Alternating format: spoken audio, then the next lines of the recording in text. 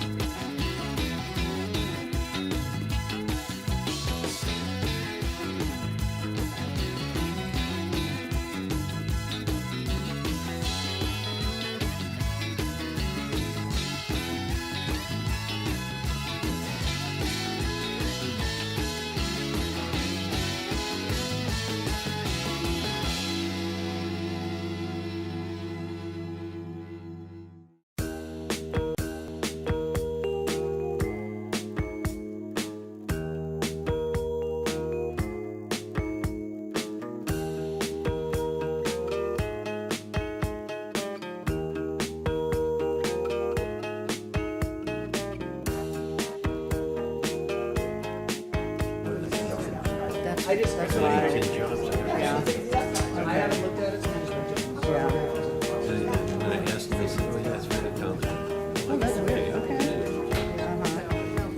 But I'll take that.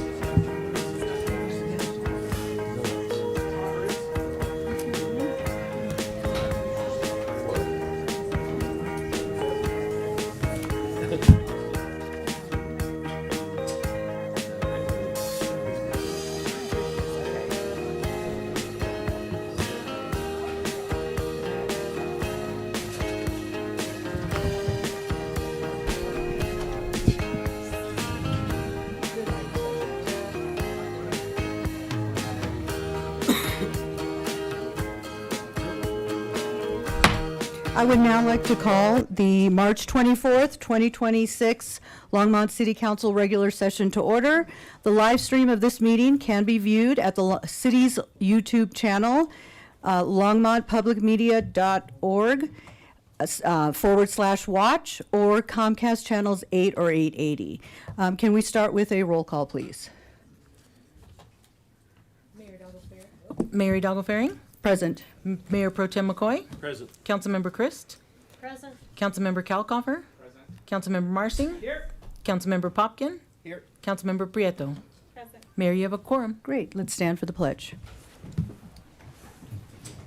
I pledge allegiance To the flag of the United States of America and to the republic for which it stands, one nation under God, indivisible, with liberty and justice for all.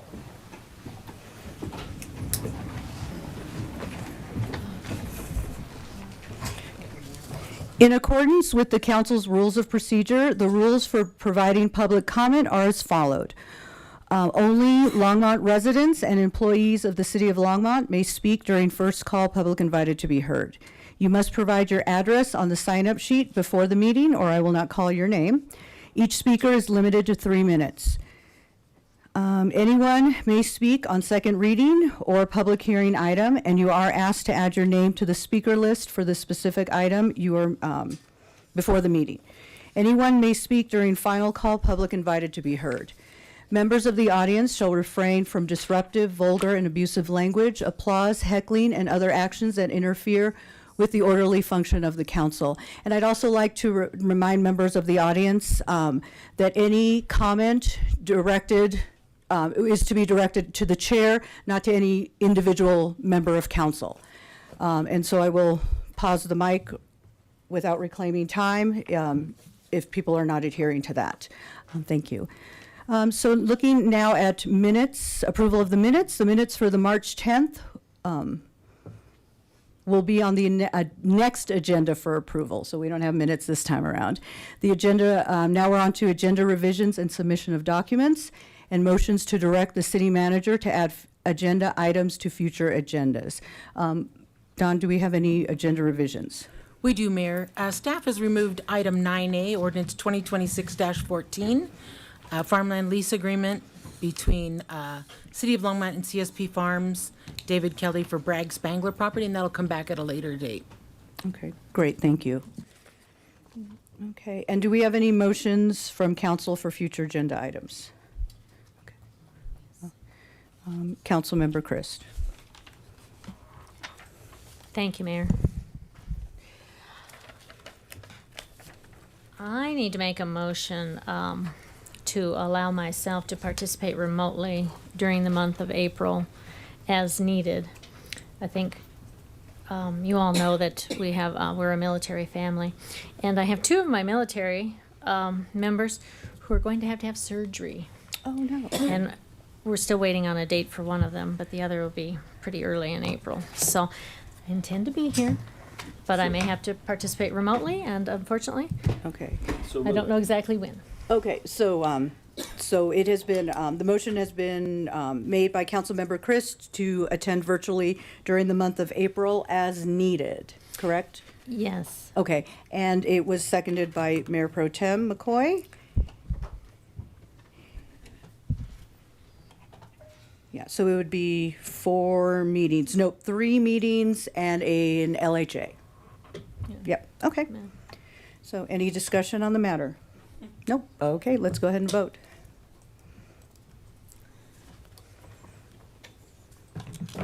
Okay, and that carries unanimously. Thank you.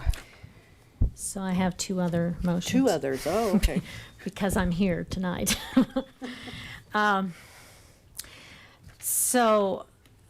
of the consequences of the YMCA shutting down is that the Growing Gardens is growing high nutrient, very needed food for the community right there on the property. And I went to visit them.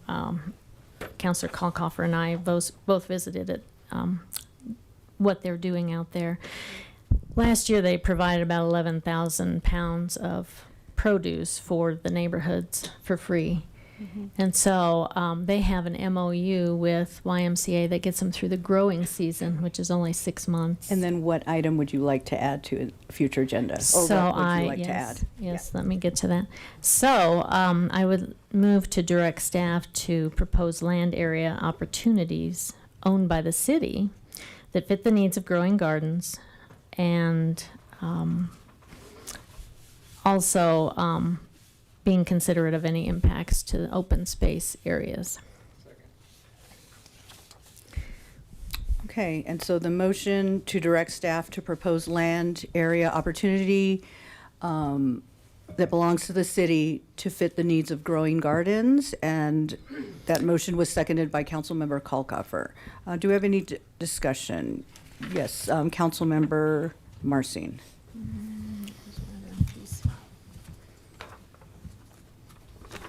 Oh, no, it was Councilmember Kalkofer was first. It was 8. 8 was the next one on my list. Thank you, Mayor. And thank you, Member Chris, for Councilmember Chris, for bringing this up. Yes, that tour was very enlightening and very scary at the same time, where if they were to lose their land and not have anything replaced, our community would be out a lot of fresh vegetables, and it's pretty troubling to me. So I appreciate this motion so we can start preparing just in case something bad were to happen with that lease.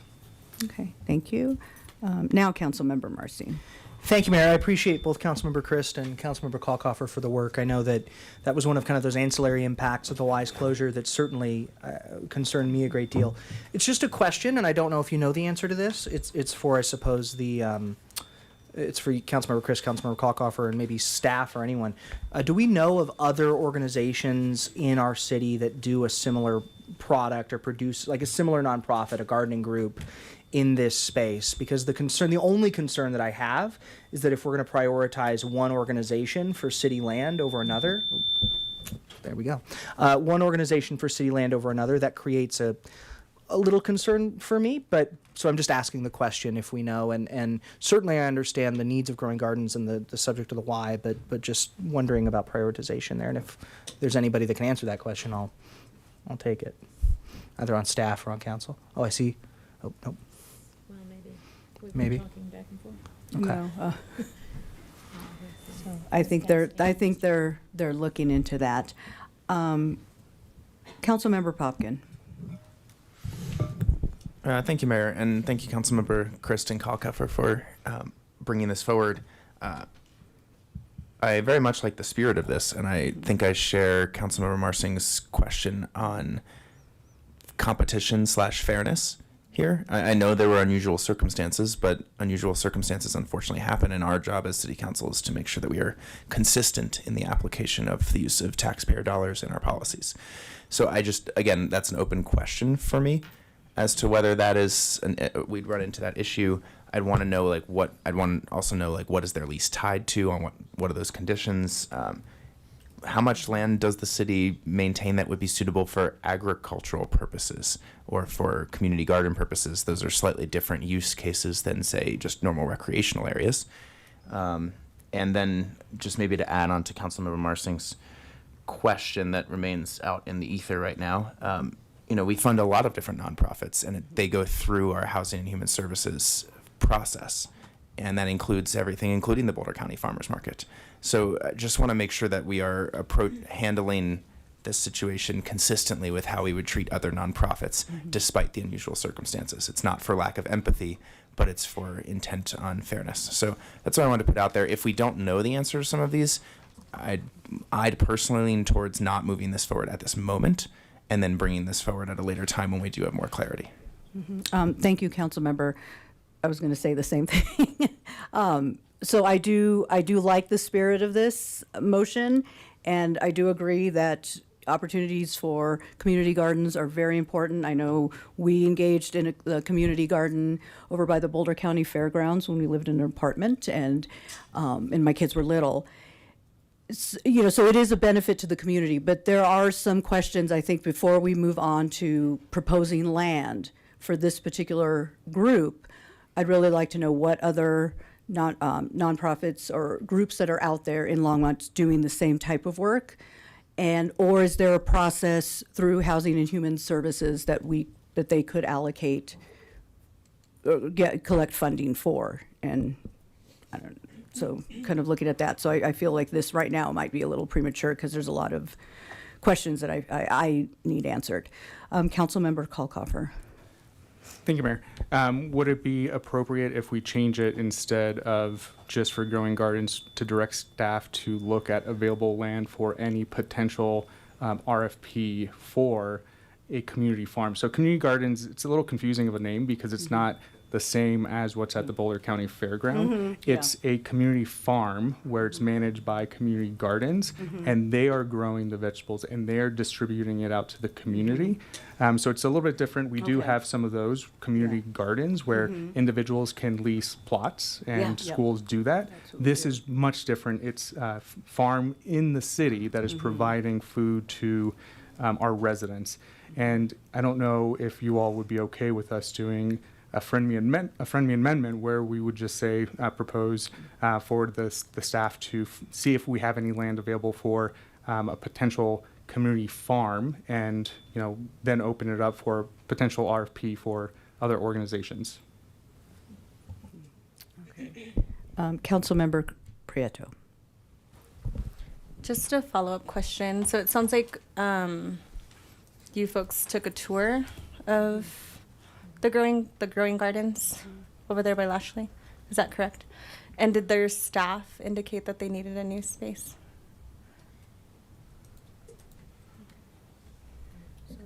Well, Councilmember Christ, it's your motion, so. They indicated that they don't have a contract, they only have a memorandum of understanding, an MOU, and that would only get them through the end of the growing season, which is probably October, so 6 months.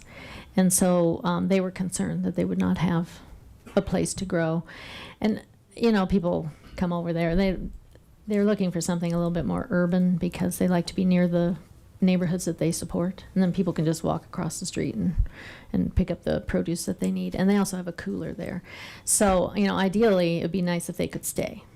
Yeah. I think I recall that they do get some funding from HHS. Yeah, that was going to be my recommendation, is just maybe connect them with the Housing and Human Services Board to see, because there might be other potential spots as well without the city having to intervene. And it sounds like they're starting to think about this, where they're going to be next year. I do see the importance of keeping it near the same location, and I know like we have our youth center nearby. And maybe there can be a partnership there, and the youth can help manage some of the taking care of the garden, etc. But yeah, I would encourage them, if that is an ask that they're coming to council for, I think I definitely do support that. And I think it is important because the Growing Gardens is one of the vendors that provides food to like some of our childcare centers like Wild Plum, etc., to provide healthy meals. So, but I would have them look at their options first, and then if there is a space that they know that the city has, definitely coming to the city and having those conversations. Yeah.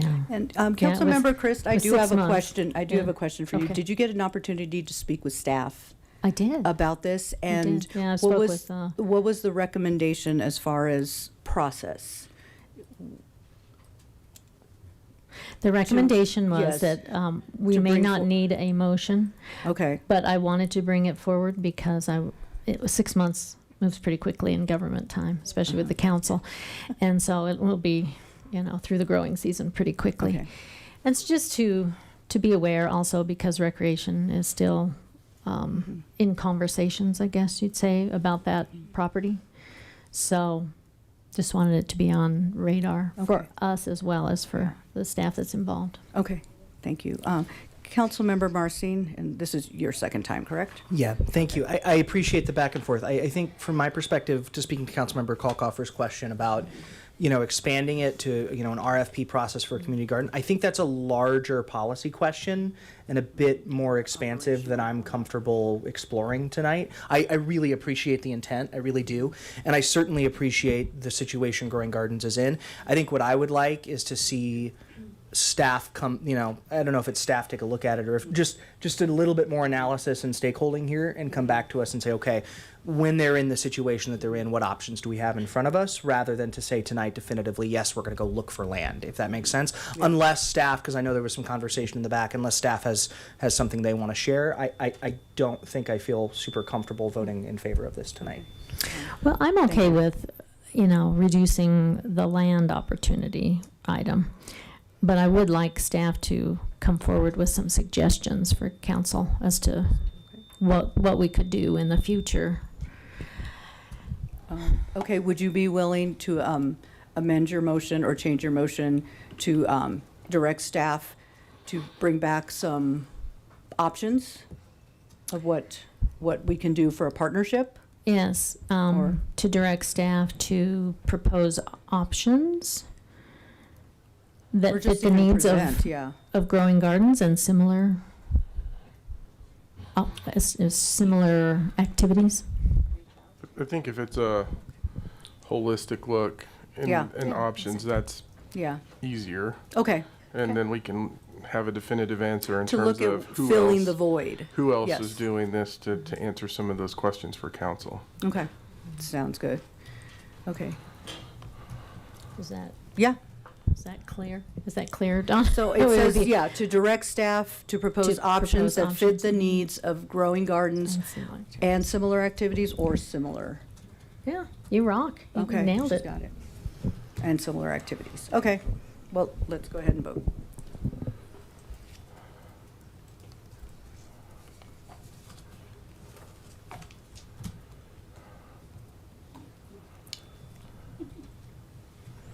Okay, and that carries 6-1 with Councilmember Popkin in opposition. Okay, there we go. And did you have another? I have one more. Yes. So, I believe it was our last regular meeting where we talked about the House bill provided by the state as should we adopt it into our planning and zoning code. And we decided to table that, but comply with it, but table it for the foreseeable future. Since that time, I received a call about another group living situation in a residential home. Or basically, they're separating the house into independent or individual bedrooms and renting by the room. I'm not going to mention what exactly, because I don't think it really matters, but what the house and who they would be renting to. But I think what is problematic for the neighborhood is they would like to have some way to know that that would be moving into their neighborhood where they have kids in the street and there's, a lot more cars Can there you state than. your motion? Can you state your motion and then go into the details behind it? So Yes, at least I we know. can have, for us, it's having a grounding and understanding where we're going with this. So just name the motion. Okay, sure. Yes, please. I know you like that, and I always like to start with the why. And you like the how. Yeah, my question is. Yes, okay. My motion is. So I move staff to suggest a method by which neighborhoods could be alerted when group homes are planning to locate within their subdivision. Okay. And then I will second it because I have a question for Harold. I will second that. So Harold, is that a policy or is that the notification piece? Is that something that is done through staff without necessarily a policy action? Well, I think in this case, it would need to be a policy because the process, so we have to kind of go back to this. So under fair housing law and under the state laws, and Eugene, you may have to help me out with this one. You have to treat that type of environment, this is kind of what we got into before, in the same way that you treat single-family residents. Is that correct, Eugene? So I think it's understanding that piece of it and whether or not that's even something we can do when you have those provisions. To remind council, when we went into the conversation regarding the ordinance related to sexual offenders, we went through some depth in terms of what the law requires and how we approach the situations. And in that case, it was only looking at that one particular area because that's not protected under the law as it's drafted. So I can't say today. I think it's a policy issue, one, but B, I think we'll have to look at what the laws say and whether or not we can do that, because it is pretty clear that you have to treat it in the same manner as a single family residence. And so that could trigger a piece where you would have to notify in That was any going to be my situation. next question. Is it legal to pass a And- policy like and that? we've got to look into that, but Okay. I do have some concerns. Okay, thank you. Do we have any other comments or questions? Okay, Councilmember Popkin. Thank you, Mayor, and thank you, Councilmember Christ. I also was thinking about, I mean, we've been thinking about these types of considerations for a while, and I know notification and communication was of a very significant topic last year as well. I was curious about the legality of this, and I'm wondering if the direction at this point is premature. And if, like, this is the kind of discussion I'm wondering if we would be better suited for either the retreat or a pre-session or study session kind of thing before we get into, like, let's go and like dive into this head first.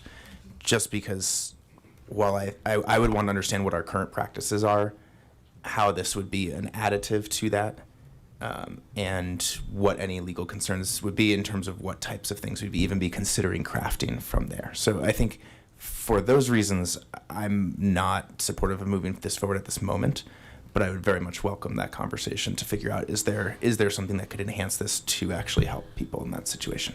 Okay, great, thank you. So seeing no one else in the queue, let's go ahead and vote.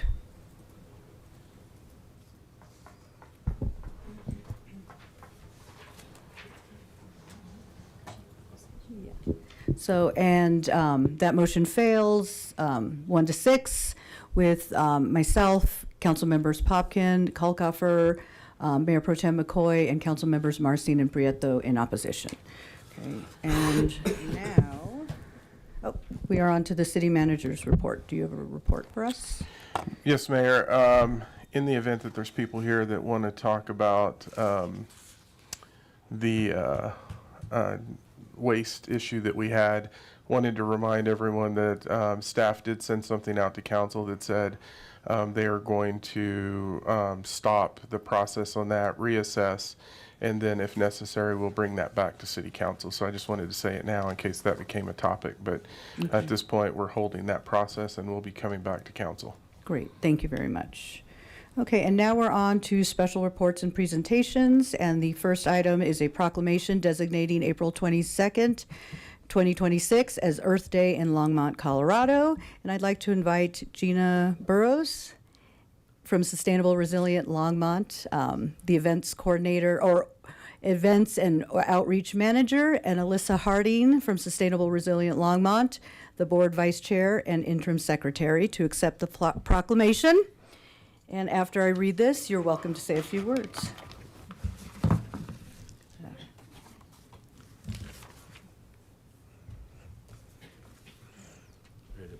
Yeah, just right up there. Thanks. Okay, so this is my honor to read a proclamation designating April 22nd, 2026 as Earth Day in Longmont. Whereas Earth Day is an active embodiment of our commitment to ensure everyone has the right to clean air, clean water, and healthy lands for current and future generations. And whereas the citizens of Longmont recognize the importance of sustainability, climate action, and environmental stewardship in enhancing our quality of life. And whereas Earth Day fosters community engagement among individuals, neighborhood associations, schools, nonprofits, businesses, and the city through educational programs, sustainability initiatives, and local action. And whereas Longmont is committed to advance renewable energy, reducing greenhouse gas emissions, and promoting responsible resource use to ensure a thriving and resilient community. Now, therefore, I, Susie Hidalgo Faring, by virtue of the authority vested in me and the City Council of the City of Longmont, do hereby proclaim April 22nd, 2026 as Earth Day in Longmont, and encourage all residents to celebrate and participate in efforts that promote cleaner, healthier, and more sustainable world. Thank you. And if you want to turn on your mic, if you want to say something. Thank you very much for Mayor Hidalgo Faring for the proclamation. I am really excited to accept that proclamation on behalf of Sustainable Resilient Longmont. We are a local nonprofit here in Longmont. We're focused on sustainable education advocacy, and we are organising a Longmont Earth Day on April 18th this year at Timberline Pre-K8 School from 10 a.m. to 2 p.m. And this will be our 12th year. We are lucky to have already had 11 successful years previous to this, and we are looking forward to inviting the public. It's a free event for everyone to attend. We'll have dances, kids activities, arts and crafts. Congressman Joe Neguse will be joining us this year, and it's just going to be a really fun event, and we hope everyone can attend. Thank you. Great, thank you. And April 18th is my birthday, so I will celebrate with you all. I'll be happy to be there. Would you like a picture? Yeah, come on.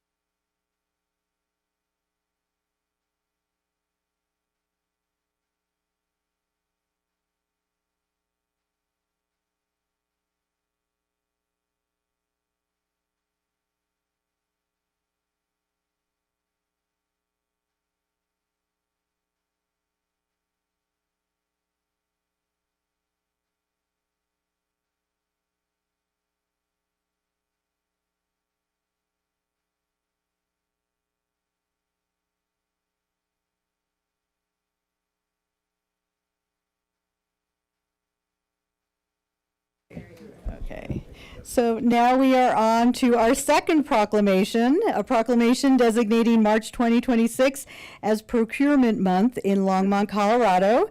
And that was presented to us, brought forward to us by Valerie Scott, Purchasing Manager and Purchasing Team members, to accept, if you'd like to come down to accept the proclamation. Thank you. So proclamation designating March 2026 as Procurement Month in Longmont, Colorado. Whereas public procurement, this word's going to kill me. Whereas public procurement spends spend represents 13 to 20% of gross domestic product, and public procurement profession plays a significant role in ensuring efficiency and effectiveness in the public sector and upholding principles of transparency, fairness, competition, and integrity.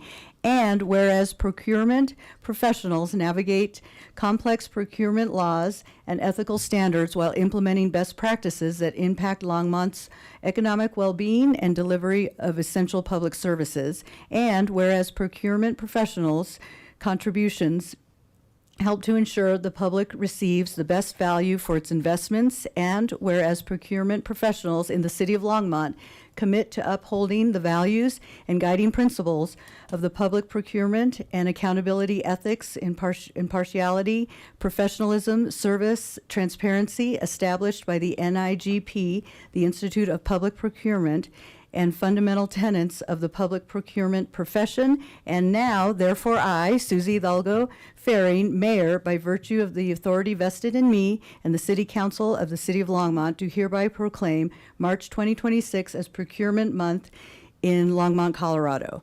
Thank you. And I have never said procurement that many times. Would you like to speak? You can turn on your mic. Thank you, Mayor Hidalgo Faring and members of council. Procurement is a fun word, so thanks for hanging in there with how many times it was written. I just wanted to highlight our awesome team. I have a couple of our team members here, Pam Rodine and Nikki Davidson, and they just work so hard, and they're so ethical, and they care so much about this community. And so we thank you for taking a moment to recognize what procurement does to keep the work happening in Longmont. Thank you very much, and thank you for bringing this forward. Would you like a picture?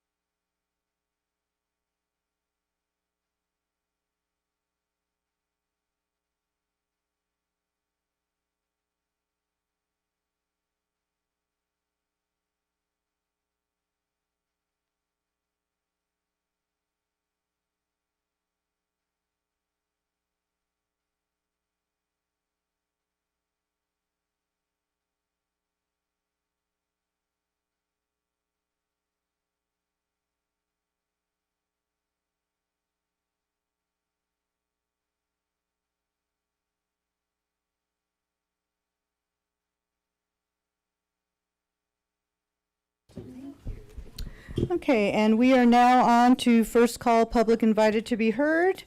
You will have 3 minutes to speak. Please state your name when you come to the podium before you begin speaking. And I'm going to start with John Weaver.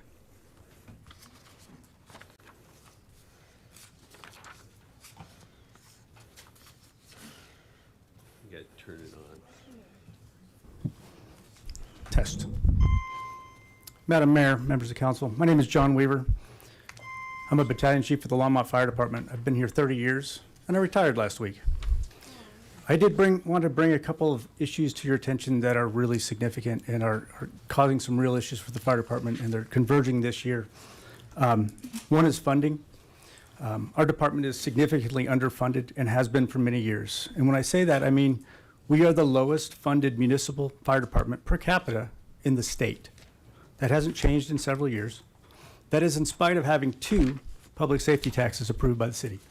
We are underfunded, and that leads directly to the next problem, which is we are significantly understaffed. We have fewer administrative assistants and administrative people than we had in 2007. And this is all leading to a real problem we have, and we can't staff fire trucks this year. It's anticipated, based on the first 2 months of the year, that we will have 34,000 hours of overtime just to keep fire trucks in service this year. That's unbelievable. During COVID, which was a horrible year, and it almost broke our back, we had 23,000 hours of overtime. 34,000 hours. That's almost $2 million in overtime this year. That averages out to about 400 hours per person for our firefighters. That's an extra month and a half of work. So for those of you that work 40 hours, not 56, that's about an extra day a week that you could work, and that's required. We are forcing people to work, on average, every other day, making them against their will work. We've done it over about 35 times so far this year. This is a critical issue. This is not sustainable. It's not fair to your firefighters. It's not safe. I don't have the answer. This has been going on long enough that it's created a chronic problem. But what you're asking your firefighters to do is too much, and somebody's going to get hurt. Thank you. Thank you. Next person on the list is Lex Suter.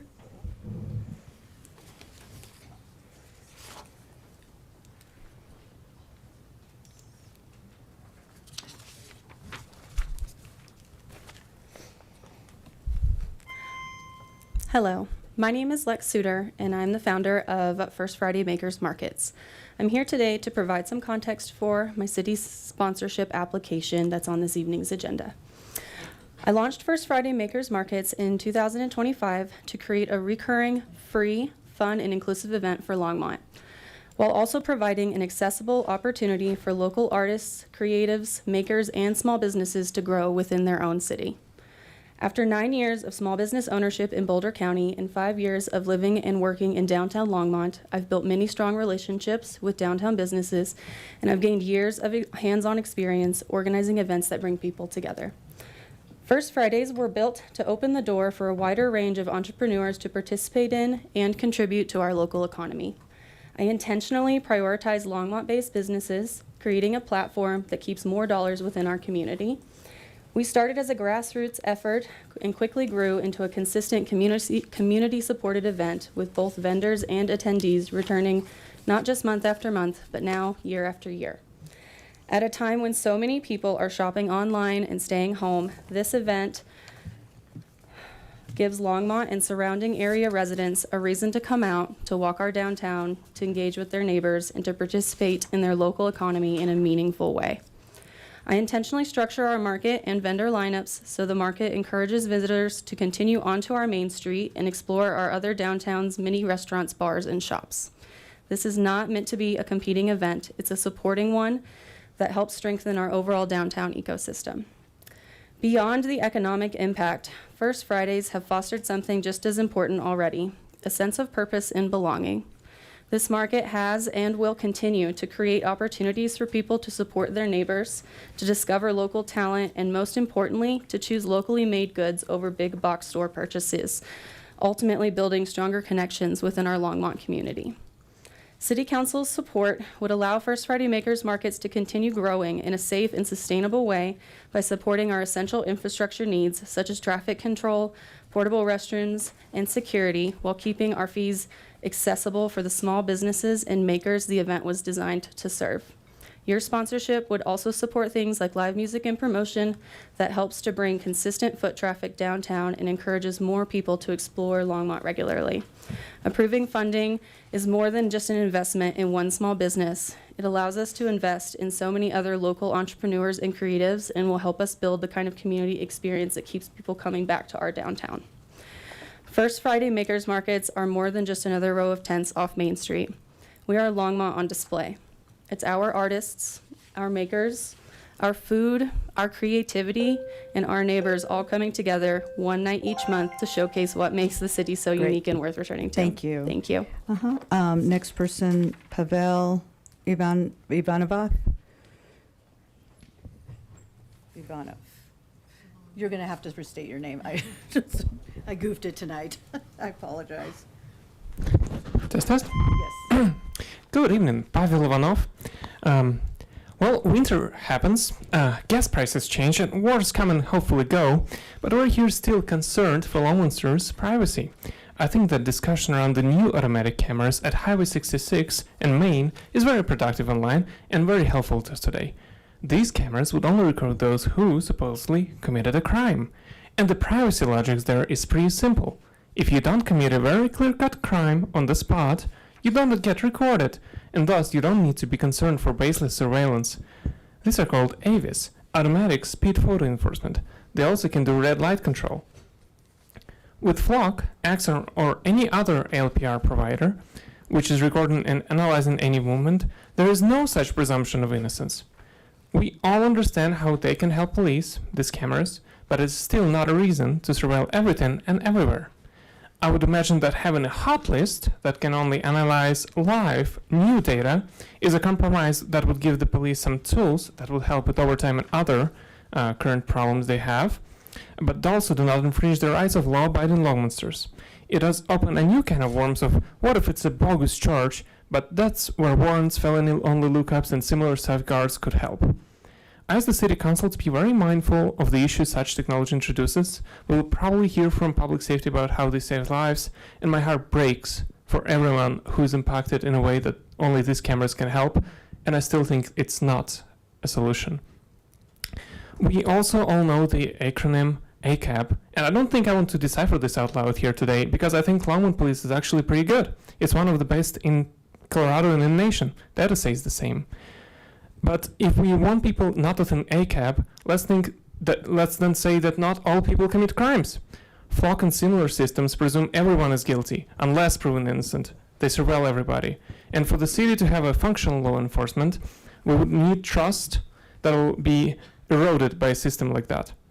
I think council members read the Facebook and Reddit comments under discussion posts around this, and I hope that all the people who commented against such systems will be heard. Thank you.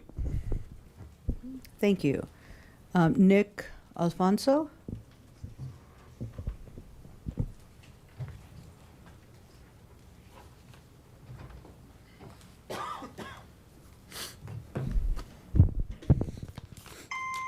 Hello, Nick Alfonso here. Last time I spoke, I didn't finish, so I just wanted to reiterate that I want to urge this council not only to cancel our contract with Flock and remove existing cameras in town, but to not enter into any other contracts with any surveillance tech companies that include Axon. Since it seems like this council is largely in favor of canceling the contract with Flock specifically, I would like to stress to you all that this isn't just a Flock issue, it's a mass surveillance issue. The deployment of ALPR cameras should raise alarms for everyone in this room, whether it's Flock or Axon or some other company that swoops in to capture the surveillance market. They're not interested in our safety, they're interested in our data. I think it's important to reiterate what this data actually is. These cameras collect and store images of license plates, distinguishing vehicle characteristics like dents, window tint, bumper stickers, roof racks, color, etc. The collection of this data on every car that passes the cameras is a blatant violation of privacy because this can easily be used to gather information on the movements of community members. Everyone in this room needs to remember the lessons from the post-9/11 era, where fear-based arguments and propaganda were used by our government and corporations alike.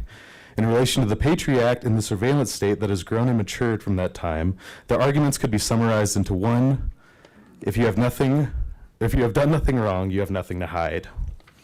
It bears repeating that your movement data within Longmont is available to the police whether you've broken the law or not.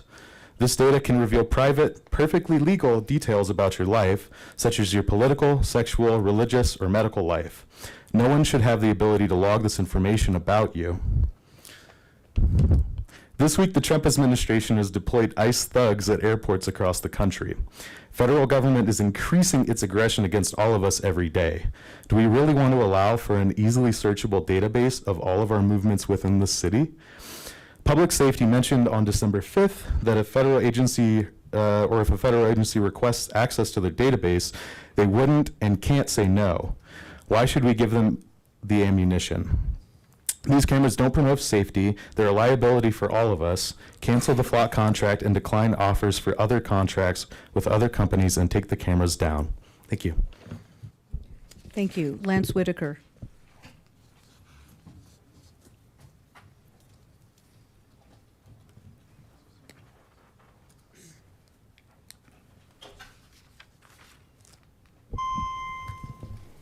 Hello, Mayor and Council. My name's Lance Whitaker, as you all know.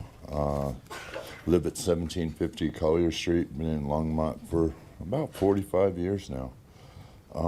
I'd like to mention today is National Ag Day, so good thing that our farmers were in. National Cocktail Day, which I'll be enjoying one later today. National Cheesesteak Day, which I already had one for lunch. And Diabetes Association Alert Day.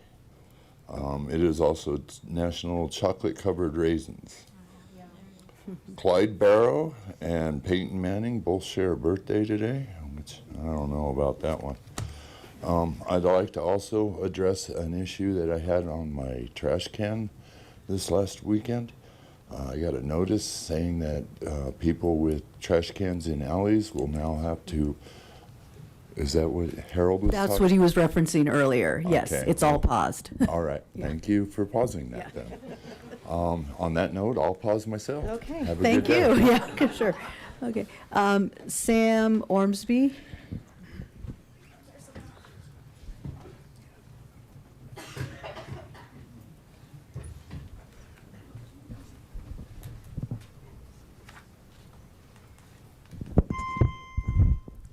Hello, my name is Sam. I live in Longmont here. I'm also here to talk about the flock cameras again. Apart from the inherent privacy concerns about mass dragnet surveillance where private companies collect data first and then sell it to LEOs who can decide how they want to use it later, Flock and similar ALPRs by its competitors are most dangerous because there is currently very little legal oversight over how this data is used, who can access it, or minimum requirements or for system users to do so. If law enforcement wants to pull your cell phone location records for the past 30 days, they need a warrant to do that. To see everywhere or when you've traveled in the past 30 days using the Flock database, all they need is a few seconds and something as nebulous as sus, which is a real example used dozens of times in searches by Boulder PD, typed in the query explanation field. Aside from the ease of human misuse of the tool, because perhaps we'd like to assume our own local PD are better behaved, there are also numerous instances where actual mistakes by the AI have caused erroneous flags or record results being returned for vehicles. While Flock does not release its own error rate data, an investigation and article conducted and posted by Business Insider last month suggested that the error rates may be as high as 10%. These are often more than minor errors. They can result in police treating interactions or traffic stops as high risk when a vehicle has been incorrectly flagged as stolen or involved in drug or gang cases, sometimes with disastrous results for the members of the public who are subjected to this heightened aggression accidentally. Reader errors have also been responsible for the incorrect subject being identified or accused in a number of criminal investigations and traffic stops, including locally in Denver, sometimes forcing innocent people to rely on their own counter surveillance to prove their innocence against false Flock evidence. For all these reasons and more, City Council must not renew its contract with Flock and demand their existing cameras be removed. Please note some cities have had trouble getting the company to remove them even after they are no longer contracting with them. Ideally, they would also not just switch to one of their competitors either. The concerns about this technology's risks regarding public safety, privacy, abuse, and accountability are inherent to dragnet surveillance conducted with unreliable AI and with building databases of members of the public's full locations and movement that can be accessed without a warrant or without even basic oversight. Please honor the fervent feedback you've received from the community on this topic that we do not want this technology in Longmont. Thank you. Kellen Lask?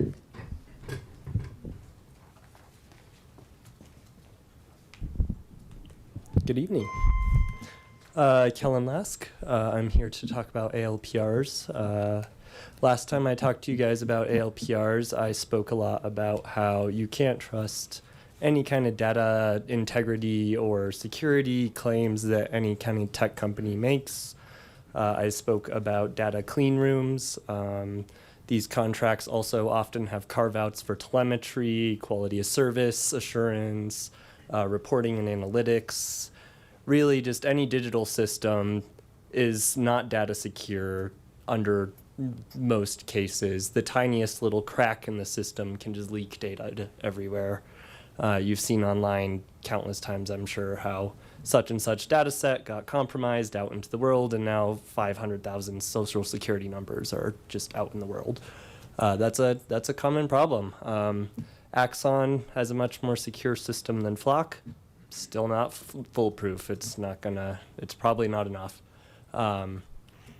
Today I want to talk more about just how kind of crazy it is to spend money on this system when it appears to be really unpopular. Nobody that I've spoken to in the real world or online across multiple platforms has really been in support of such a system.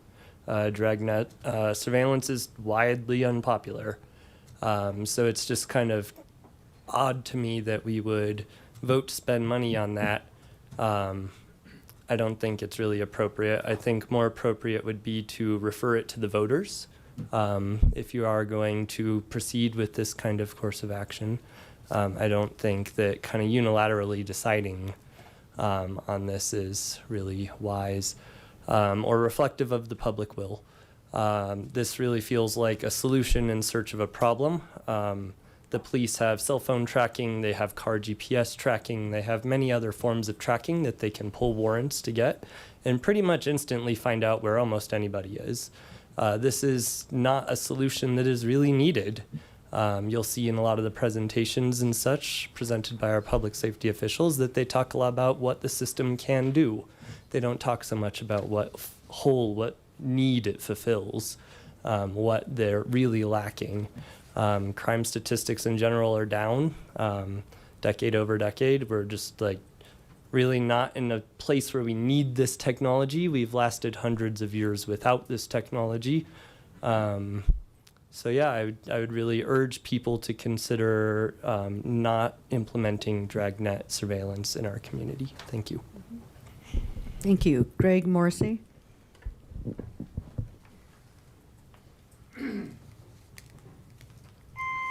Good evening, City Council. Greg Morrissey, 1648 Harvard Street.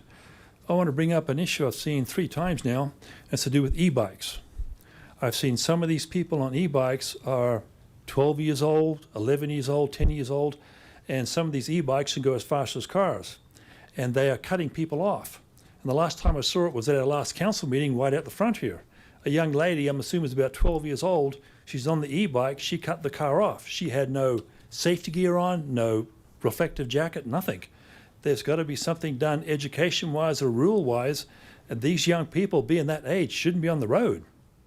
Like I say, I've seen it 3 times now, and the one out the front here was very close. The guy hit his brakes, skid the tires, and she got kind of nervous, wasn't sure what to do, ended up going sideways a little bit. So if that can be a priority for the city council to, if you can get a hold of the people who have these bikes and have rules about if you own an e-bike and you can't have a license, you shouldn't be on the middle of the road. You should be on the bike lane or on the sidewalk. That's what I got all, and take a look at that. Thank you. Thank you. Elijah Donovan?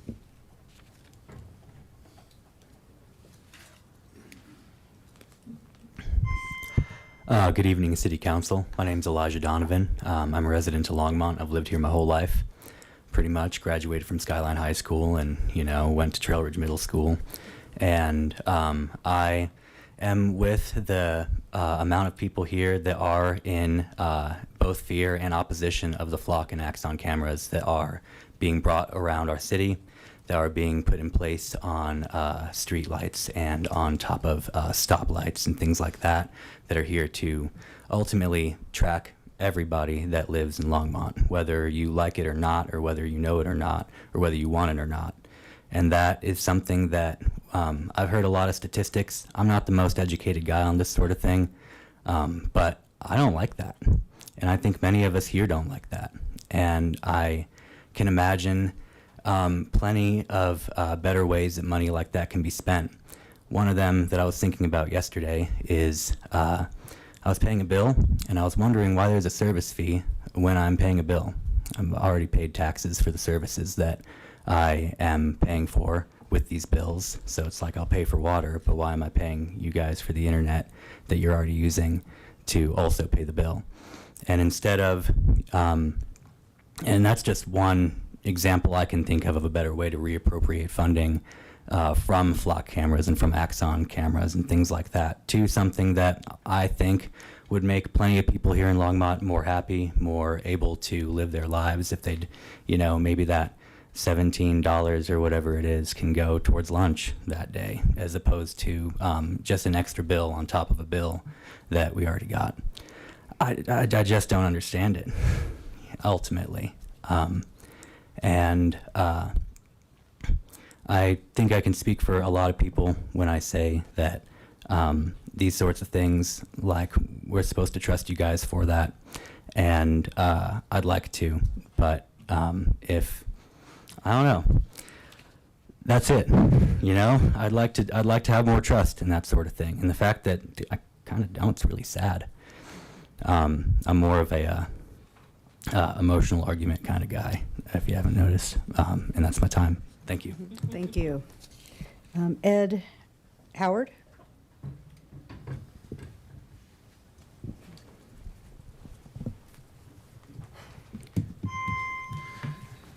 All right, good evening, everybody. Let me stand back a little bit. I'm a little loud. So I'm here to speak about the flock cameras. Can you restate your name? I don't know. Ed Howland. Howland, okay. I was looking, I was like, relatively recent Longmont resident, as only a couple of years as opposed to most of my life.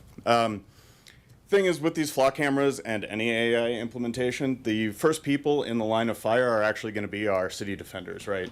Public servants. This data is not secure. That's been pointed out before. These cameras, AI tools, the data leaks are going to be used to drive privatized contracts. Public security, firefighters, all of these people are going to be the first line of, we can do it better, faster. We're one of the few municipalities that have our own power grid, that own our own internet. So these are going to be in the first line of, hey, we can do it better and privatize this for you. And the thing is, we already see this with nurses and healthcare, that AI is driving wages down for nurses who are in financial distress because they're going to work more shifts. They're going to do more tired because they have to pay the bills. If we're already experiencing firefighters who are burnt out, I don't want to imagine that when their wages are getting lower and they have to take second jobs. So even on their time off, they're working, they're up. They're trying to pay their bills because their wages are getting depressed on these privatized contracts. And we've seen this with Uber, right? We had a perfectly workable cab economy with a medallion where we could track who was a licensed cab operator. And Uber came in and destroyed that economy, and now we don't have accountability for who's driving. We got to take Uber's word for who's been vetted, right? And hope that their background check process is good, right? I don't want our public defenders, the very people who are supporting this, because they don't have visibility to this down the line problem. I don't want our police officers working 48, 96 hours in a row trying to pay bills, working second and third jobs. That makes decision making bad. I don't want that for our firefighters. I don't want that for our linemen working our city power grid. I've worked those hours. And your decision making gets really, really bad really, really quickly when you lose sleep and you're in distress, financial, emotional, or otherwise. And financial distress drives divorces and suicides, which means that these communities who are already under fire are going to be under more fire. So these AI implemented tools, cameras, Flock, Axion, whatever you want to call it, whatever name they come under, are going to destroy our community. And we're going to come around and pay the price. So whatever value we think we're getting out of these cameras, the bill is going to come due down the line. It's going to be deferred, but the math, if any of you know accounting, is bad because all of us are going to be paying the price. And our tax dollars won't be going to restaurants. Like, we're going to be paying for mistakes. Thank you. Thank you. John Lemke?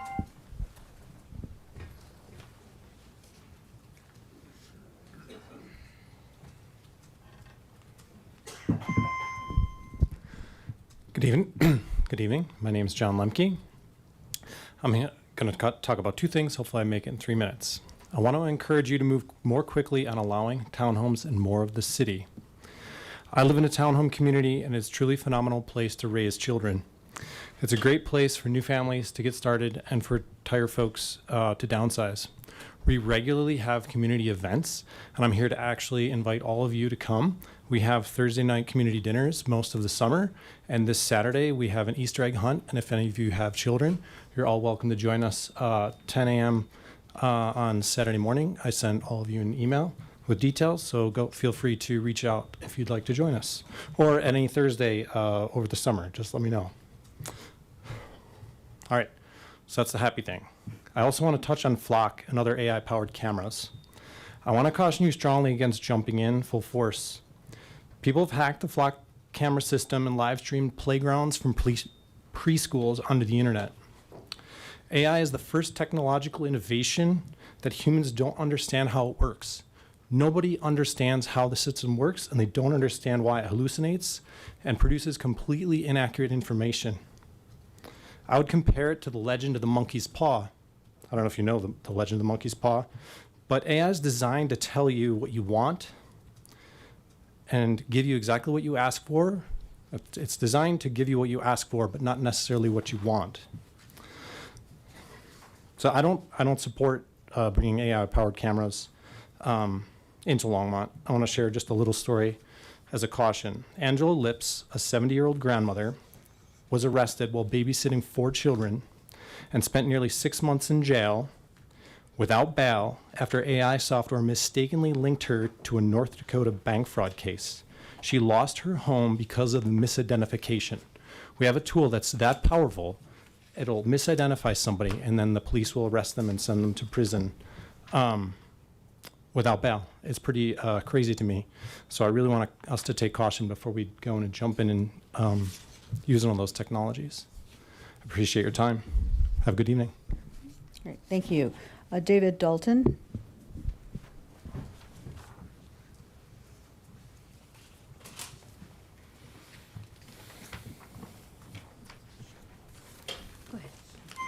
My name is David Dalton. I own a hangar and an airplane out at Longmont Airport. I'd like to quote something a councilman allegedly stated while discussing dissolving the Airport Authority Board. If we wait, it will be a long process that will make the council look bad.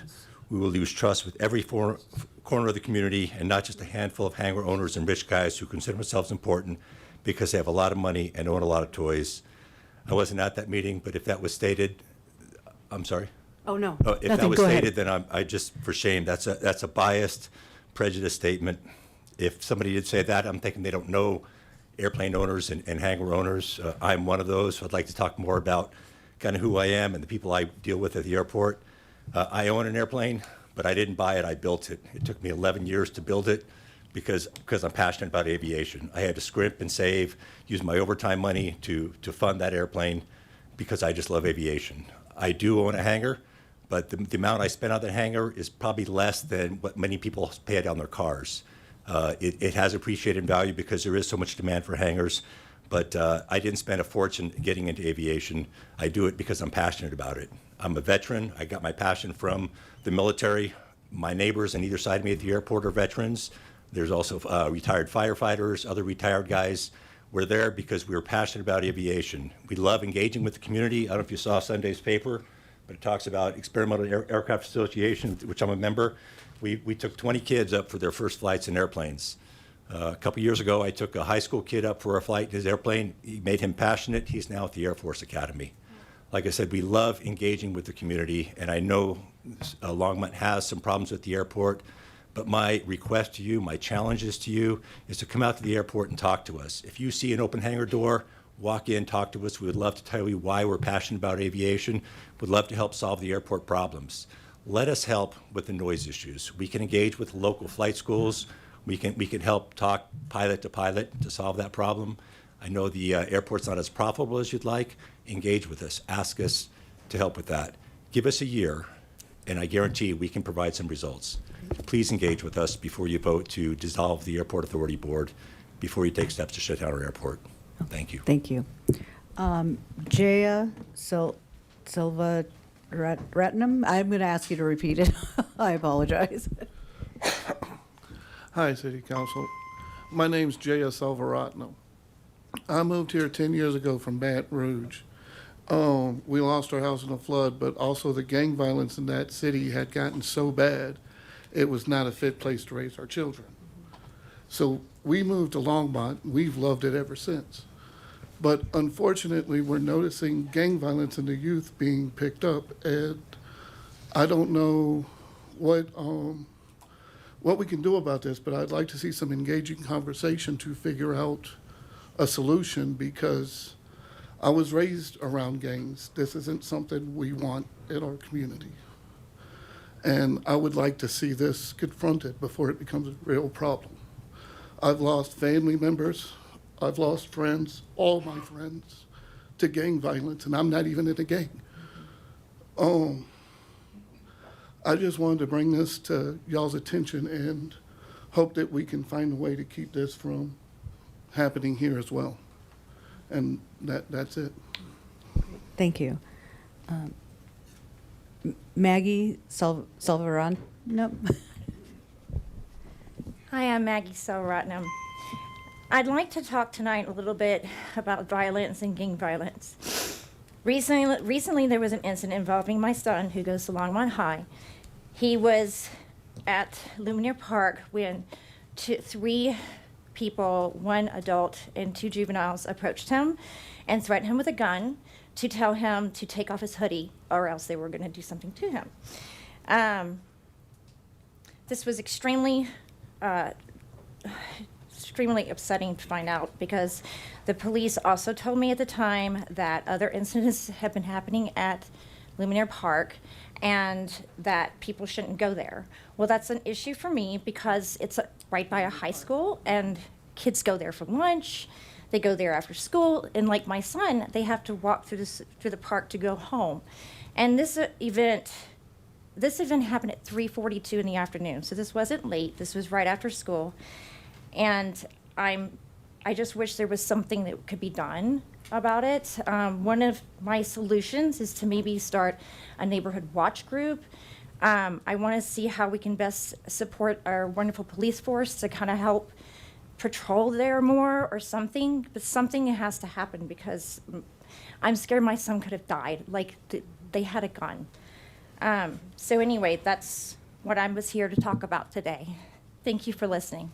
Great, thank you. Ariel Khan?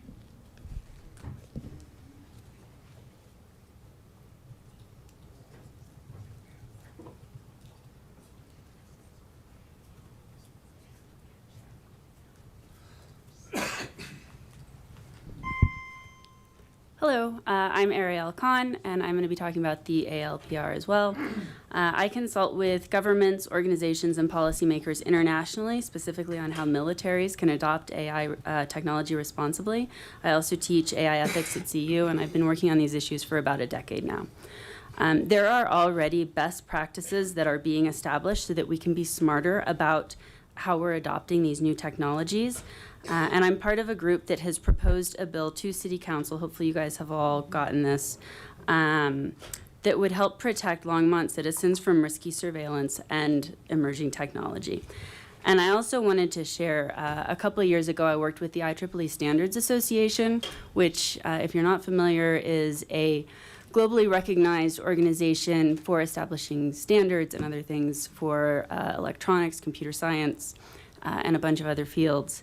And we looked specifically at how we can ensure that human decision makers are held responsible for AI, specifically in the military, but our work applies much more broadly, and it absolutely applies to things like city government, law enforcement. And basically, the work that we did is really well reflected in this ACLU bill that we've proposed. And I think that's really all I have to say today. I'd really love to get a chance to talk with any of you more about the work that we've done. Thank you. Thank you. E.K. Greff?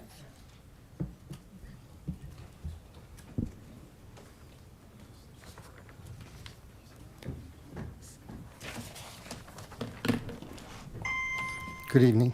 E.K. Greif. Greif. Sorry. No worries. No, I'm Mayor, sorry. City Council members. What else would I talk about but the airport? I'm sure you all saw the recent court case that came out. With that ruling, the court also stated that as proprietor of Vance Brand Municipal Airport, Longmont retains proprietary authority to adopt and enforce reasonable noise abatement procedures, which the court explicitly distinguishes and upholds. And Kaplan Kirsch's position aligns with this established framework, reasonable noise abatement issues.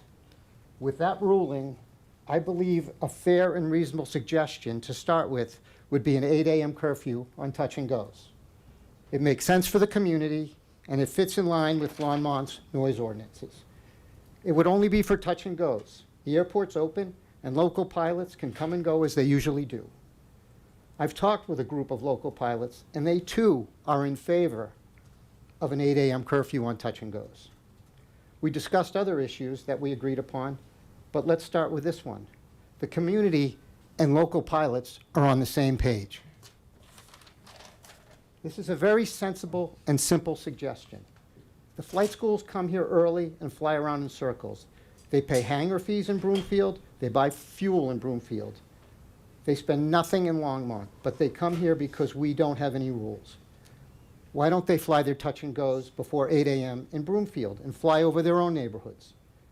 I've seen the suggestion from Longmont Airport Management that an 8 a.m. curfew would be a problem as it would cut into the revenue of the flight schools. Why is that our problem? Why is our management team worried about flight school revenue, not the community? I'm not hearing any concern for the community, but hearing concern for flight school revenue.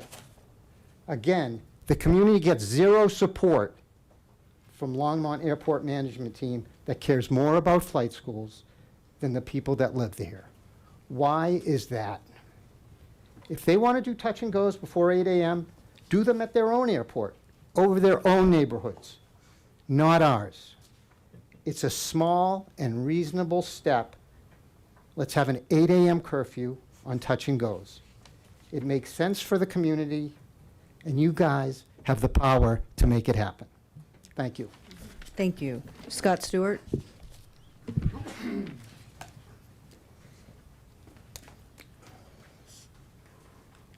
Mayor, members of council, Scott Stewart, 229 Grand Street. Over time, I've attended many AAB meetings. Many of the board members may be connected with the airport, but they are far from experts and do not offer solutions to the problems that face the airport. The airport needs money to operate and maintain itself.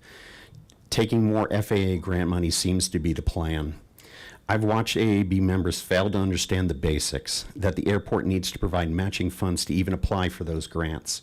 When presented with additional revenue opportunities such as landing fees, there is little to no discussion, just no. I've heard excuses like, we haven't explored other options. We should pump more fuel. Heck, we just had a proclamation tonight about Earth Day. More planes pumping more fuel is not the answer. Heck, we're a city that's trying to encourage housing without natural gas in the home. Honestly, the plans proposed by some within the aviation community sound similar to Amway meetings I've attended back in the 80s. Pushing the issue down the road and creating more obligations is not a plan. FAA grants come with obligations that the airport is currently not financially set to manage. We don't need a bigger, more expensive airport. Let's manage the airport we have. Like it or not, it's here for at least the next 20 years. Let's create a plan for the airport that meets the current obligations and allows the airport to operate without taking future obligated grants. Let's reset the discussion around the airport and create a plan that fits Longmont and the community that lives here. You don't need a non-productive AAB board. We need more honest conversations with people like the gentleman who spoke earlier that built his own plane years ago.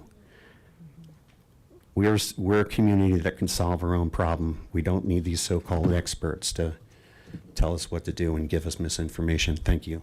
Thank you. Chad Renica? Chad Renicky. Renicky. It looks like there's an L in there, and I was... 907 Champion Circle, retired firefighter, and pilot, hangar owner out at the airport. I'm going to start with firefighter safety. That is the #1 priority. That needs to be handled before somebody gets hurt or killed. I don't want to go to another funeral. Talking about the airport, there's a lot of misunderstandings, a lot of false statements, and there's a lot of lack of understanding what goes on out there.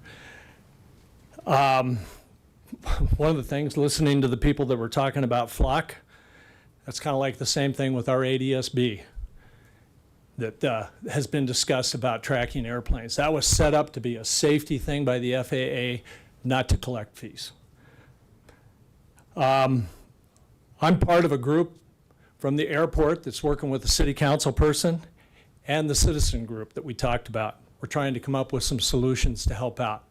we thought it'd be great if we put the citizens group and some people from the airport together to try to solve some of this stuff. I'm president of the local Experimental Aircraft Association chapter. We do a lot of public engagement and volunteer work. Dave talked earlier about our Young Eagle Rally last weekend. I invited people out there. Unfortunately, was not able to make it. But we had 24 kids that we gave first-time flights to. Pilots volunteer their time, their airplane, and their fuel to give these kids their introduction to flight. And to see the kids' smiles on their faces when they get out of that plane is unbelievable. We also our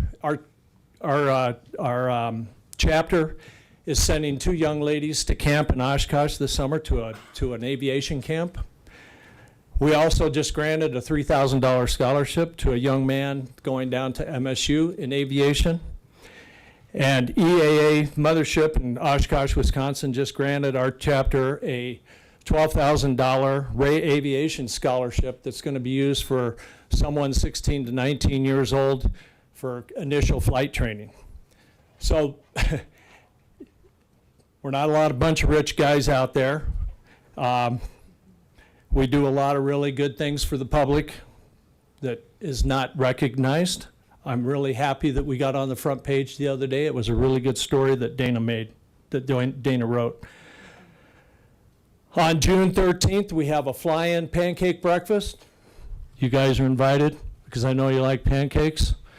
They probably will be out there, have their presence out there. I hope they do. I would like to invite all of you out for our fly-in pancake breakfast. What we do is we raise money for more scholarships. Thank Thank you. you. Strider Benston.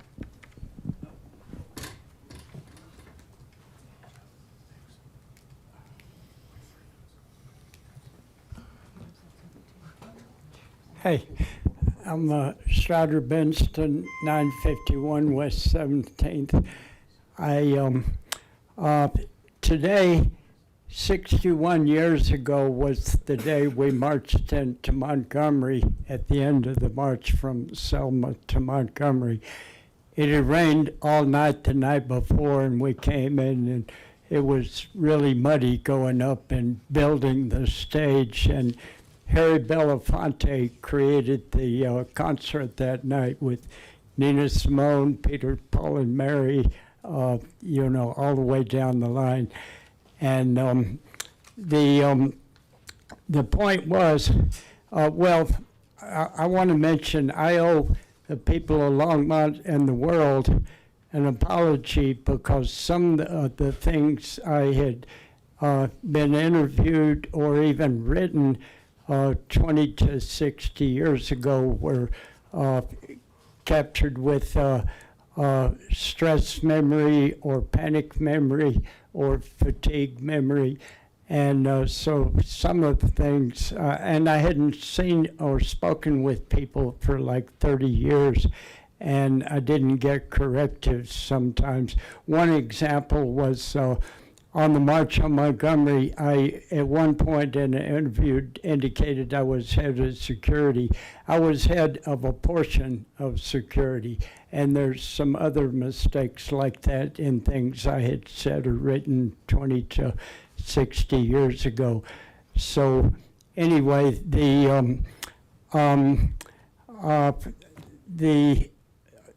we lost Bernard Lafayette 2 weeks ago, and he was the first organizer in Alabama. And they said they had a meeting, and you got Arkansas, Mississippi, Georgia, Alabama, there's an X. And Bernard said, I'm going to take that X and spin it around and make it a plus, and I'm going to put Selma, Alabama on the map of the world. And he did. And that's how we won the right to vote in this country. And now it is being threatened to be destroyed by the dictator who runs basically our country right now. And we won't have a country if we lose the right to vote. and we need to put no kings. We need a democracy. Thank you much. Thank you, Strider.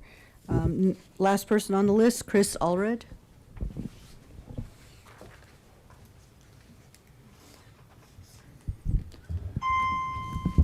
Good evening, Council. Hi, my name's Chris Allred, resident of Longmont, I think about 10 years now, and I work at Rocky Mountain Peace and Justice Center.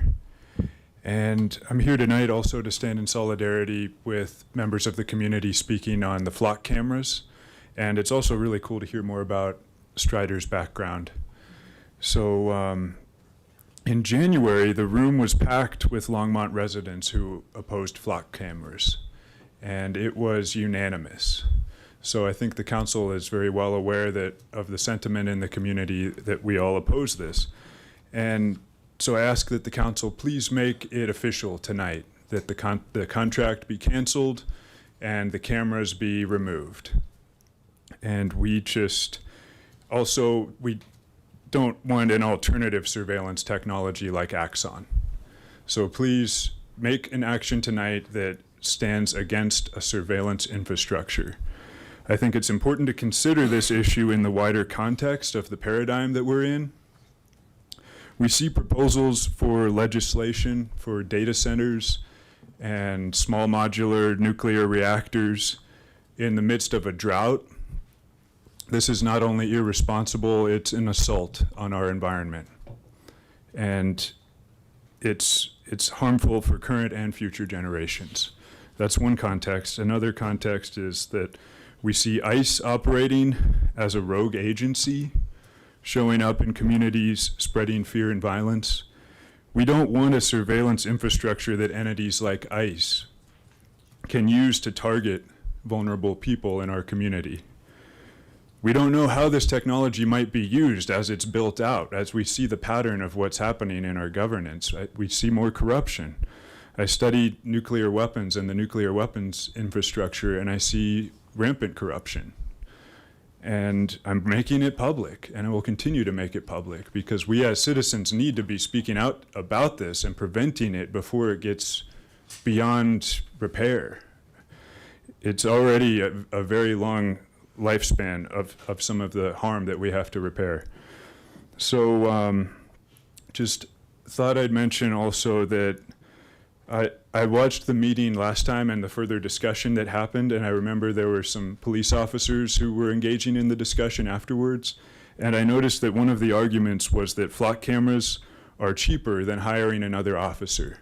And I would just ask that the council please don't be swayed by that argument. I know we can find other healthier ways to protect our community than installing this surveillance infrastructure. So after hearing the community speak, I just wanted to add that in case that comes up again, that it's cheaper. Oh, is that time already? Yes, it is. Thank All right, you. thank you. Seeing no one else on the list, I will now close public invited to be heard. And let's go ahead and do section 9, and then we will stop for a break. Okay, so the consent agenda and introduction and reading by title of first reading ordinances. Don, can you please read the consent agenda for the record, minus item A? Yep, I was gonna say, Mayor, I will not read ordinance 2026-14 into the record because it's no longer an ordinance. The second reading and public hearing for all ordinances introduced tonight will be held on April 14th, 2026. Item 9B is ordinance 2026-15, a bill for an ordinance repealing and reenacting section 1404490 of the Longmont Municipal Code concerning waste of water. 9C is ordinance 2026-16, a bill for an ordinance repealing chapter 2.94 and amending section 4.64.030 of the Longmont Municipal Code concerning dissolving the Airport Advisory Board. 9D is resolution 2026-16, a resolution of the Longmont City Council approving the intergovernmental agreement between the city and the Colorado State Board of Land Commissioners for the lease of state trust lands at Button Rock Preserve. 9E is resolution 2026-17, a resolution of the Longmont City Council approving the intergovernmental agreement between the city and the Longmont Housing Authority for the operation and administration of a locally funded voucher program.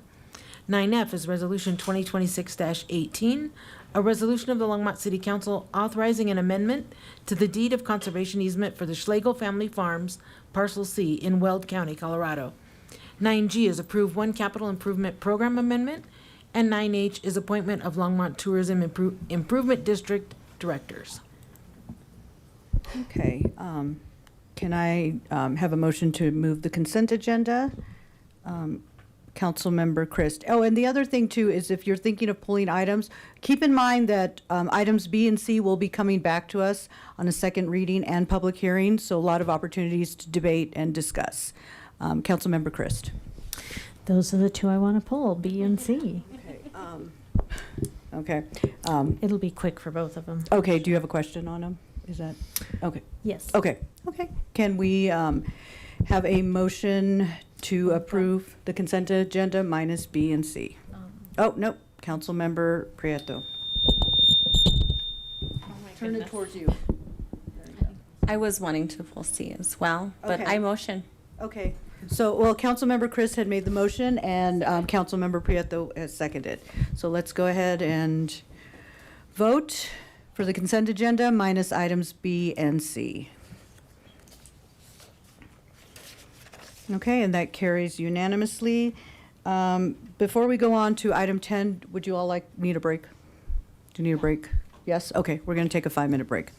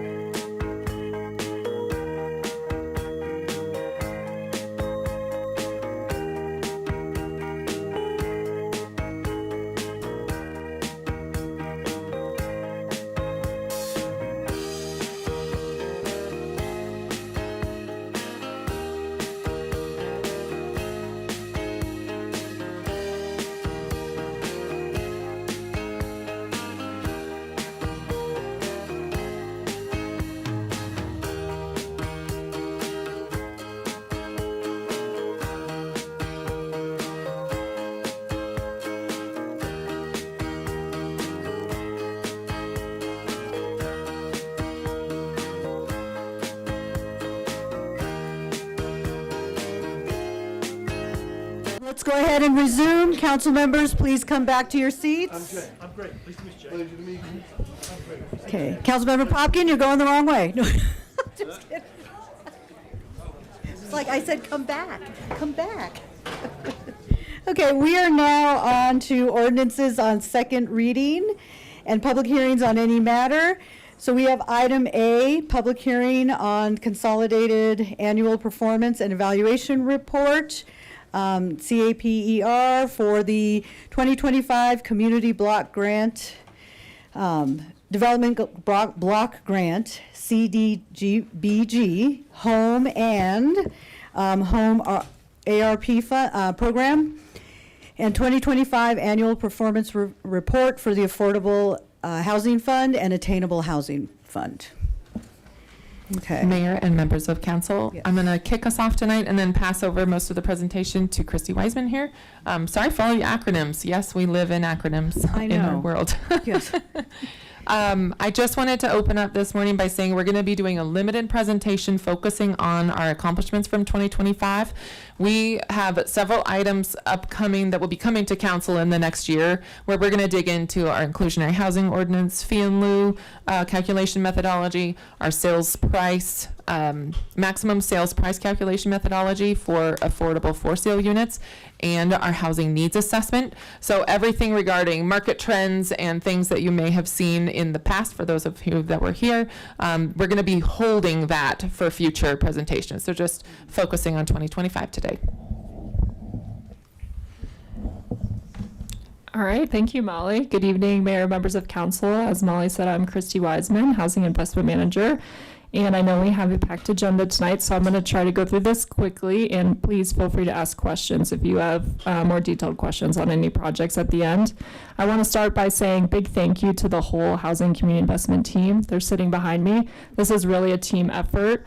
I get to talk, but it's this whole group of wonderful women behind me that make it happen. All right, so we are here tonight to talk about our 2025 accomplishments. The main purpose of this presentation is our CAPER, which is a fun acronym that is essentially our annual report to HUD. So we have to compile this the spring of every year and submit it to HUD. Our CDBG program year is the calendar year, so we're always a few months tailing after that. And at the end of the presentation tonight, we will have to hold a formal public hearing to gather any additional public comments that we will submit to HUD. So Longmont is an entitlement community, which means we get an allocation for CDBG every year based on population, assuming that Congress funds the program. So our 2025 allocation was $488,849. We did a lot of work in the HUD funding realm last year. We completed our new 5-year HUD funding plan, which we presented to you all last spring, early summer. So we have a new set of goals that's guiding our HUD funding for the next 5 years. In 2025, we served 103 total households with our CDBG as well as home funds. And as you can see from the stats, the vast majority of those households were extremely low income residents and families of Longmont.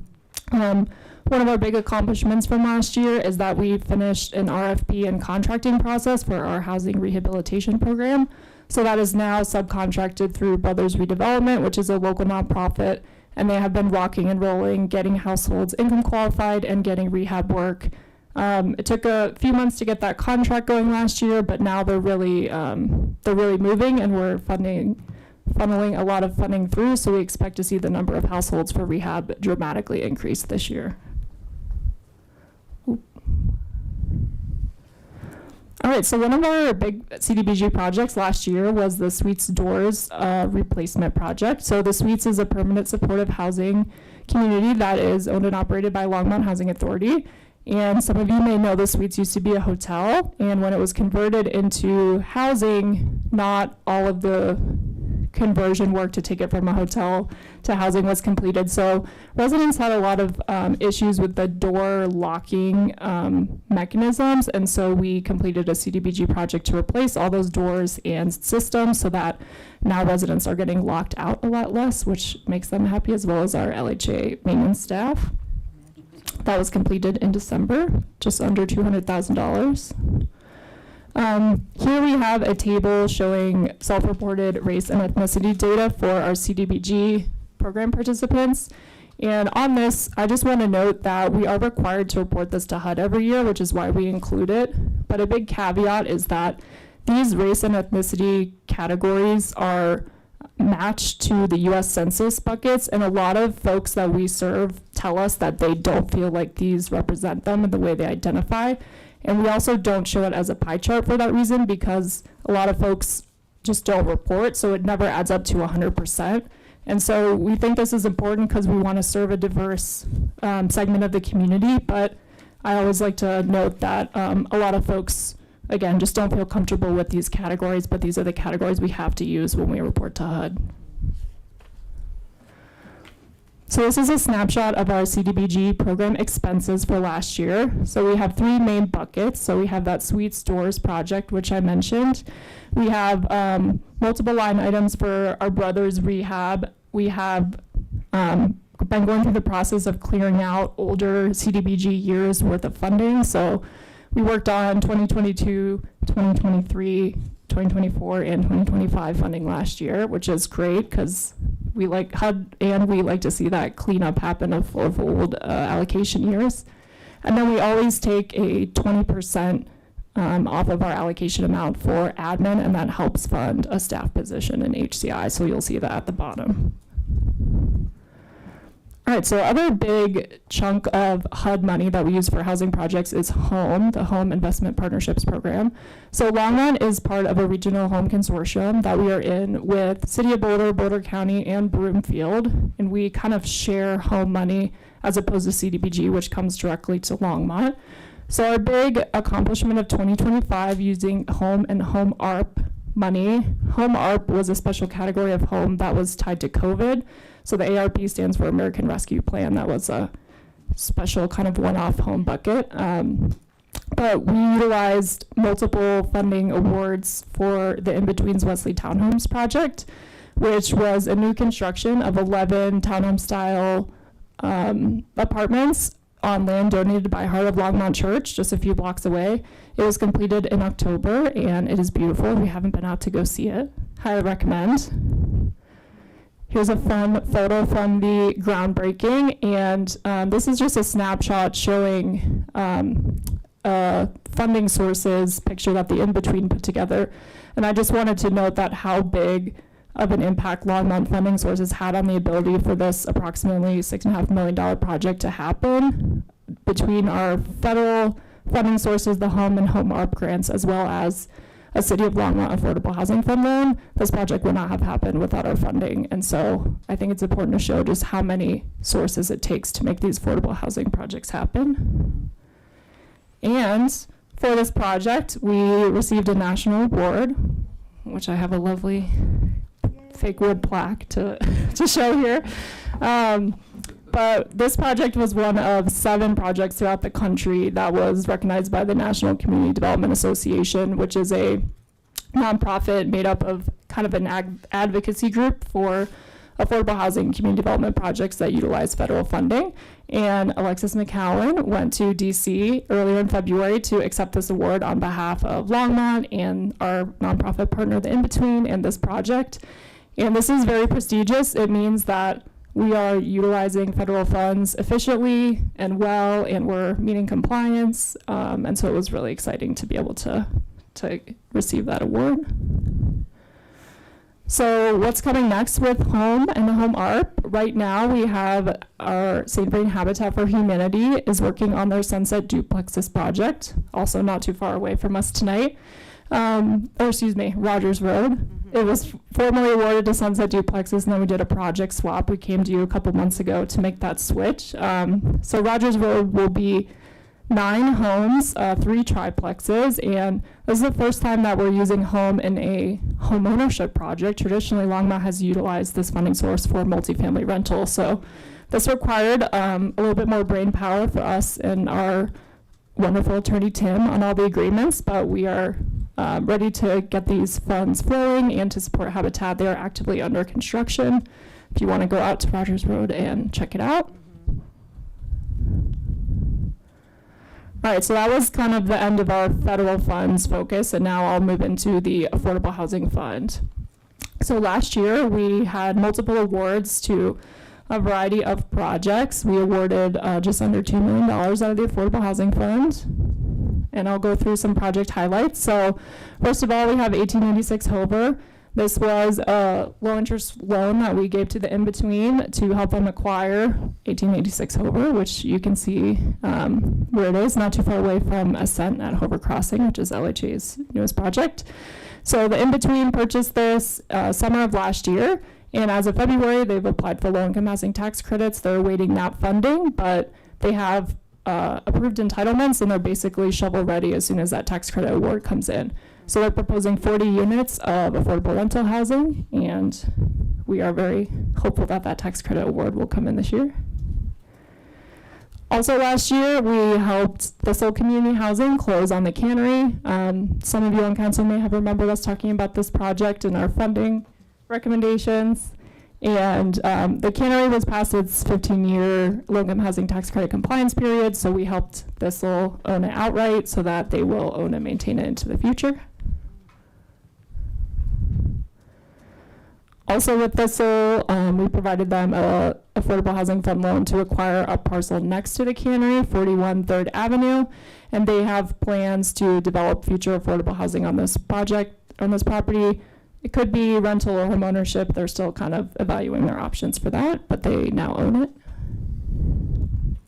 Another highlight I want to give with the Affordable Housing Fund is that we contract with Tetra Tech, which provides subsidized planning and engineering services to affordable housing developers. So a lot of our partners that we rely on to deliver affordable housing units, Habitat, the In-Between, Thistle, folks like that, they utilize Tetra Tech services whenever they need to do planning and building permit applications. And so in 2025, we spent about $115,000 on those services for Tetra Tech. And we continually hear just how important the service is from our nonprofit development partners. And planning staff likes it too, because it helps ensure they get better applications. Lastly, I just wanted to highlight another key program that we fund with the Affordable Housing Fund is the Boulder County Personal Finance Counseling Program. This provides free housing counseling, student loan debt counseling, any personal finance topic to Longmont residents. Everyone in this room can sign up for free. And it's a really great service that Boulder County provides that we help subsidize. And last year, 211 Longmont residents had 248 counseling sessions, which means that people went more than once, so that's great. And then lastly, I want to highlight how we were able to successfully get some Prop 123 money from the state into Longmont. We were awarded a $750,000 grant for our local down payment assistance, which is now up and running, and a lot of the folks buying into True North are utilizing this for down payment assistance. And then we also received a $770,000 grant to help offset hard construction costs for phase 1 of True North as well from the state. And then lastly, just a note on the state and Proposition 123. HCI is tracking all of the Proposition 123 requirements, as well as the various multiple bills currently in the legislative session that would change these requirements to make sure that we are on track and in compliance to meet Prop 123, which really just keeps that door open for future grant opportunities so we can keep getting that state money back into Longmont. So we have a variety of projects that we're tracking towards, but so far we feel like we are on track to meet our commitment with a variety of categories that you can count by the end of this year. So I'll stop there. Happy to take questions, and then we will need to hold the public hearing for the CAPER. Thank you very much. Very good. Thank you. And do we have any questions from council before I open the public hearing? Nope. Okay. So seeing none, let's see. I would now like to open the public hearing on the Consolidated Annual Performance and Evaluation Report, CAPER, for the 2025 CDBG Home and Home ARP programs. I keep wanting to say ARPA, but okay. So I have no one on this list, but if there's anyone in the public who would like to speak, come on down. Okay, then 3 minutes. Mm-hmm.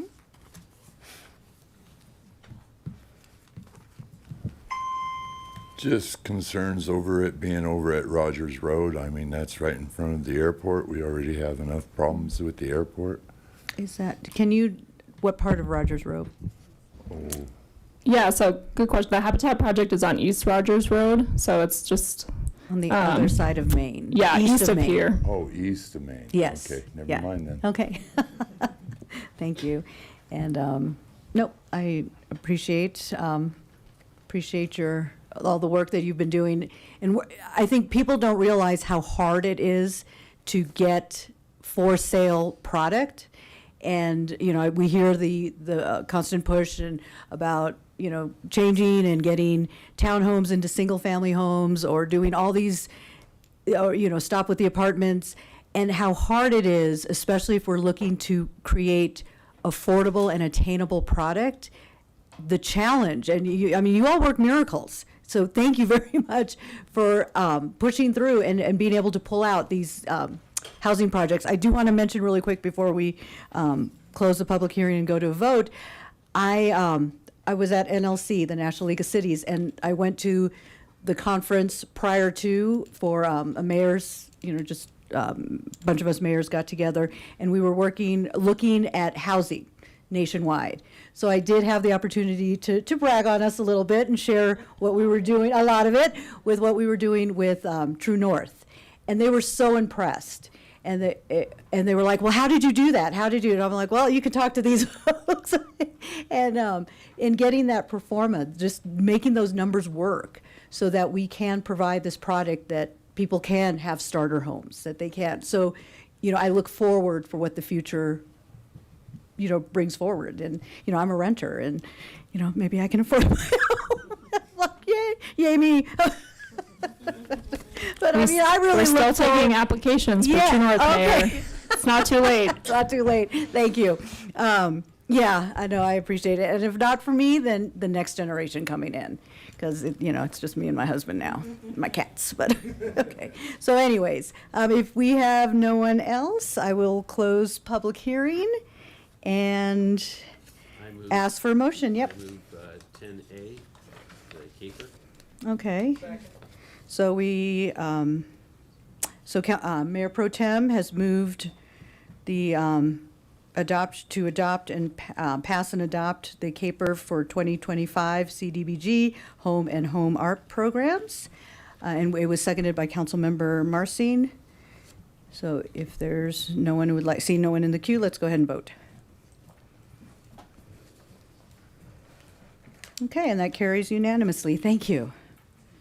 Okay, now we're on to item B, ordinance 2026-08, a bill for an ordinance making additional appropriations for expenses and liabilities of the city of Longmont for the fiscal year beginning in January 1st, 2026. Are there any questions from council? Okay. I will now open the public hearing for ordinance 2026-08. Would anyone like to speak on this item? Nope, seeing none, I will now close public hearing. And can I have a motion to pass and adopt ordinance 2026-08? Okay, so that's been made by Councilmember Chris. Do I have a second? Okay, seconded by Councilmember Kalkofer. Seeing no one in the queue, let's go ahead and vote. Okay, that item carries unanimously. We are now on to item C, ordinance 2026-10, an ordinance for a bill authorizing the farmland and lease agreement between the city of Longmont and Jerry Dupreen for the Outlot B of the Haas subdivision replat B. Okay. Or am I on the right line? Okay. I heard some disruption over there. Okay. So, are there any questions from council on this item? Nope. Okay, seeing none, I will now open the public hearing for ordinance 2026-10. Is there anyone in the audience who would like to speak on this? Seeing none, I will now close the public hearing. Can I have a motion to pass and adopt ordinance 2026-10? I move C 2026-10. Okay, do we have a second? Second. Okay, and so the motion has been made by Mayor Pro Tem McCoy, seconded by Councilmember Kalkofer. Seeing no one in the queue, let's go ahead and vote.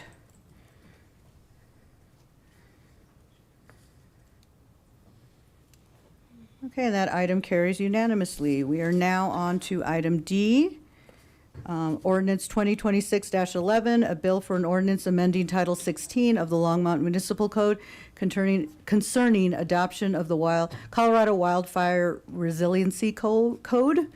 Are there any questions from council? Tongue-tied there. Okay. Councilmember Christ. Thank you, Mayor.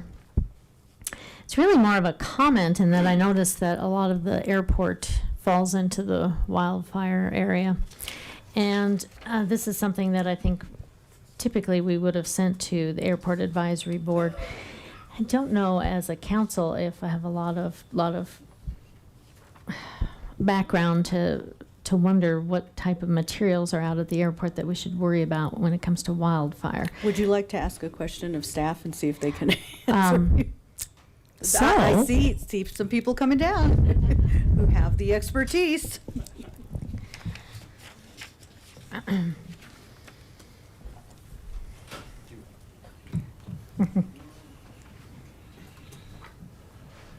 Hello, Chief O'Donnell. Yeah, it has to be read. Can you turn on your mic? There it is, yes. Mayor, council members, Battalion Chief Fire Marshal Jason O'Donnell. Yeah. Tell me what you think about the airport. Do we, and let me tailor this a little more directly for you. What about the materials that are stored out there, and what is the fire risk? Because we talked about how fire would probably come from the west, and the airport definitely falls into your hexagonal grid that says it's in a danger area. So, following Council Member Popkin, his request, we did contact Levi, and we informed him that a portion of this grid does fall into the airport, so we made that known.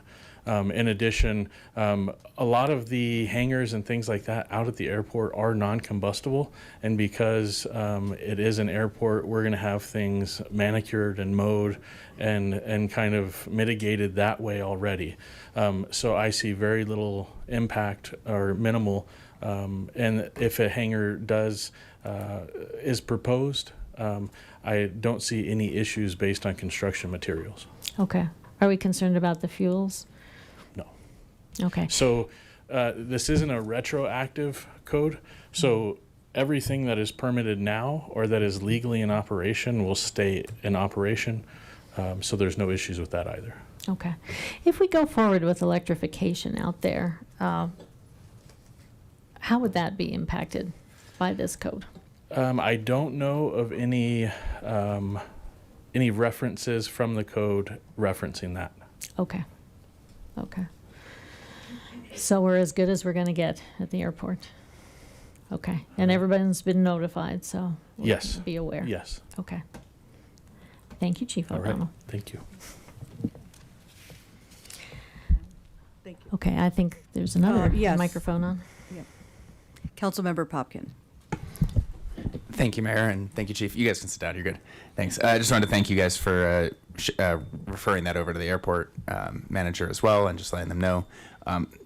Stepping back from the airport conversation specifically, I just wanted to flag for any residents, I think particularly in Ward 2, in southwest, very southwest or very west Longmont, just to take a look at the map that's included in the council communication, just for your own awareness going forward.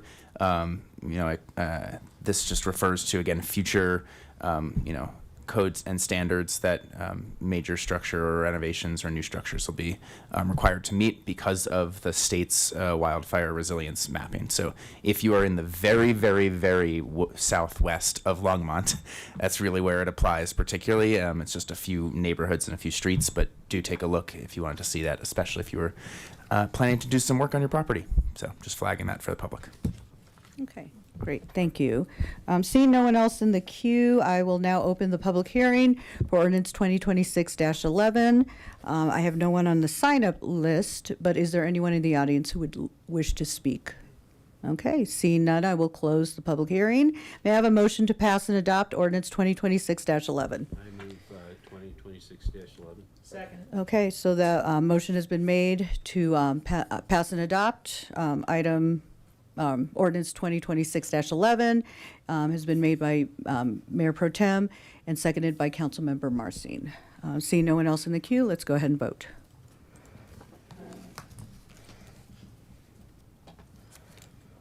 Okay, and that item carries unanimously. We are now on to item E, Innovative Urban Downtown Campus and Transit Hub at First and Main. And are we covering both? One by one. Okay, and so E1, ordinance 2026-12, a bill for an ordinance making additional appropriations for expenses and liabilities of the city of Longmont for the fiscal year beginning January 1st, 2026. Do we have a presentation or anything from staff? Nope. Okay, do we have any questions? Oh, okay.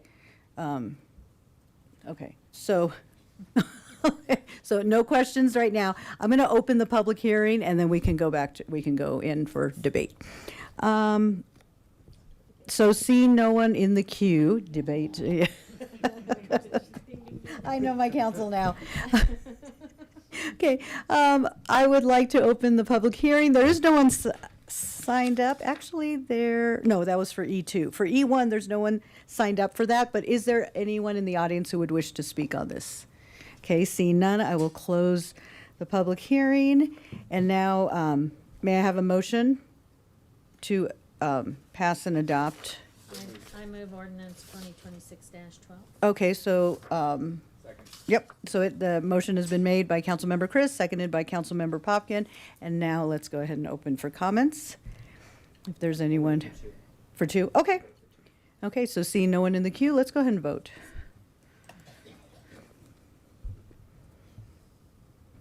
Okay, and so that item carries unanimously. We are now on to item E2. And this is a bill for an ordinance approving a development agreement with Vertical Richmark LLC to develop and construct a mixed-use development. Are there any questions from council on this item? No questions. Okay. So I'm going to go ahead and open the public hearing. I do have a name on the list, Tony Chacon. Come on down.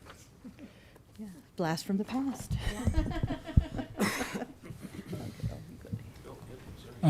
Mayor, members of council, yes, I had a bout of insomnia. I thought I'd come to the meeting tonight. Not really. Actually, I'm here, what I believe is very important on this particular ordinance. So I would support the council approving the development agreement as presented, although there were a couple of questions or concerns that I did identify in the agreement, and so I'll stipulate those. First of all, along the east side of Main Street, the exhibits show parcels of land that are to be part of the planning process and leads out several critical parcels along Main Street. I do not believe you can do a plan adequately without figuring out how these parcels will be impacted. My concern is if you proceed without these as part of that planning effort, you could leave remnant parcels that effectively could not be redeveloped into the future. So I would just I would request, if those parcels are not part of the planning effort, that they should do so. They should be incorporated in some capacity. So again, I support the whole effort to get development going down there, but again, you just can't eliminate or leave out some parcels as it relates to massive planning of this magnitude. So thank you for your time. Great, thank you for that. It's good to see you. Okay, and now can I have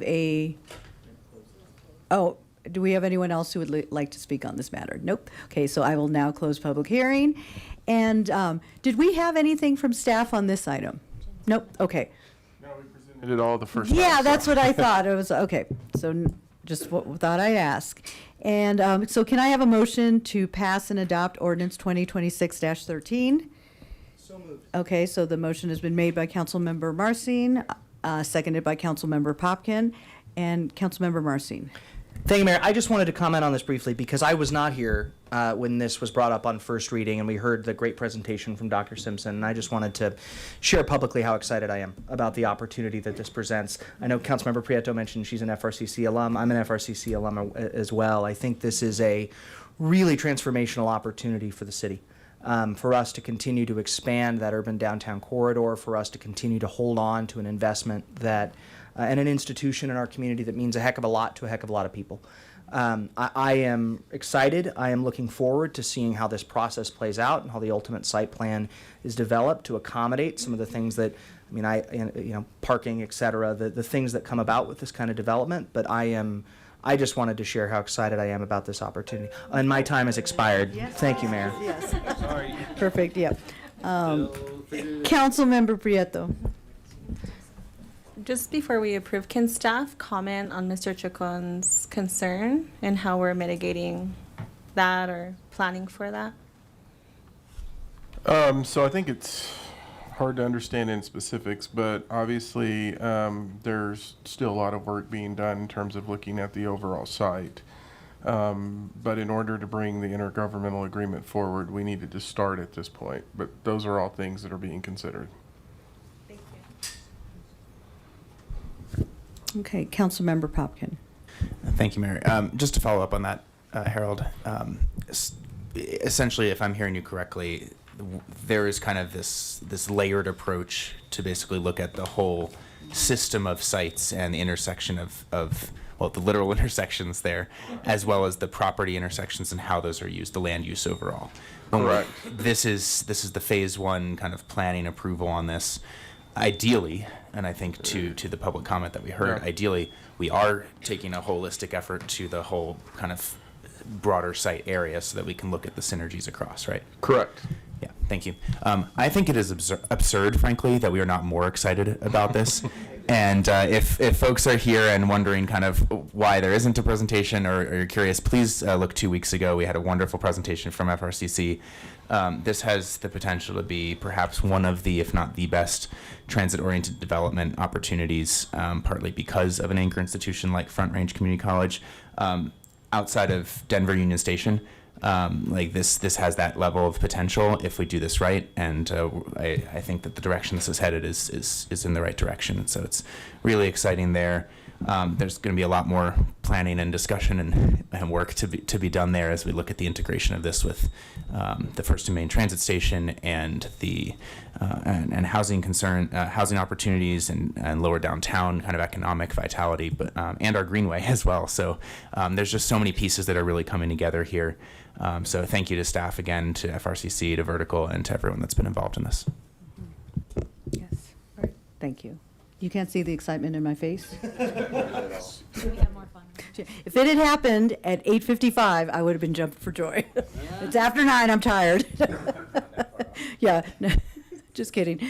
See no one else in the queue. Let's go ahead and vote.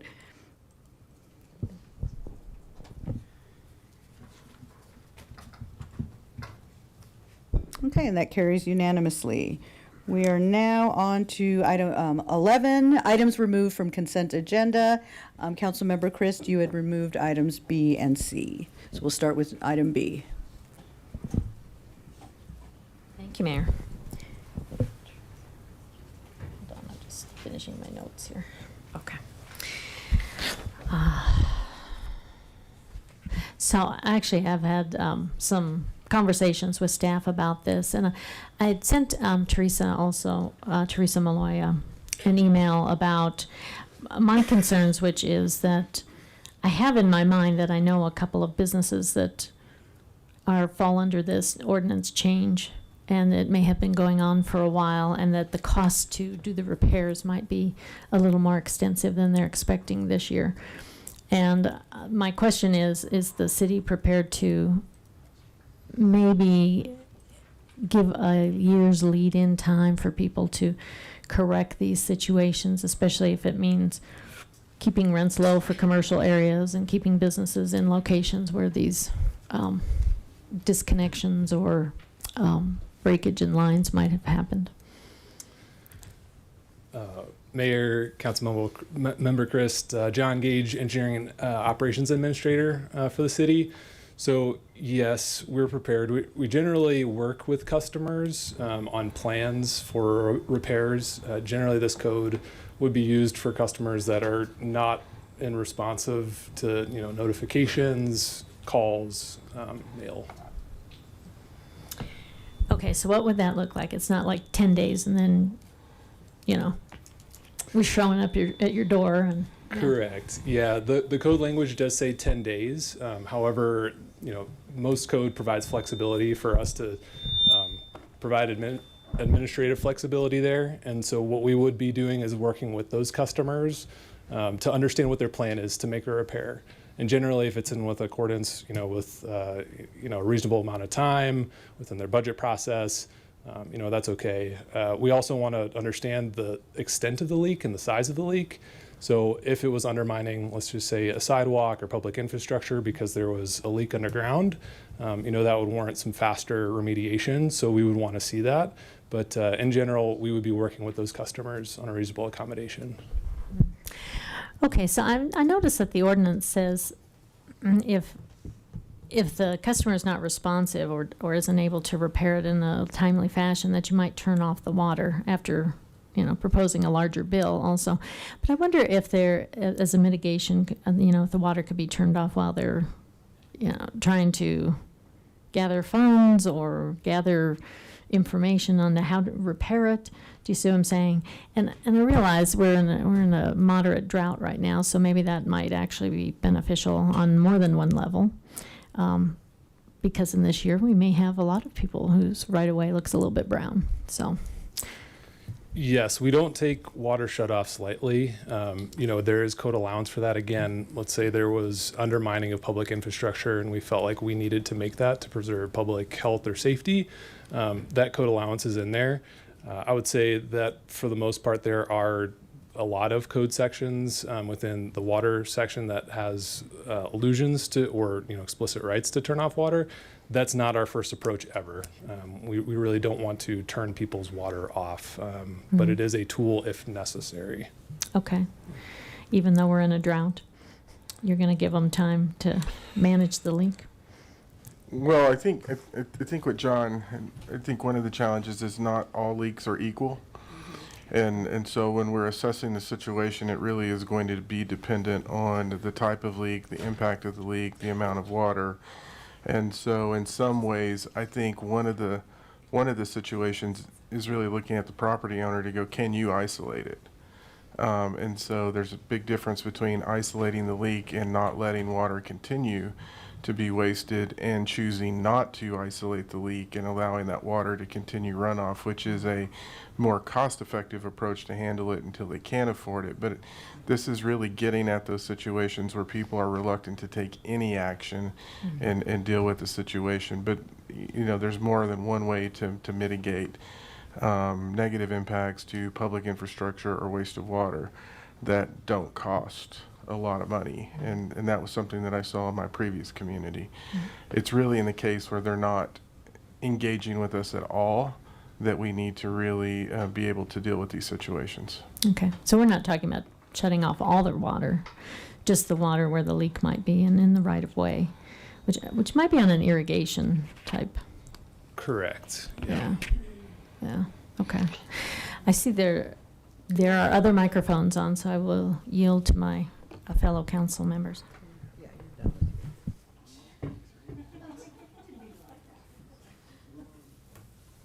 Okay. Okay, Councilmember Popkin. I appreciate the yield, Councilmember Christ. Thank you.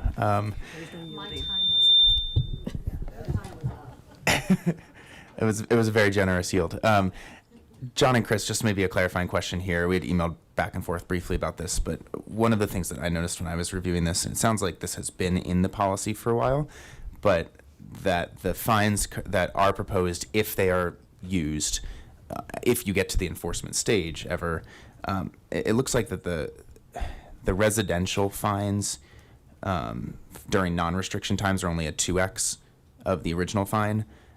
For the second violation, when the others are 3x. Could you just speak to why we're treating those slightly differently? Yeah, and I think you made a good point there too. If council was not aware, Those fines were in there since 1993. Do I have that right? 1993. So we are not changing the fine amounts. The logic, I imagine, that was used back at that time was that residential we want to treat a little bit more lightly, and the leaks are probably less, and so those fines were less. Okay, thank you very much.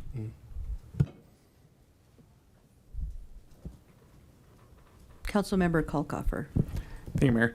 Thank you, John. Quick question. What's our best guess on how much water is being lost and how many customers will fall into this? I think it's a really good practical question. This past year when we were evaluating the data, most of the concerns are coming within arterial right-of-way, so on those main roads within the right-of-way that adjacent property owners, HOAs, commercial entities are responsible for maintaining. Our estimate from last year was that was about 50 to 60 million gallons that was used to irrigate that, and 5 to 10% of that could have been leakage. Okay, and roughly do we know how many customers would fall into this? Yeah, about 30 to 40, I think. Is that right, Chris? Something around those lines? And have we already started engaging with them or not yet? Correct. Right now, as you can imagine, some of those systems are being turned on, but those issues were brought to me at the end of the irrigation system, which is when I kind of started this process of understanding how we can engage with customers who may not be responsive to us notifying them of leaks, and as Harold alluded to, the ones that just weren't responsive. So. Sure. And then last question, which department's going to be doing the enforcement of this ordinance change? Yeah, at the end of the code section, it talks about enforcement could be applied through a water bill. So I don't envision this being code enforcement, although we haven't really utilized this code in the past just because we haven't been in a drought situation since 2002, right? Is probably the major one. So as we kind of do this drought watch in preparation, I think we should just be prepared and understand how we're going to maybe utilize this if it were to be utilized, and that's not even. And then last question, sorry. But we do believe we have the appropriate staff to do the enforcement, correct? Correct. Okay, great. Yeah. Thank you, Mayor. Okay, great. Thank you. Councilmember Marcin. Thank you, Mayor. Just a quick question. Really appreciate the presentation and the time. And I could have emailed this to you, but I just caught it. Just the 10 days number in terms of the timeline between compliance. It's 5D. Just what's the background just in terms of that number being the amount of time that we typically give folks to correct the issue? Yeah, good question. I don't know if Becky or Chris want to step in on that one. That was a change, or that's not a change from the previous code. Yeah, I'm just wondering what the background is, because that, 10 days is not a ton of time necessarily. Yeah, Councilmember Marsing and Mayor. So that 10 days has been in the code for a long time. It's consistent with other portions of the code where we give notice, and it's kind of final notice, and they have 10 days to remediate or get in contact with us to give us an example of how they're going to accommodate the issues. It's really, as been stated already, this is our kind of our last resort. We've been working with them for a long time. 10 days is reasonable at this point, but it's usually weeks and months that we've been working with them already. And historically, how often, when this has been in the code, do we see compliance within that 10-day window? I think also was said earlier, we have not used this section of code in the past, so we don't have that historical knowledge. All right. Okay, thank you. I think, not that I have experience with it here, but in the previous community I worked in, we had significant issues with water. And so one of the reasons is you want to, when you're in a drought phase and you have those types of systems that are pushing more water out, and you want to be able to deal with it and get compliance fairly quickly to minimize the amount of water loss in the system. I would say that's the consistent number that I think I saw in my last community, because you really want that immediate engagement when we're in the type of situation that we're in now. Great, thank you. Seeing no one else in the queue. Councilmember Chris, would you like to move the ordinance? Okay. I will move ordinance 2026-15. Okay, so the motion has been made by Councilmember Chris, seconded by Councilmember Marcin to pass ordinance 2026-15. Seeing no one else in the queue, let's go ahead and vote. Okay, and that carries unanimously. Thank you. We are now on to item C, which was also pulled by Councilmember Chris, ordinance 2026-16.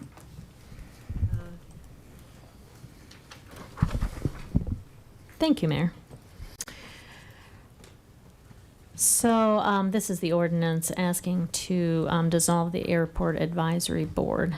And I have consistently voted against this. I just don't have a good feeling about it. I think that we need to model the leadership we'd like to see with the board. It doesn't necessarily have to stay the same members of the board. Something with the application process open now, we could ask for new applicants, and people who wanted to reapply could. But we could model a new Airport Advisory Board. If we hit pause on this, redo the application and nomination process, we might end up with a different board, but we would have a tool that we could use to advise us on topics that the council itself is not out at the airport. We don't get a lot of chance to interface out there and see what's actually going on. And we need subject matter experts or just subject matter interested people to give us better input. And that doesn't mean that we have to go with everything they say, and obviously we can also assign them topics that they should discuss. For instance, when we're talking about the fire mitigation out at the airport, we've talked to the manager out there, but it would be nice to have the Airport Advisory Board make sure that that gets implemented and respond to the council in terms of public concern regarding fire issues out there. Okay, so we are going to have a master plan for the airport, and it would be nice to also have an Airport Advisory Board to implement that.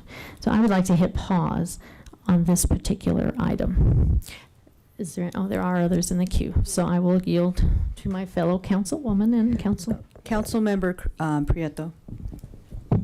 Thank you.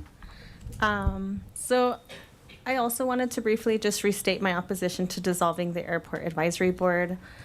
Advisory boards exist to provide expertise and a perspective that council may not always have.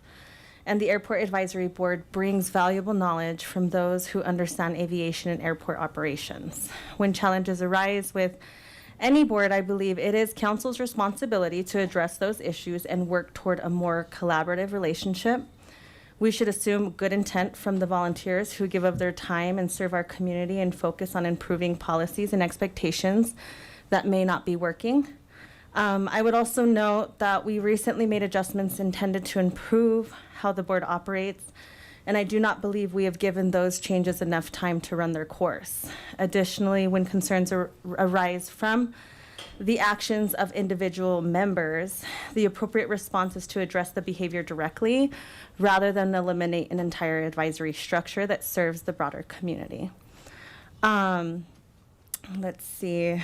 Rather than dissolving the board, I believe the better path is to refine the structure, clarify roles, and continue building a constructive partnership with the volunteers who have stepped forward to serve. For those reasons, I cannot support dissolving the advisory board today.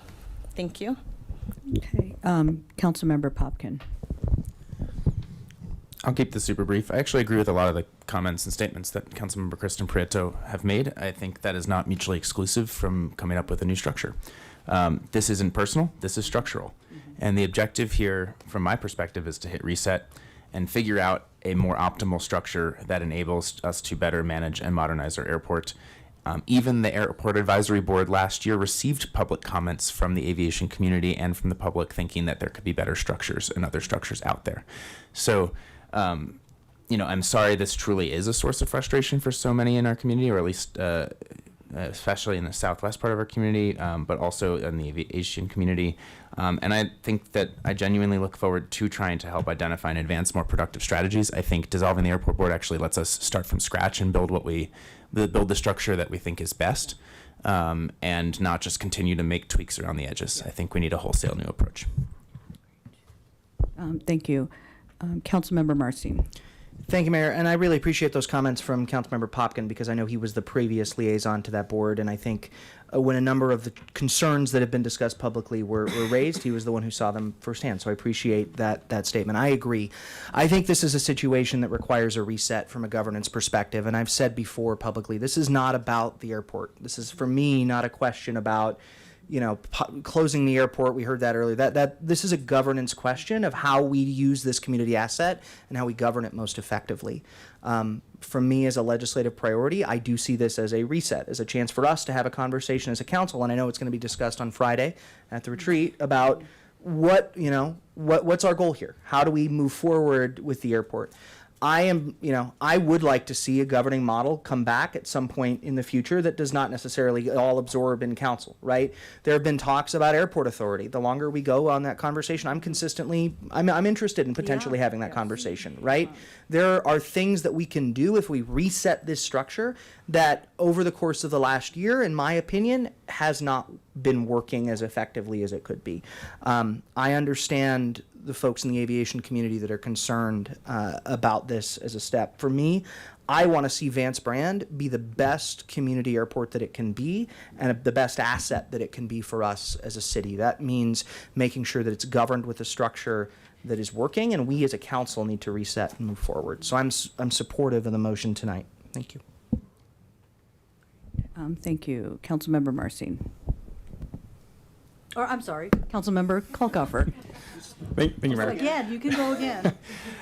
So I think this is perfectly timed because, this is the first reading. We're going to have our retreat where we are going to be talking about the roles and responsibilities of our boards.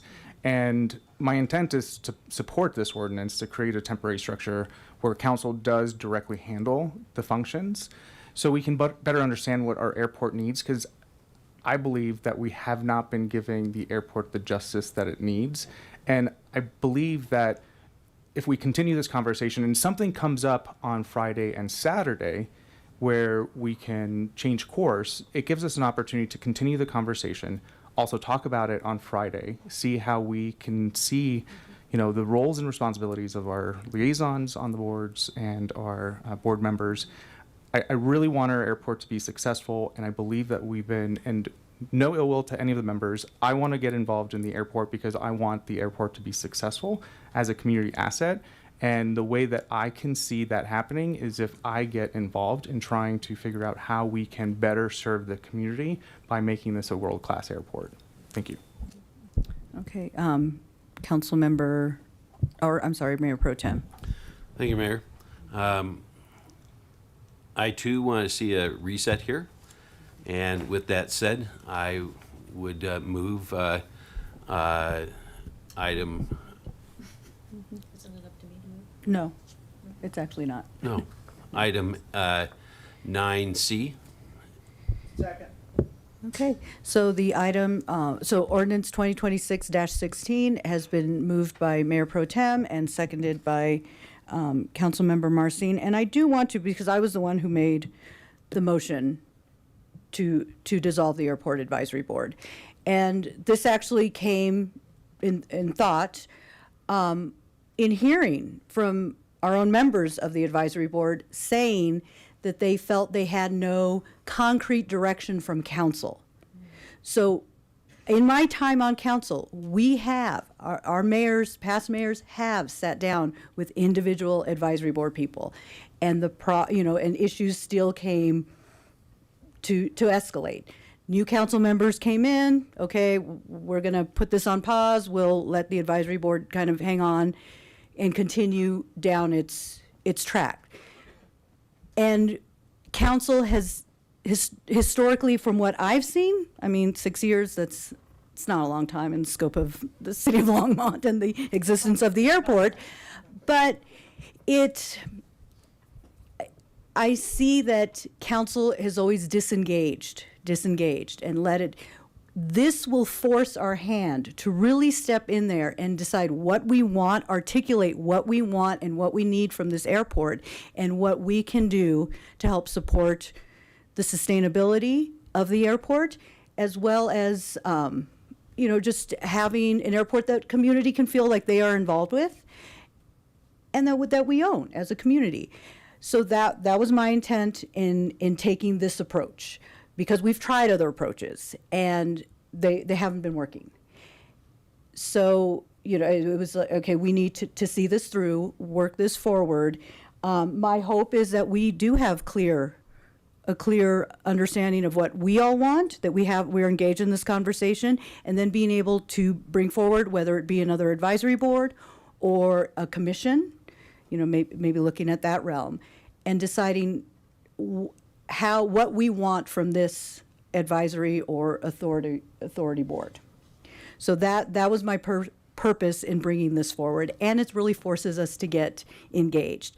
I am, in my work with the Northwest Mayors and Commissioners Coalition, I am part of a subcommittee. Well, we will be I'll be going back to DC in a few weeks to discuss. Transportation is our main focus, but have a conversation, a roundtable with the FAA, and really work with them directly. So my goal is that we are able to take the lead and be direct with these authoritative agencies.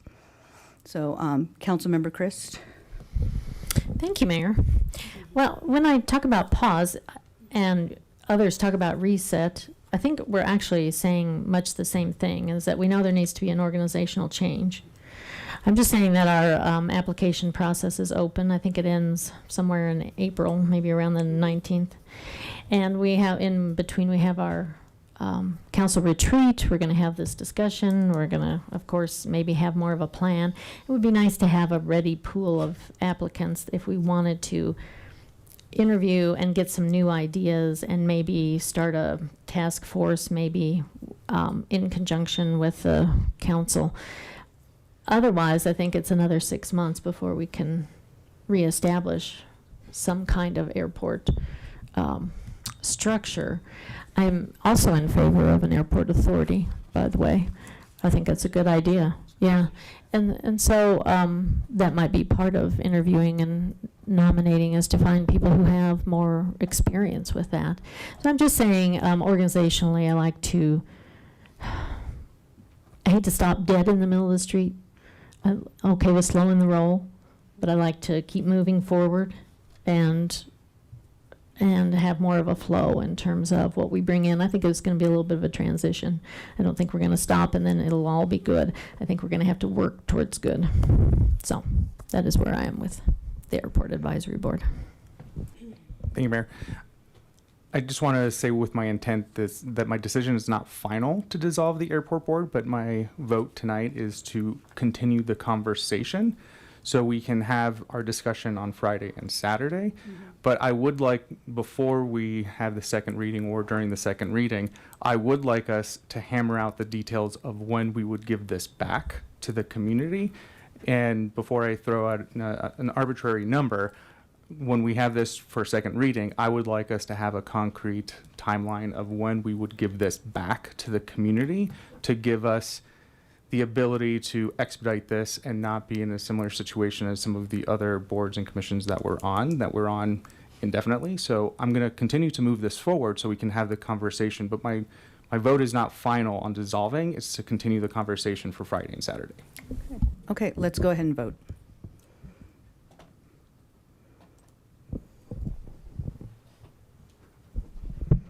Okay, and that carries 5-2 with council members Christ and Prieto in opposition. Okay, we are now on to general business. Item 12A, Longmont Department of Public Safety presentation on automated license plate readers, ALPR, and alternative vendors. And there's Public Safety Chief Artis. Mayor, just so Yes. you are aware what Public Safety has asked, in case it's needed, do you need a technical expert be online? Okay. If there are questions that they aren't able to answer. So they're pulling up that The Zoom, contact in okay. case it's needed. Do you all need some time to get I think it's- situated, like a 2-minute break, 3-minute? Are you ready, Are you ready? Rogelio? It's ready. He is ready to go. Yep. Thank you. Yeah, just get up, take care of your needs.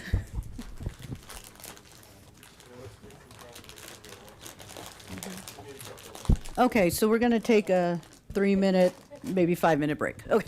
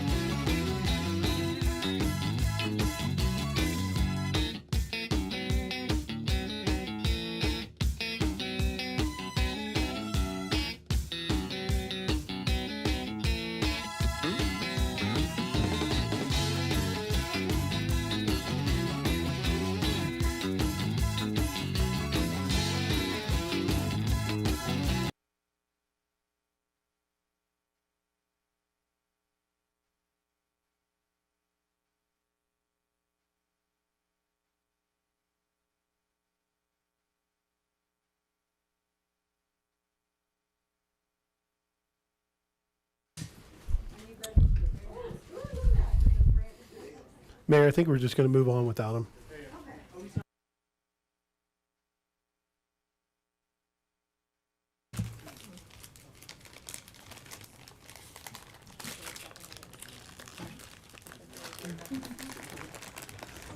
Okay, are we ready for the presentation? Yes, ma'am. It appears Okay. that he's on. Okay. I will pass it on All over right. to you.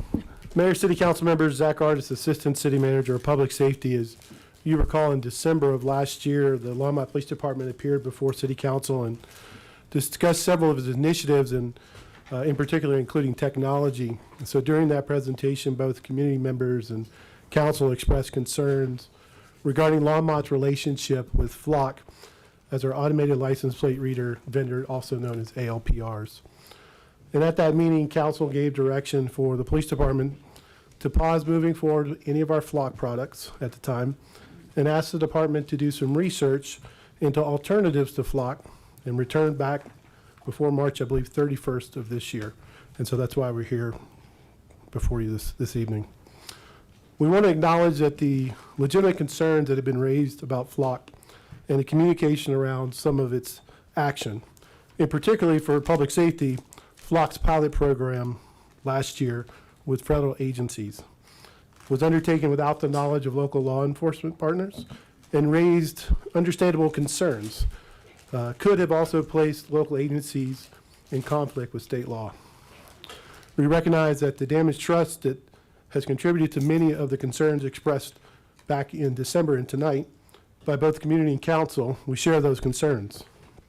As a department, we believe it's important to work with technology partners that demonstrate transparency, accountability, and clear commitment to compliance with state laws, privacy protections, and local expectations.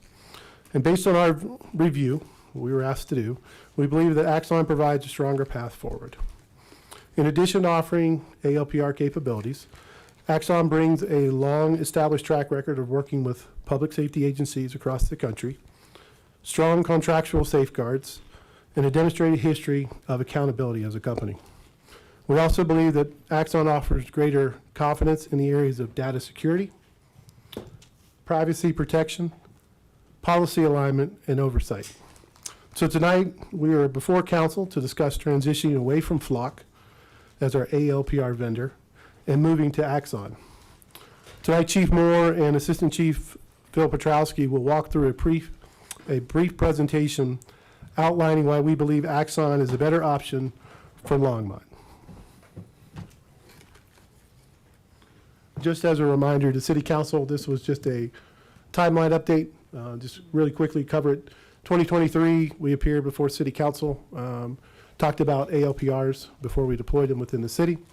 We currently, our current vendor of ALPRs is Flock, as we discussed. We had 15 ALPRs across the city currently.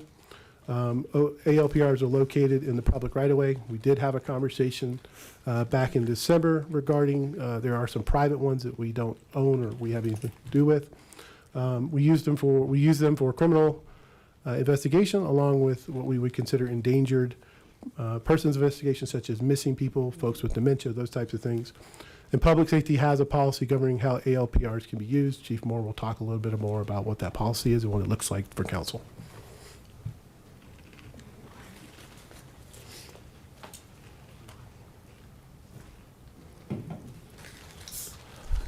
Good evening, Mayor, members of council. David Moore, Police Chief. Want to speak with you regarding overview of Axon, our policies, and transparency steps we're taking. First and foremost, we've had a partnership with Axon for 25 years when we first got TASER technology back in 2000. In 2019, we transitioned to body cameras, and at that point, Axon became our main depository of evidence, digitally related evidence, and they have been that since 2019. As part of that digital storage, Axon is responsible for all our body cam footage. Anything digital that we upload from the community goes into Axon. And they currently deal with much more sensitive information than what you will find on, as we talk about what you'll see in the ALPR screen that we see. We'll talk about that here in a little bit.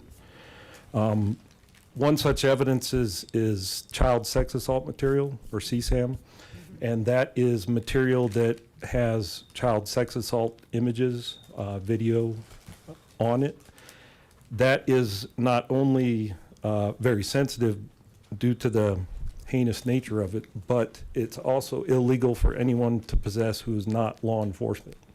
So they have been the keeper of that sensitive digital evidence for us since 2019, and we have not had any issues with breach of evidence or related matters. With respect to our policies, we've had a policy in place specifically for ALPR since 2023 when we first rolled it out. It dictates how our users can access that data and how they can use the system to look for, as Chief Artist said, criminal matters or endangered folks. First and foremost, there must be a nexus to a crime or an endangered person. We can't just go on and search for anything we want to. There's a required field in the system that an officer or a user has to enter that states their purpose for doing that clearance. It is a defined list. It's not a free form, and you have to pick from one of those defined items. Additionally, they have to put in other identifying information, such as a brief description of why they're doing the search, which can include, when it's practical, not always, but in the instance of, say, a wanted person, you wouldn't have a case number necessarily. But when you do have a case number, that needs to be included in the tagline for that search. All of those searches are tracked on an audit trail. Every entry is tracked by user, and we audit that annually for accuracy, and we address any issues. The issues we might see would be an insufficient definition of what they were looking for, would be the most common. So the key to that is any false or misleading information that's entered in there would be subject to an investigation, and it would be based on integrity, and that could lead to termination with police, law enforcement. If you have an integrity issue, you're essentially no good to the profession, and you will not only lose your job with our department, but you will basically be barred from being a officer anywhere. You'll go into a national database saying you had an integrity issue. So it's pretty serious for our profession. Some specifics from our policy, I wanted to point out a few key things. Our policy states it must be used in a professional, ethical, and legal manner in accordance with state and federal laws. It's restricted to public safety related missions and to be used for conducting official business only. It's only accessed by authorized personnel, and by that you have a unique login, unique password, and multi-factor authentication where you'll receive a passcode to be able to enter the system. All images are property of the Longmont Police Department. LPR alerts do not provide a sole basis for arrest or enforcement and must be independently verified through other means such as CCIC, NCIC, which has, it's a database with all your personal information that we've been using for probably 60 years or more. So something it's a long-standing database we have access to. Officers are strictly prohibited from using the LPR system in an unequal or discriminatory manner to include use based solely on race, gender, religion, political affiliation, nationality, ethnicity, sexual orientation, disability, or other classification protected by law. And the final thing I'd like to point out that there is absolutely no personal use allowed in the system. All authorized users receive training prior to getting into the system, and they must acknowledge that they have read and understand the policy before they're allowed in. So with the ALPR capture information, normally we can't share the image on your screen with the public. This specifically is a image that was shared with us by Axon for uses of public demonstration. We did black out the identifying information. But basically what you see up there is a car picture and a close-up picture of the car's license plate. We cannot tell where that car is going, where it came from, who's driving it. As you see, the images from the rear. So concerns about facial recognition. As you can see from that, that is the image that any user will see when they get it. So there is, that's what you see is what you get. So all of the personal information on that vehicle would have to be obtained through another database such as NCIC, CCIC. So you will not get the name of the registered owner. It's strictly just a picture of a car and a license plate. With our deployment, all of our Longmont ALPRs are deployed on major thoroughfares meant to capture the major ingress and egress points in the city. We do not dispatch the LPRs in private areas such as residences, neighborhoods. We do currently have 15 ALPRs in the city. With the contract solely based on the size of our agency, it allows us to have 16 ALPRs. We don't have any intent to deploy that 16th, but I just wanted to, in full transparency, say that that's what our contract would be for, but it's solely based on the size of our agency. With respect to transparency, as part of our larger transparency venture, if you will, we've had many things up online. As you know, we recently went through CALIA accreditation and took several steps to do that over the last several years. Part of that is it really stresses transparency as an organization. So not only do we have transparency with the ALPRs, but things such as use of force, pursuits, how many tickets we write, all of that will be part of our transparency portal that is already operational. So what we will provide in the future is a map showing where our ALPRs are located, the stats on the usage of the ALPRs, and we will list all the agencies that we share data with, which will be restricted to the state of Colorado per state law. So with that, I'm going to turn over to Assistant Chief Piotrowski to talk about some of the technical aspects.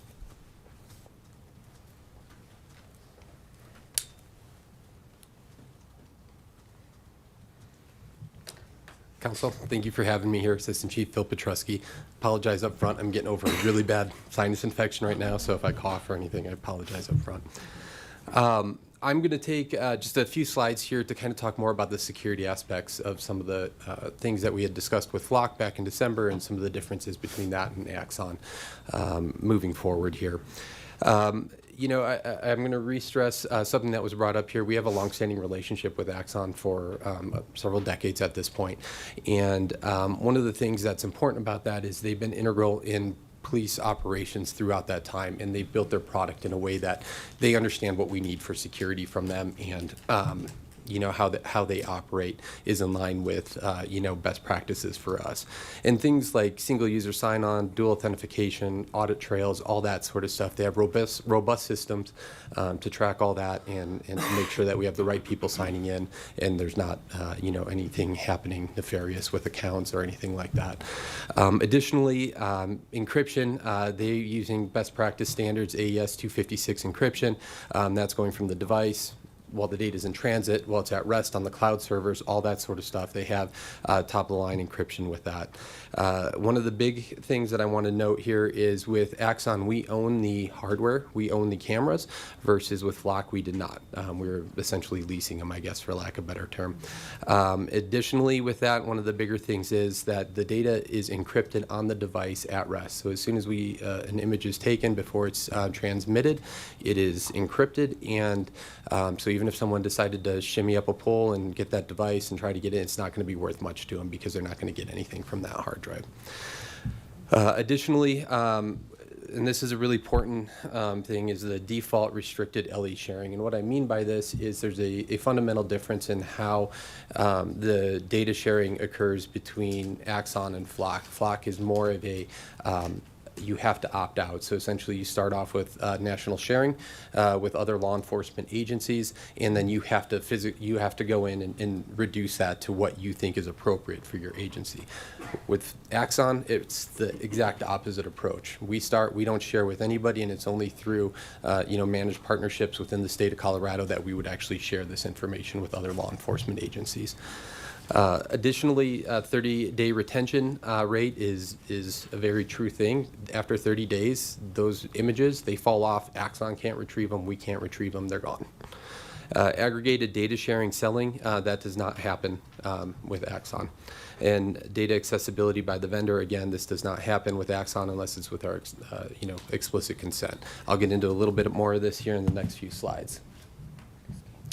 So this is some of the key points that I took away from the December meeting and what I wanted to cover here. And one of them is the strong end-to-end encryption. And really what this comes down to is that all data is encrypted with the AES 256 standard. And this standard is what the federal government uses for classified information. So this isn't, this is a industry best standard as far as the encryption method that they're using. And again, I want to reiterate, this applies from the device itself that's up on the pole, the ALPR itself. The data is encrypted on the device, it's encrypted through the transmission, and then it's encrypted again at rest while it's on the government cloud server through Amazon. Along with that, all the government designated cloud servers are on U.S. soil. Nothing goes outside the U.S. with this. Next one, LPD owns the data. This is a contractual guarantee on Axon's contract. It's not just a policy statement from us.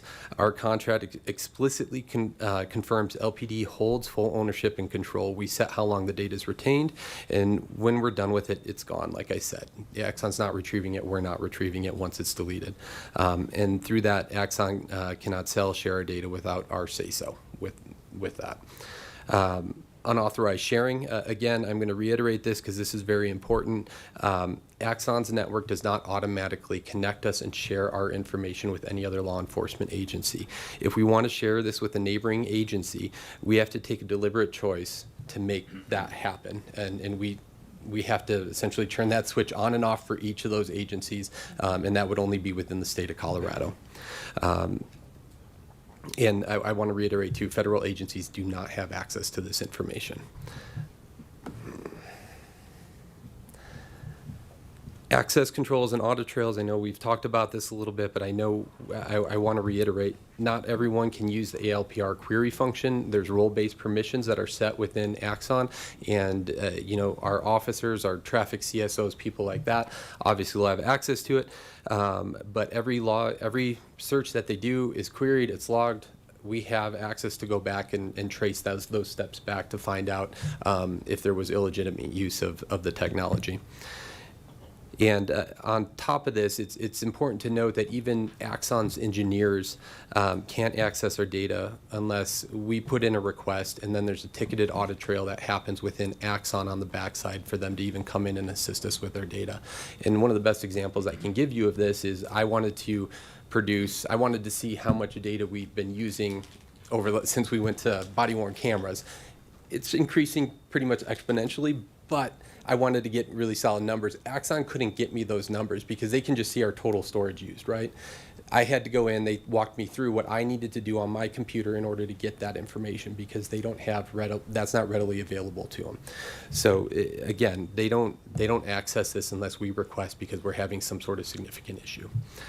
Verified compliance, no breach history. Axon is SOC 2, Type 2, CGIS, and ISO 27001 certified. These are independent certifications.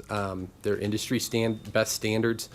This is not something that they just produce, a white paper that Axon produces on their own. This is an independent verification of their security protocols. Axon also does periodic penetration testing on their network, and that's just part of their normal practice. So they are doing, again, it's all the industry best standards. They have no security breaches to date. Again, in 25 years, they have no security breaches, and even if they did, they would have a 48-hour notification period to let us know if something like that actually happened. And lastly, LPD controls the data and how it's used. This ALP, I want to be clear that this ALPR platform is a tool. It in no way does it direct the officers on how to enforce the laws or how to do things, and everything has to be verified with the ALPR, as Chief Moore had said. They simply get the picture of the vehicle and the license plate, and then at that point the officer has to take a diligent step to go to CCIC, NCIC, and confirm if this is a stolen vehicle or what the situation is that produced the hit. And how we use our ALPR data is governed by state law, by our city policy. It's supervised by the LPD executive staff, and really it comes down to us reporting to you, council, on making sure that we're doing the right things with this. So at this point, what we want to do is move forward with seeking council direction on using Axon as our ALPR usage and moving forward in that direction.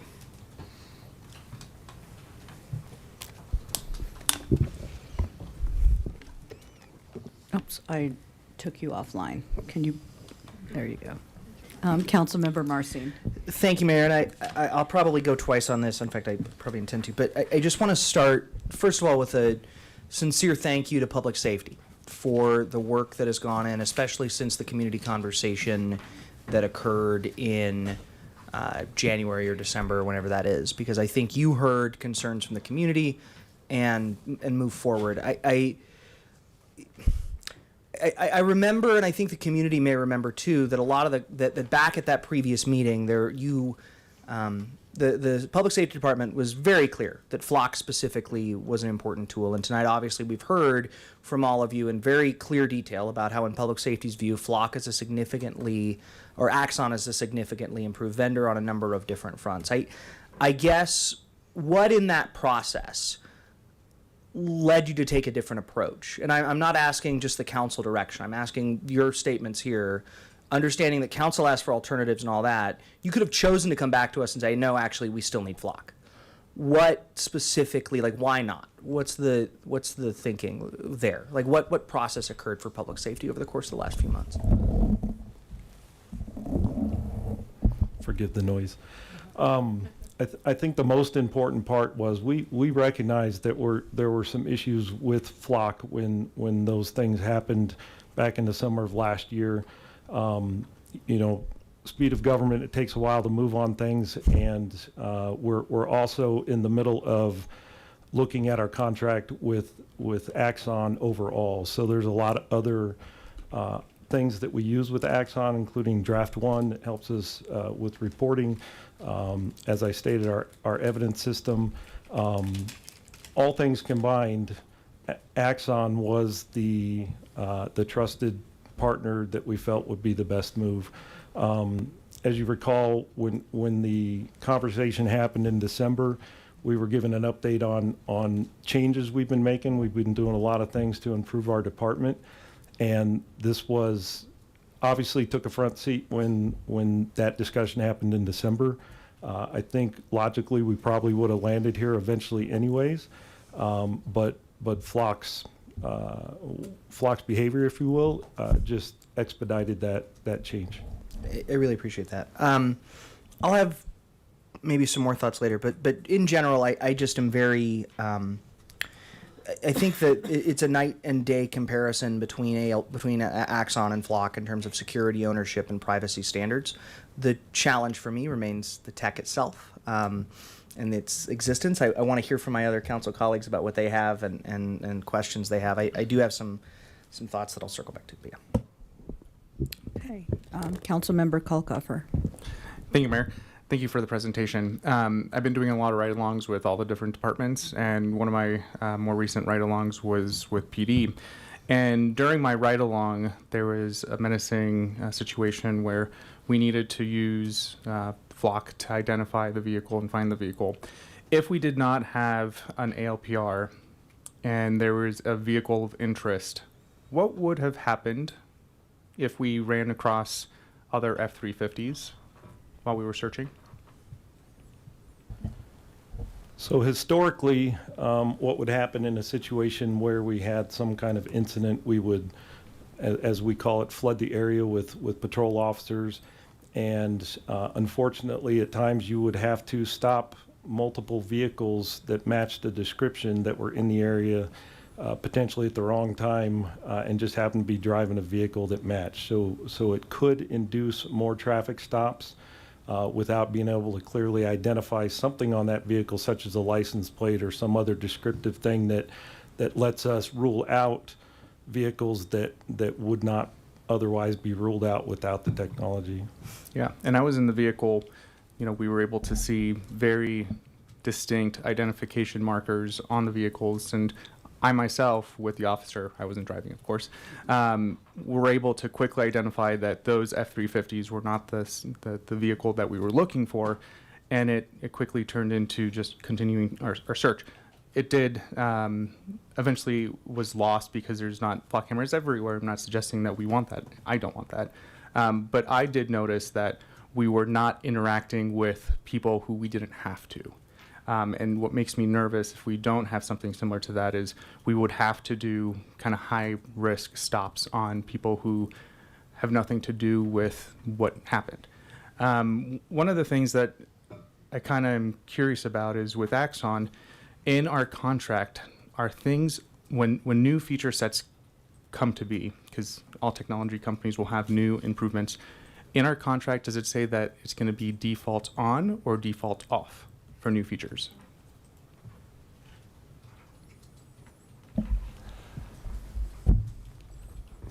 So I'm trying to remember a very lengthy contract, right, and whether or not that was in there. What I can tell you is the way that Axon has moved forward since we've been with them is that it's usually default off situation. They will not, they do not want to push something out to us that we're not aware of. There's very good communication and very good insight on what that's going to look like moving forward. So I can find out for you. I can get that. I don't recall that off the top of my head from the contract, that specific language from the contract. Would you like Axon to answer that question? Yes, please.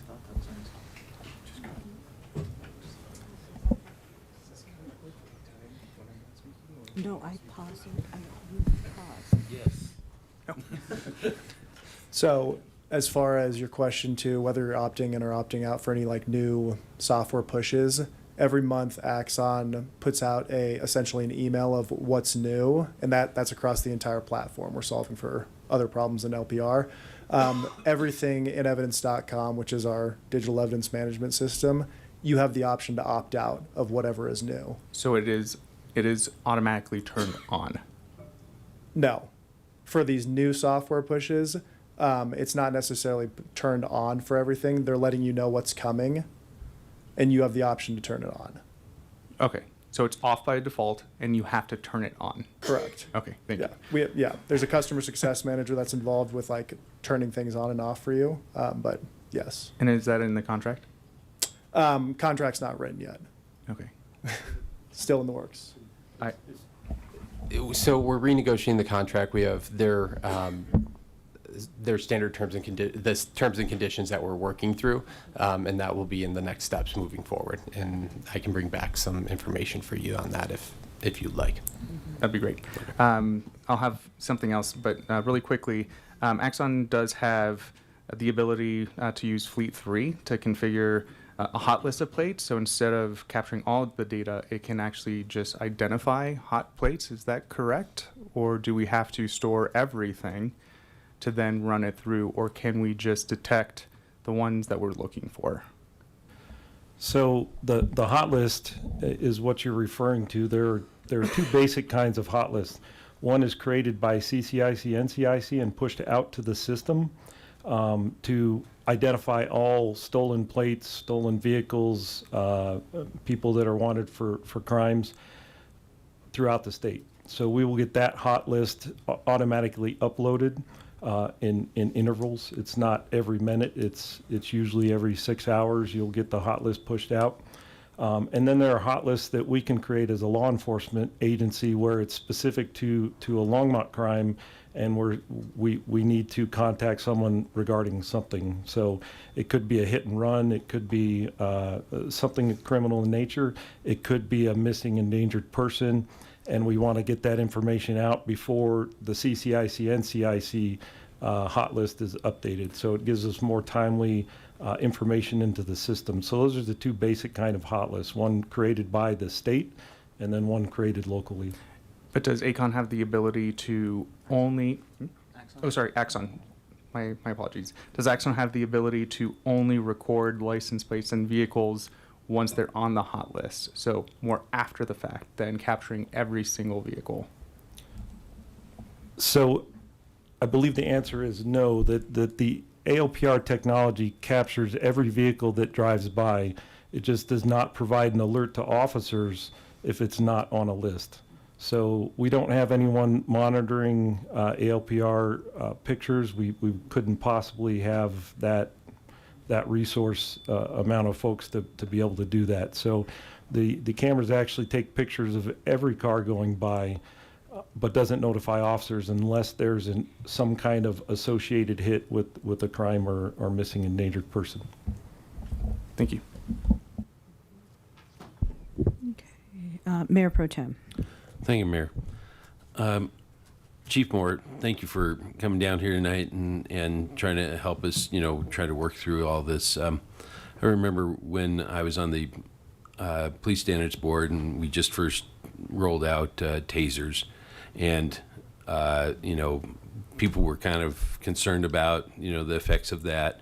And I can see that now we have every officer in our department wearing a body camera, and I think that came from a particularly sad and tragic incident where we realized how important it is to have that accountability in the field, and it's comforting to somewhat know that you have been dealing with Axios for some time. Axon, sorry.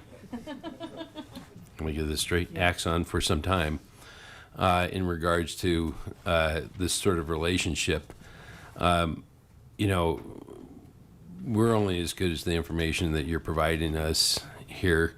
We want to thread that needle of what's right for the community and what's right for doing the right thing for law enforcement. Because, of course, we don't intend, I think, to make your job any more difficult than it already is. And we certainly don't want to trample on anybody's First Amendment rights or any sort of aspects out there. I'm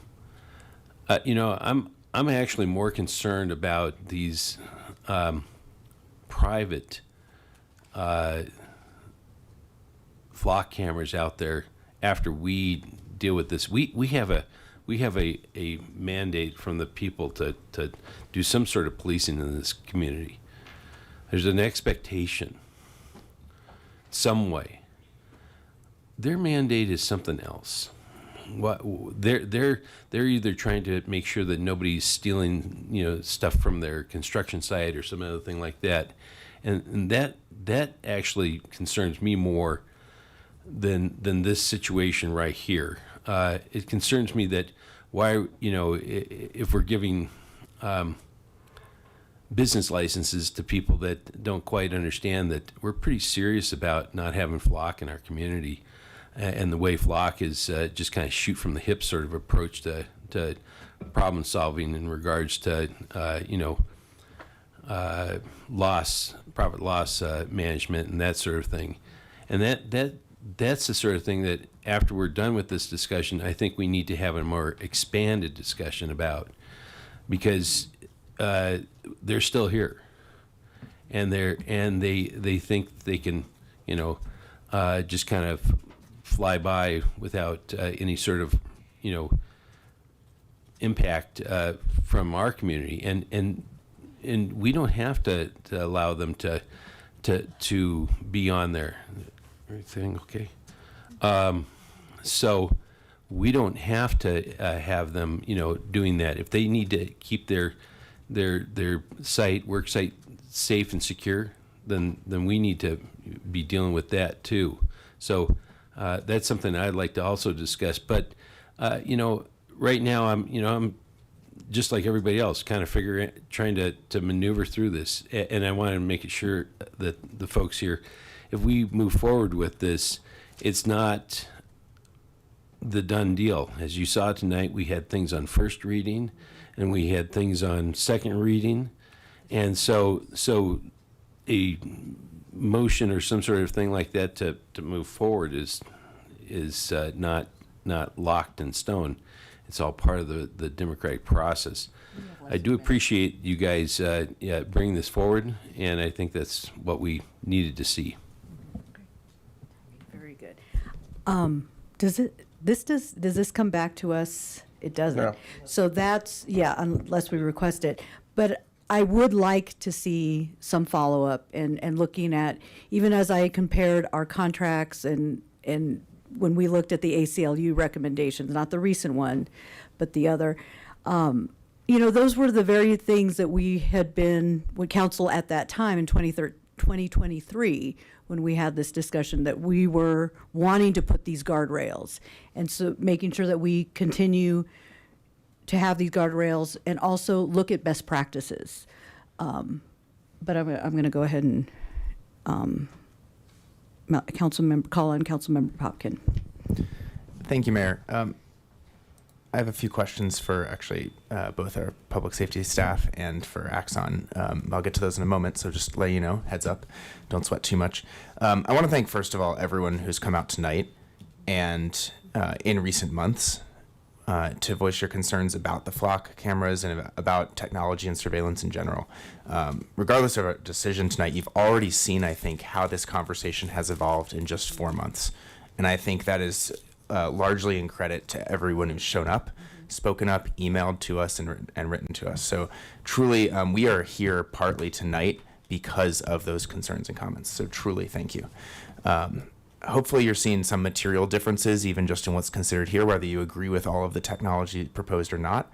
I know I am personally as well, and I sat down with some of our police folks here and asked them to run my plate through this, and they wouldn't. I insisted twice, and they wouldn't.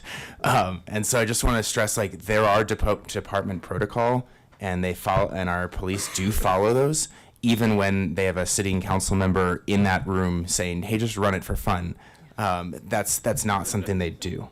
And so I just wanted to share that because that personally surprised me. I was walking in with my license plate ready just to see what data would come up on me, and that didn't happen. I also very much agree with Mayor Pro Tem's concerns about the private flock cameras. It's not something we're addressing tonight, obviously. I think the main difference there is I know that our public safety and police departments are constantly working to follow our policies. Those are public, those are accountable. We have a police review board, and you're also always working to earn and maintain community trust. That responsibility does not exist for privately owned and managed technology like that. So I think that's a different conversation than tonight, but I think it's an important one. I appreciate you bringing that up. Look, this is a brave new world, so I have a few clarifying questions and maybe some deeper questions just to probe at here for our Longmont team here. So you spoke about how data is managed, and obviously how data is governed, managed, and shared really matters in this, and I think we're seeing some material differences. We talked about the opt-out system that Flock offers versus the opt-in approach that Axon takes with technology here. Chief Moore, when you say that Axon has been the keeper of our data through evidence.com and only law enforcement officers can access some of that most sensitive data that you spoke about, do you mean law enforcement and Axon staff? With the evidence I was speaking about, the CSAM, if Axon accessed that, it would be illegal, both state and federally. So that'd be a violation of state and Yes, federal law. So if they have no interest in getting into our evidence as a rule. So, and they have been the keeper of that evidence for now going on 7 years, and with no issues from our DA being identified, no issues that we've seen. That's just not the business model. Their business model is storage, and our business model is accessing that. So the only people who have access to our data are those that we allow, and that's usually from us to the DA's office so that they can prosecute cases. Yeah. Following up on that, what can Axon technically see in our system? Like if they're looking at the data, like, or if they're in partnership with us through a contract, which they have been for non-ALPR reasons, what can they actually see in our system? Do they see the files that we have and they just choose not to click on them?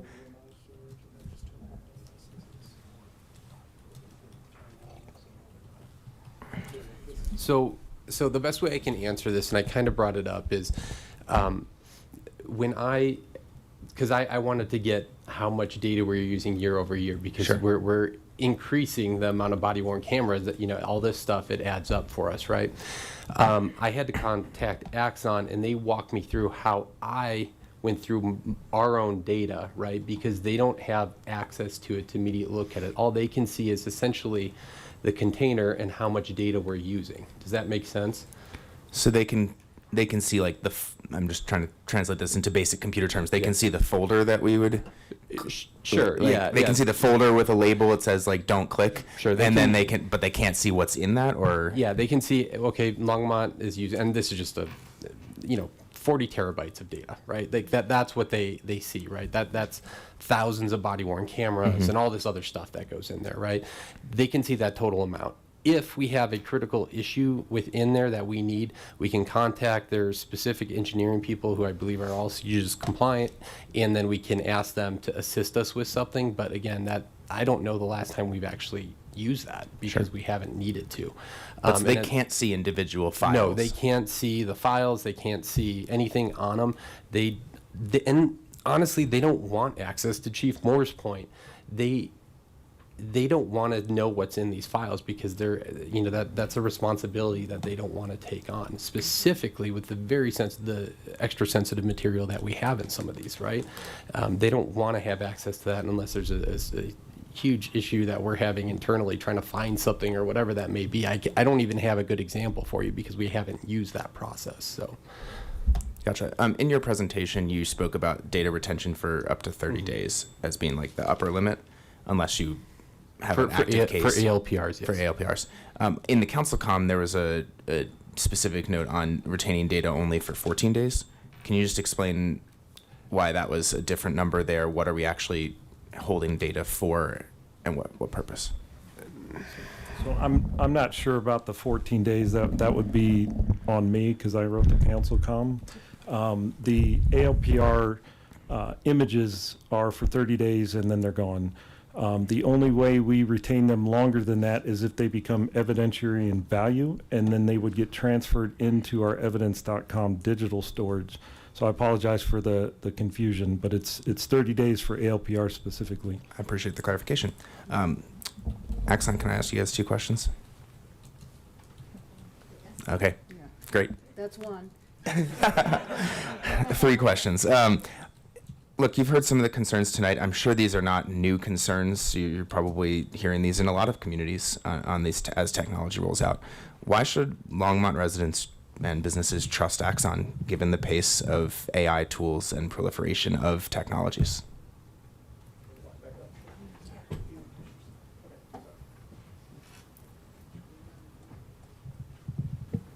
Nick Butier, Axon. Thanks for letting me speak. Why should you trust Axon with your data is the question, correct? Actually, it's more specific on like, why should we trust Axon as a company as the pace of technology evolves so rapidly, and as we're seeing kind of AI tools be thrown into anything and everything that might look electronic? Okay. So with the rapid pace of technology, I think the come to market with Axon LPR is a good example of why you should trust Axon with the pace of technology. Because LPR has been so readily available for a long time, we've taken a long time to do it responsibly. The open networks that exist through other companies have been a huge concern of what you guys are talking about. That's been asked from Axon to do sharing across agencies I've been here for 5 years since I've started. We haven't done it because we weren't able to do it responsibly. So I think that would be the main example that I would cite for tonight. I appreciate that. And building on Councilmember Kalkoffer's question before, as you roll out new technologies, what kind of testing, what is your determination for responsible rollout? So Axon does have an AI ethics board. Again, like the amount of technology that is available as far as facial recognition and things like that, that exists in law enforcement today. However, Axon has an AI ethics board that has deemed that unethical. So just another example of, while it might be possible, there is an AI ethics board within Axon. And then through talking with agencies and things like that as well. Just if it's not ready to go to market, if the world's not ready for it, then we won't produce it. I appreciate that. Thank you, Nick. And just for the public's awareness, I did give our public safety folks heads up on a lot of the questions I was going to ask. I did not extend the same courtesy to Axon. I expected them to be able to handle that. Great, thank you. Councilmember Christ. Thank you, Mayor, and thank you all for bringing this information to us. I have my other counselors have touched on some of these topics, but I'm just wondering, the thing I know about Flock is they have an AI technology that is unique to them, almost a bit of a AI cocktail, if you will. They use several different layers that they marry together. And this is just a layperson's point of view. So I'm wondering, with Axon, what is the relationship that you have with AI? Is it just, and you have touched on it a bit with Councilor Popkins' questions, but in what way are you utilizing AI? Is it as multifaceted as Flock?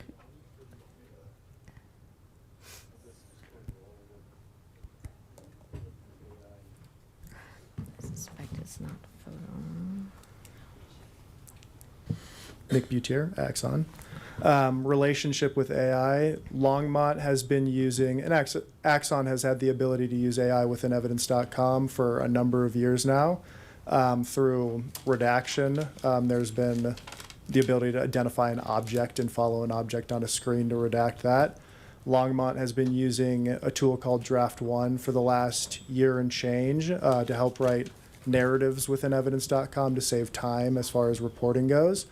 And Axon's relationship with AI is that we're going to continue to develop tools that help law enforcement to save time, create efficiencies, and essentially make communities safer.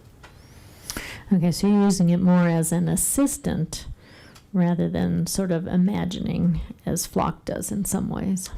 I can't speak to how Flock uses AI, but as far as a good example of Draft One is the amount of human oversight it takes to copy and paste a narrative is pretty vast, where an officer has to verify a narrative twice and essentially verify that they've edited and reviewed the narrative before they're ever allowed to remove it from evidence.com into their records management tool.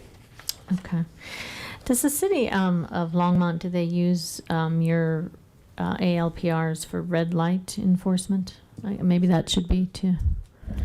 So no, we do not use that company, Axon, for our speed enforcement. That's a company called Census Gatso. They do both our red light, speed on green, and our enforcement trailers. That's the company we use for that. With respect to Draft One, just to be clear, that AI technology is one that assists officers with some of the not major cases, but more minor cases, where it can help draft part of your narrative using your body camera. But at the time that that's done, there are certain checks in that document that the officer has to go in and verify, say that they've read through it. It's not just a, here's the AI, I'm going to throw it into my report. There are steps and checks and balances that work there. And just to speak to this, and I think this is important for how Axon approaches AI technology, is what we're talking about in this report. Like, legitimately, it reviews the body-worn camera, which is factual information captured on a digital video, and it produces that report. That officer literally can't copy and paste that report into our report management system until there's an attestation at the bottom of that where they have to say that they have reviewed this and that everything is accurate and correct on there. So it's actually really kind of interesting technology, because they can't take that data until they actually essentially sign their name to it and say that they've made the appropriate changes that they need to and that it's accurate. And that's important, because anytime we're using AI in any form, you have to have that human intervention piece to it. Otherwise, you're missing the key factor in any sort of AI platform that you're using. So Axon, again, I think they do a good job of balancing this and understanding where the fail points may be. Okay, very good. What something else that came up in in your last presentation when we were discussing your contract, you mentioned that you have drones. Are you still able to have drones with the Axon platform? Are they slightly different? So yeah, so I want to clarify. We've had drones in the city for almost a decade, right? And those are we put them up on incidents where we need that kind of eye in the sky sort of thing, and we've used those for years very successfully and had great results with them. And we're going to continue to use that, whether or not Axon, we move forward with Axon. As part of the contract that we're looking at with Axon moving forward, we would have DFR drones as part of that contract. Again, those are those drones as first responder, and those would be, again, they would be all the same rules that we're talking about with Axon would be part of that moving forward. Okay. All right, what if a subject isn't in a car? What if they're on a bike, or maybe even an e-bike? But you're looking for that person. Is Axon helpful with that? There's no license plate, I'm saying. So that's a what if. The truth of it is there's a possibility that, let's say we had something happen in the roadway with an e-bike, that we could go back and get the approximate time and see that captured as a car drove by. It would be by chance, but it wouldn't pick up on that e-bike riding by, because there is no license plate to take a picture and capture on that. So the answer is maybe we might be able to use it for that. So incidentally? Yes. Yeah, okay. All right. Well, thank you. You all have answered to quite detail about AI for me, which I appreciate very much. Okay. Thank you. Councilmember Marcin. Thank you, Mayor. I did not know that we would have an Axon representative here, so I'm going to do a similar thing to Councilmember Popkin and throw a quick question their way. Can the Axon team speak to your relationship with Ring Doorbell specifically, and what the relationship there is? Sure. There is an integration where, for Ring specifically, how Longmont PD would go canvass the community and reach out to person A for a Ring doorbell footage, and they would send it in. This is actually a direct integration where Ring Doorbell would send an email to community member A asking for evidence for Longmont Police Department, and they could say, yes, I will send my evidence to Longmont Police Department. And it will then, if they opt in, it will then feed directly into evidence.com. Then a natural follow-up for our public safety team, which is, does the public safety team intend to opt in to Ring Doorbell camera footage?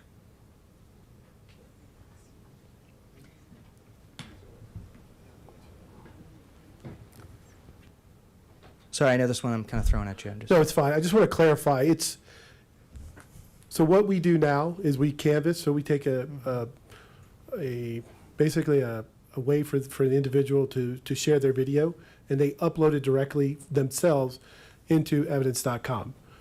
What he's referring to Ring is, instead of us having to go door to door to door, we would say, we're looking for video. If you have a Ring doorbell, would you review your video for this area? So it goes to the resident. It goes to the resident. If you have it, we're requesting that you share it with us for evidentiary purposes. You don't have to provide it to us. So instead of us going door to door to knock and say, hey, we noticed a Ring doorbell, Ring will send that out to the community area we're looking. We still, if we got no responses, we may still canvass the area and ask for it. It's not whether we opt in or opt out. It's really up to the owner of the video whether or not they're willing to share the video with us for evidentiary purposes. It's not as if you opt in and we get all of your Ring doorbell 24/7, 365. Yeah. It is a moment in time that we would request. We would send a link, and then you would upload it or choose on your own to upload it. It is not something where we get all the Ring doorbell cameras across the city into the system. Thank you. I appreciate that clarification. And specifically, the resident opt-in, similar to how the ownership model of the ALPR tech requires us to opt into that kind of sharing. I think it's responsible for us to make sure residents know, LPD isn't going to be going through, your Easter guest list as they come in the door or anything like that. So, okay, with that, I think, we've had this conversation, and I've really appreciated the work of public safety. I do want to go ahead and move this conversation forward. So when we talked in December, I said very publicly that my concern really was with Flock as a vendor and their business practices that have been exposed nationally as a really, frankly, in my opinion, an affront to personal privacy from a corporation like that. I so sincerely appreciate the work that public safety's done to integrate the community concerns that we hear, and I continue to support hearing the public engage with us on this. So there are three specific things, though, that I am still a little concerned about that I want to make sure that we codify in potentially moving forward. And the first is local data control protection, continuation of public transparency reporting, and then a one-year council review of this. And I actually have shared language with the clerk's office with the clerk of a motion that I will make here because I am concerned and want to make sure that we can continue to have reasonable transparency measures in place. So I move that we approve the proposed ALPR system with Axon subject to the following conditions. I'm going to read the whole thing and it's really long.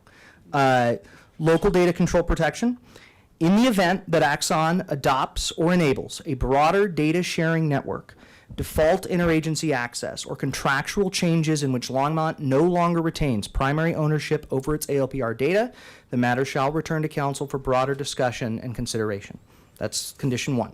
Condition two is that we continue the public transparency reporting, that the city continue maintaining a publicly accessible ALPR portal, or as we are currently doing, updated on a regular basis, including general usage metrics, policy safeguards, and program information. I appreciated hearing tonight that the plan is to include the list of those agencies that we are opting into so our residents can be aware that we are not sharing with federal agencies, et cetera. And then the third, one-year council review. The third condition here is that council conduct a one-year informational review of the ALPR program to evaluate usage, policy compliance, and community feedback in order to inform any council direction. And with that, I would seek a second. Okay. So, I know that's a lot, sorry. It's all there. She's amazing.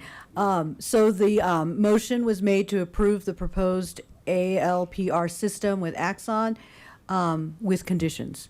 So, as stated, I don't think it's up on the screen. That's why I read the whole thing. Yeah. And so do you need me to read those out loud? They won't show it until it's actually activated. Activated, okay. Yeah, I don't have control over that. Okay. So, and then, Councilmember Marcin made the motion and Mayor Pro Tem seconded the motion.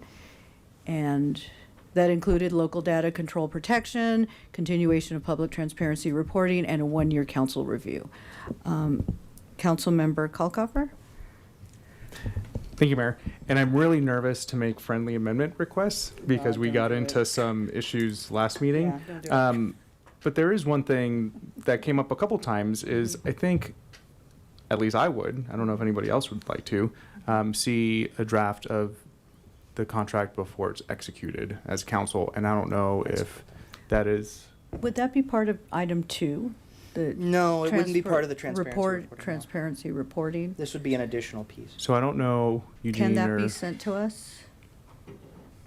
Yeah, it's a question for Legalin, yeah. Yeah.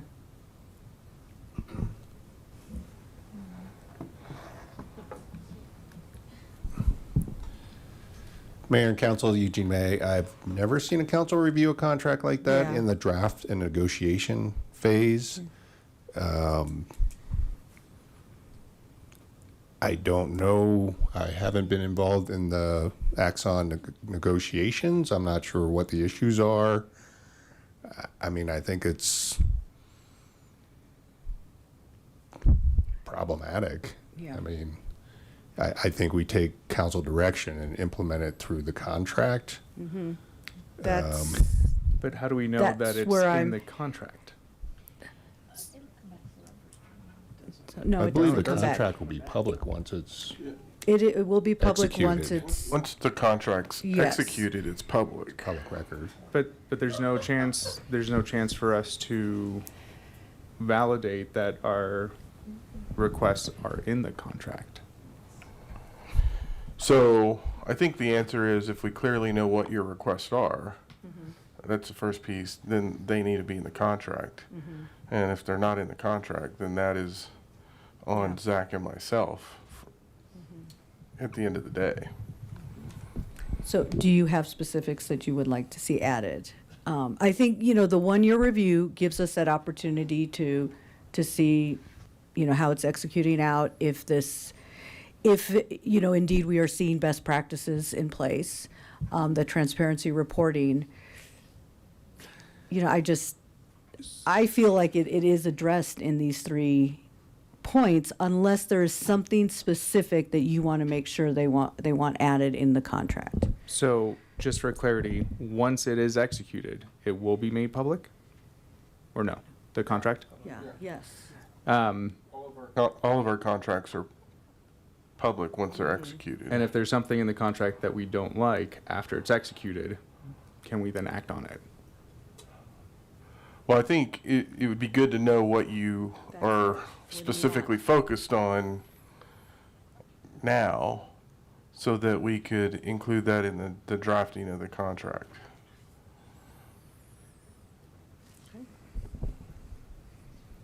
Did you have something you wanted to add now, or before I hand it over? You can hand it over. Okay, Councilmember Prieto. I just have a question on the number 2, the continuation of public transparency reporting. It says that the city continue maintaining a publicly accessible ALPR transparency portal as we are currently doing. Can you speak a little bit to the information that we're currently sharing to the public via this portal?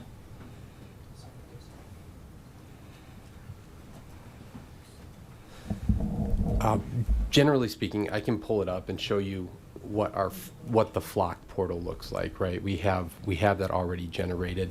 And what I can tell you is that Axon's portal, for the basic information, how many searches we're doing, I think there's hot list hits on there, a total number of vehicles that have been scanned, all that sort of stuff is going to be on there. What we're also going to do above that with our transparency portal is we're going to map out where all the cameras are in the city. We're going to list the other agencies that we're sharing with and have that information included there as well.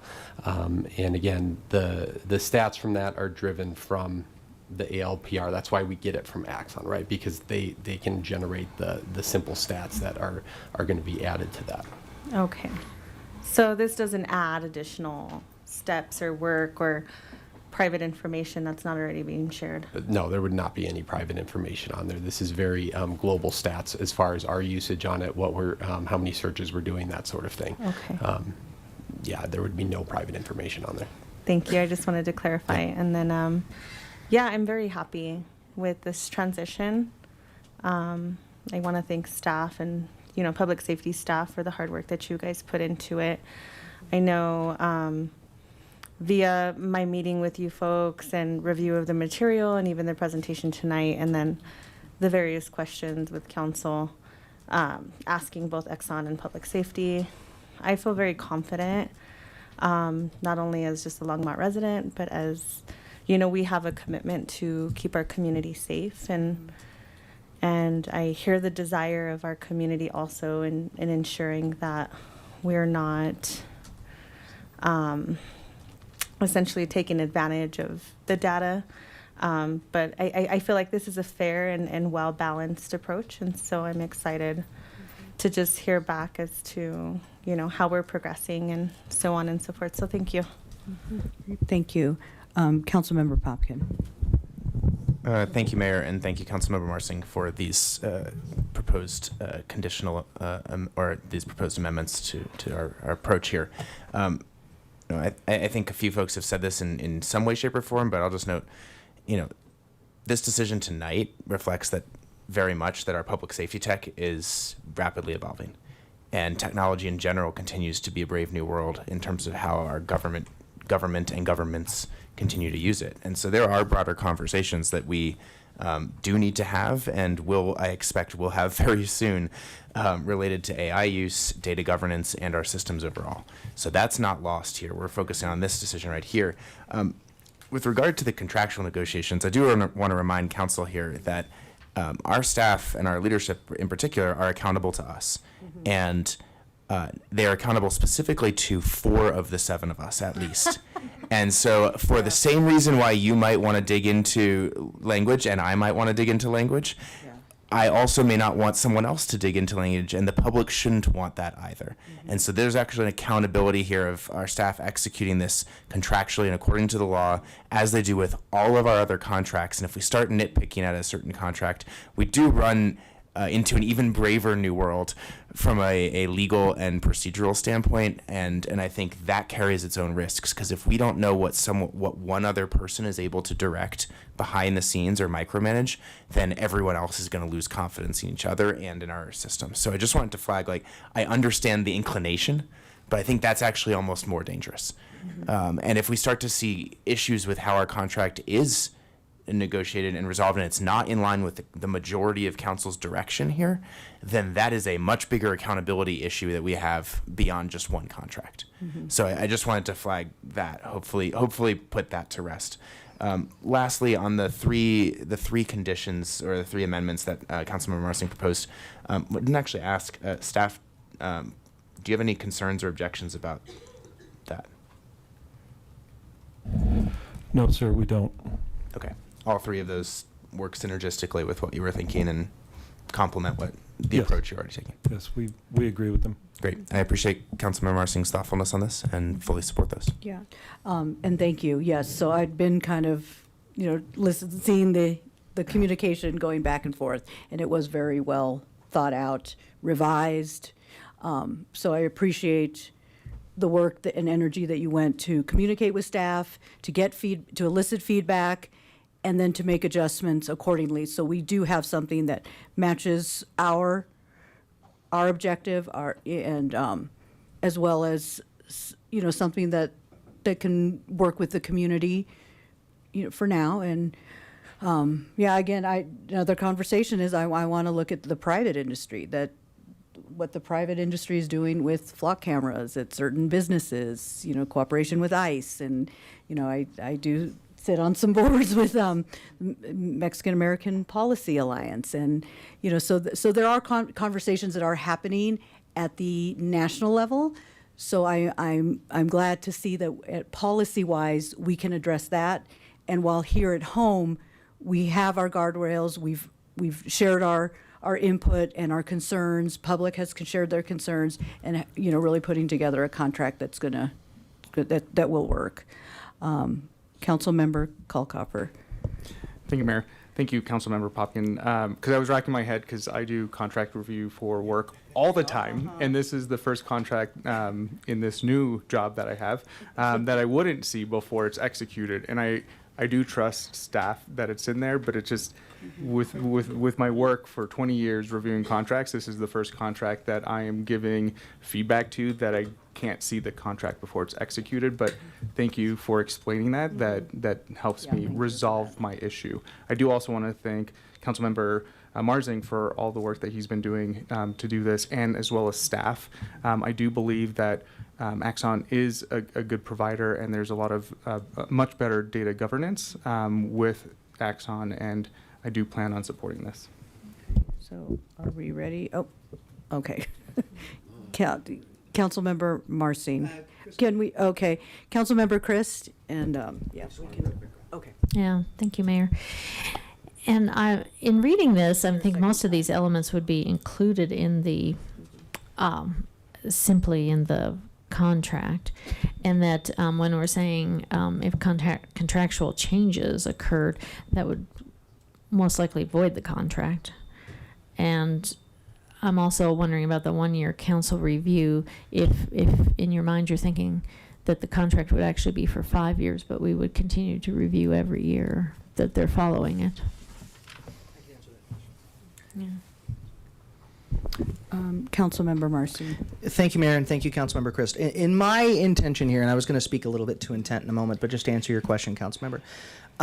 In my mind, the 1-year review piece is exactly that, an informational review and an opportunity for us to reevaluate the transition that's been made and the program overall, to address community concerns that may come up over the course of the next year, any potential, not saying this will happen, but if we somehow find evidence of misuse by by a member of the public safety staff, that who knows what happens the next year, right? That gives us a declared direction that we want to see this a year from now. And I probably agree with you that there are pieces of this that are likely built into what public safety was already planning to do. From my perspective, making a legislative declaration that we as a council intend to see these specific pieces come back makes a substantive change and substantively protects some of the community piece. But I do want to, does that answer your question? Okay. Councilmember Christ, you've spoken twice already. I just was going to ask. So can we, well, can we, let's go ahead and wrap up and vote on this. Okay. Thank you, Mayor. 30 seconds. God, wait, have you spoken? You've spoken Well, twice. I answered your question. Okay. How You long should- will the contract? Okay, yeah, go ahead. Let's go ahead and vote, please. And then at council comments, you can make your final statement. Thank you. We've got to move on. So let's go ahead and vote. It's 5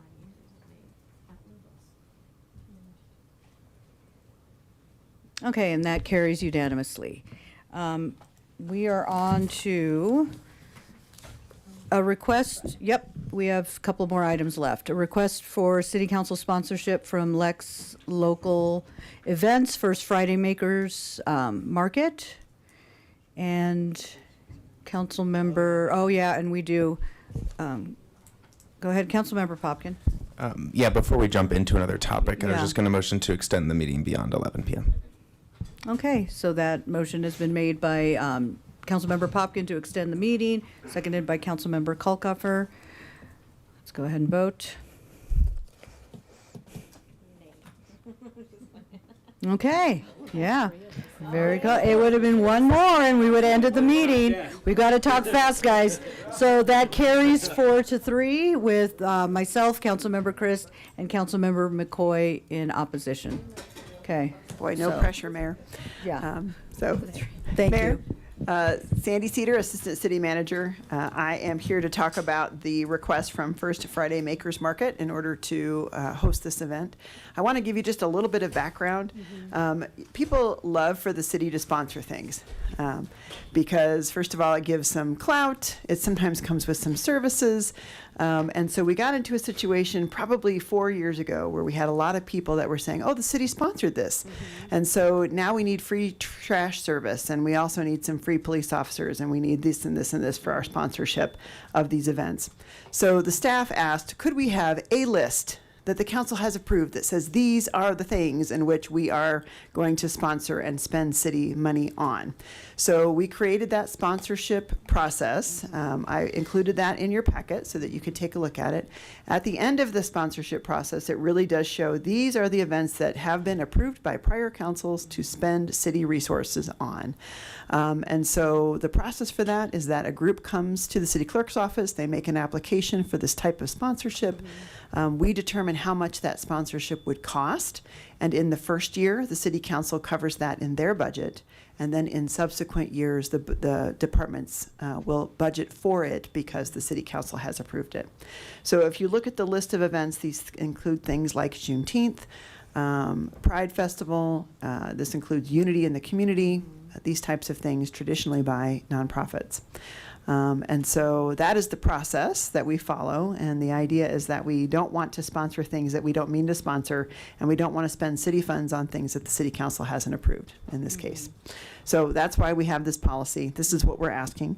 And the request, as I think you heard from the requester, was to sponsor the First Friday Makers Market. This is a repeating event, so this goes through the summer. And so they have asked for traffic control, trash service, and recycling service, public safety staff, and marketing assistants. So when our staff took a look at what that might cost, it ended up being between $21,000 and $27,000 annually, which in this first year would come out of council contingency. And so then in future years, we would budget for that in different groups. The Nepali Jatra event, that's the other one that's in the list. Yeah. And you can see the list of the events. This includes things like the intergovernmental agreement with the DDA, those events, that kind of thing. And so that is the request to you. It is solely at the discretion of the city council. And if you'd like to hear anything from the event planner, she's right behind me. So I hope that helps. Thank you. Do we have any comments or questions from council? Okay. Councilmember Christ. Thank you, Mayor. And thank you, Ms. Cedar, for putting this together. That's a very comprehensive list. I'm just going to make a comment to begin with, and that is, first of all, I think that requests for contingency funds should be initiated by council rather than asks coming from the public for our contingency funds. So, as a policy, that's how I think we should look at it.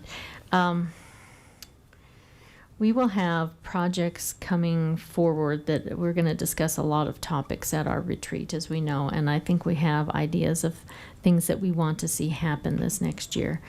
I also want to point out that we're waiting for the audit to go through and for the books to be closed before some of that money is transferred into our pockets. And just as another policy is, I don't think we should spend it before we actually have it blessed and sent into our pocket. So I'm not in favor of spending contingency funds on this type of project, but I do have some maybe constructive suggestions, and I'm looking at the list and wondering if LDDA sponsors Art Walk, and this is in the same general area, why is LDDA not interested in sponsoring this, or have you asked LDDA? Yeah. Hi, thank you. The LDDA actually has agreed to sponsor this event. Unfortunately, it took us a little bit longer to secure our location this year and file for our use of public property permits, and so their funding for sponsorship was rather limited. So we've asked for the city to help us. Specifically, traffic control is one of our largest expenditures that we're looking for assistance with. Mm-hmm. Okay. So thank you for pursuing that. I'm wondering, I know this is not your first year doing it, that you've had kind of a building experience where each year it's getting a little bit bigger and a little bit bigger, and you want to keep the prices low to your booth participants. But I'm wondering if maybe you would be building again, and those additional interested parties would make up some of this difference. Absolutely. So we have increased our booth fees actually quite a bit from our prior year to accommodate for covering some of these fees for this year. And at this time, the projected growth we're looking for and planning on seeing this year from our partnerships with the LDDA, as well as other businesses in the downtown area that are in support of this event, and we'll be also offering activations within their business to help draw traffic. I'm expecting that we'll grow outside of that, and so I'm hoping to have the city help us to be able to keep this event going so that we don't hit a place in a couple of months where maybe we've outgrown our budget, I suppose. It's just the simplest way to say that. Yeah, and without suddenly raising the fees on vendors that have committed to year-long booths or. yeah, and I'm not saying raise the fees on individual booths, but maybe expand the number of booths so that you're, multiplying. I could expand the number of booths that would increase the expenditures. We would have to close. Right now, we're closing 4th Avenue between Main Street and Kaufman Street. So I actually am not going across any major intersections in an effort to kind of keep the footprint small, to push people back onto Main Street once they're finished hanging out at the event. And then also an effort to keep the costs down for things like traffic control and those closures. So you've maxed out your space. For this year, this is our growth into this street closure on 4th Avenue, and we've increased up to 25 vendors that are local makers or small businesses. We also have room for live music or performers. We have 1 local food truck and then 1 to 2 local alcohol vendors that will provide services from 5 to 8 throughout the market. Ideally, if we could secure some sponsorship, I would love to expand to closing a second block down for this market, but at the current time, this is our plan. Okay. Okay. Thank you. Absolutely, thank you. Okay. Councilmember Marcy. Thank you, Mayor, and thank you so much for the time and the energy that you put into it. I had not heard about the First Friday Makers Market, frankly, until I was reminded of the First Friday Makers Market is what I meant, because I did go down once last year. But I think you've kind of run into a tricky problem that we have, which is, from my perspective, where I'm sitting, we just don't have it. I agree with Councilmember Christ's point generally about council contingency dollars around not spending it until we have it, until the audit's been blessed, and I think the timing is tricky. I really appreciate it. So I guess my question is, will First Fridays not happen if this funding is not approved? If you don't get this funding, will you be able to still run the Makers Market this year, even potentially in a reduced capacity that you maybe would not want to be in? It is, to be quite frank, it's possible that we would need to stop mid-year. If we see the growth that I'm expecting to see, then we will need to bring in security and other things that we're not currently budgeted for. And we will have to raise the fees to, you guys have seen, she talked about Unity in the community, the festivals at Roosevelt. A lot of the makers and vendors and small businesses that I cater to, they can't afford to do those types of festivals. Their businesses are small, they're trying to get them going, and that's kind of what this market was designed to assist them with. It was to provide a space for them and those people that might need that little bit of extra help. And so that is kind of what we're asking the city for, is that little bit of extra help so that we can help them grow. And so maybe one day they can do those types of markets, but it is intended to keep it accessible and, affordable for everybody and free to the public. I appreciate that. Thank you. Yes, thank you. Mayor Pro Tem. Thank you, Mayor. This is a question for Sandy. Sandy, remind us again, how much are we spending for fireworks again this year?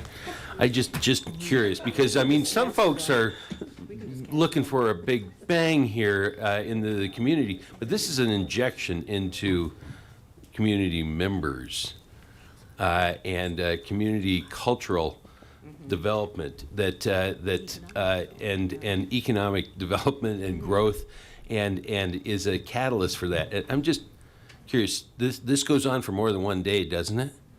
Oh, it does. Oh, that's interesting. But fireworks would be how many days? 12 minutes. Gotcha. Okay. I'm just making sure I understand these things, because sometimes these things are lost on folks, and I'm just kind of concerned that we say yes to that, but no to this.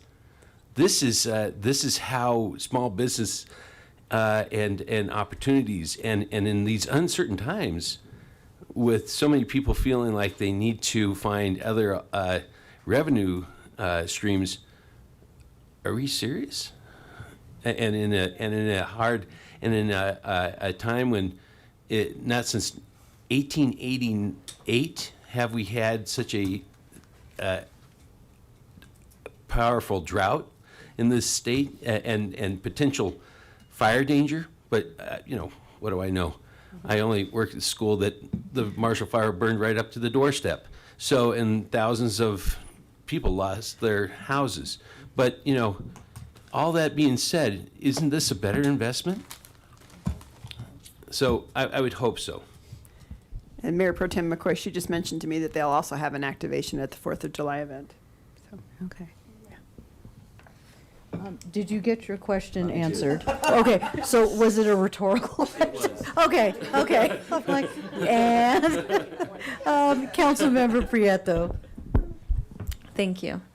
So I definitely support what you're doing. I think, like you said, there's a lot of small businesses that can't afford to be in certain spaces. And so my mind back here was automatically thinking, well, how do we get them the sponsorships and scholarships that they need so that they can participate at your booth and also at other booths? And so definitely some things for council to think about moving forward is how do we really cultivate those spaces? It sounds like, based off of what Sandy was saying, just kind of related to how this funding works, it's usually for one-off events and not ongoing events. So I think that's kind of where we're getting tied up here. I think if you came to us today and said, I have this event, this is the shortfall, can you support it? I think we would all be apt to support that. But because it's continuous, then it kind of starts adding to that amount, which is not what we commonly see here with events, which is awesome, right? Because you're like, how do we keep these businesses alive? How do we get the word out? How do we let our public know that these vendors exist and that their products are awesome? And so I think that's something for council to think about in the future. I'm sorry that like the permitting process, I would like to know a little bit more. Like, was it a city thing, or, you know, like how did that delay happen? Maybe we can improve that as well in the future. But it is a pretty big ask. And to, I felt his eye over here, to Mr. McCoy's point, we did approve a significant amount for the 4th of July, but we didn't anticipate that you would be here today as well. So had we known, I think we definitely would also be considering that larger amount more so. I'm wondering if there is an amount, or if you could come back to council with, I usually do this with like my participants that I work with, especially when it comes to dental expenses. I'm like, okay, well, we can't get the $15,000 dental work done, but can you talk to the doctor and see what's the most immediate and urgent need?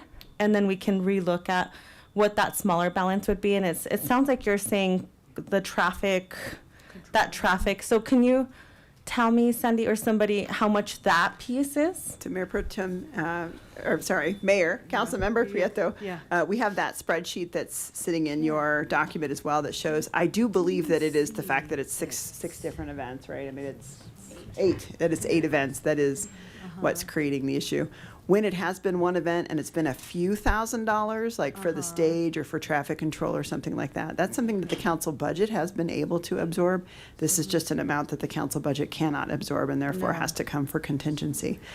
So I think you all have good points. This is the first time that we've had one that's a recurring event. It's the first time that's been one that's this large, but I think there's room for discussion. So if you want to take a look at that, it sounded to me like traffic control, but I'll let her answer what the most important need is. 14,000. Yeah, 14,000 and or 15,000, so, yes. Because currently, our 2026 council contingency is at 15,000. We have a carryover contingency, but that hasn't been populated into our accounts yet. Understood. So that's, Absolutely understood. so As right a now, we're business trying owner, to I view it understand. as, we have 15,000. Absolutely. But yes, to Councilwoman Prieto's point, the traffic control is one of the largest pieces at this moment. Until we do exceed a capacity of, I think it's 250 at a single moment.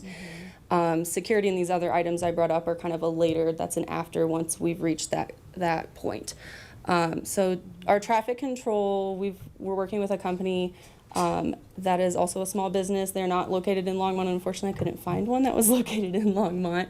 But I did speak with Loveland Barricade, and we actually settled with a woman-owned small business just in Denver here.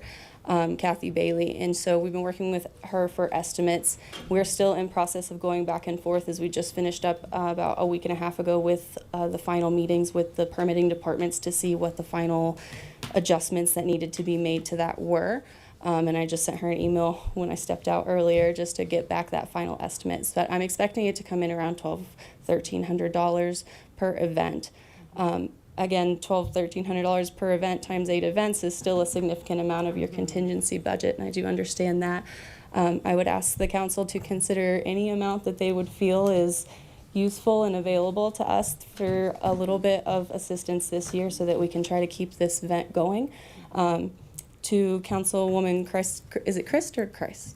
Chris' comment earlier about the LDDA. Some of you may know that they are purchased or have purchased the 6th and Main plot of land and are planning to renovate that to host events very similar to this one. And we've been in talks, and once that is renovated, our plan is to move to that location, which would significantly decrease our costs in future years for things like traffic controls, street closures, permitting, etc. So really, we're just looking for a helping hand to get through this next year so that we can keep this event going and, you know, nurturing our downtown community as well as the local businesses that are scattered throughout the city. Okay. Councilmember Popkin? Oh, wait, what? Just laugh at it. Oh. Sorry, this tea's Yes. hot. Councilmember McCoy, Mayor Pro Tem McCoy took most of the words out of my mouth on this one, and I think we never will know what will come, and that's why you have a contingency fund, and that's why you don't, in theory, spend it mostly in one place for 12 minutes. That's something that we'll reconcile with or reckon with over our council retreat this week, I'm sure. But it's these types of things that I hope this council starts to get in the habit of thinking through and teasing out, because it is always going to be an opportunity cost. It is always going to be a trade-off. I really like the intent and spirit of what you're trying to do here. I appreciate all the efforts and creative ways you're trying to go about this. Sandy, I have a question for you, which we talked about via email slightly. How typical is it that the city sponsors events run or co-sponsors events run by private event companies? To date, the council has not approved any private company grants for the sponsorships for this. But it is the council's prerogative completely. Sure. Okay. Well, I appreciate that. I appreciate what you're trying to do, and I appreciate the discourse on council. Cheers. Okay. No.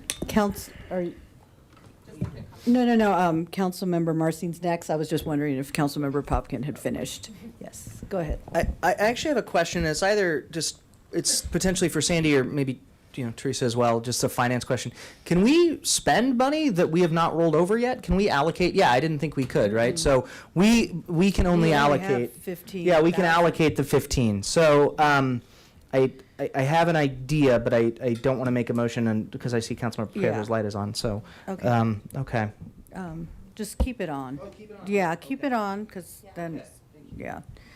Be cool. Councilmember Prieto. Just a comment for those who are talking about our, 12-minute fireworks show. You guys are going to be inside, not watching the fireworks, right? Since you're complaining about it. So just saying. That's all I wanted to say, Mayor. Okay. And I'm going to drive by your houses to see if you're all inside. Don't be watching them. I'll be looking for you at the marketplace at the 4th of July. Councilmember Christ. Thank you, Mayor. So this activity actually starts in April and goes all the way through November, so almost 7 months. That's correct. How would it be if we just took the first 4 months or first 3 months and said $7,000 to help you with the traffic? Because it'd be quite a bit different after August. Yes. Yeah. Would that be acceptable? Absolutely. Okay. Were you going to make a motion? Okay, Okay. so, Then I move that we, I don't want to say Allocate. award, but. Allocate, or- Allocate. yeah. $7,000 to the Lex Suter First Friday project.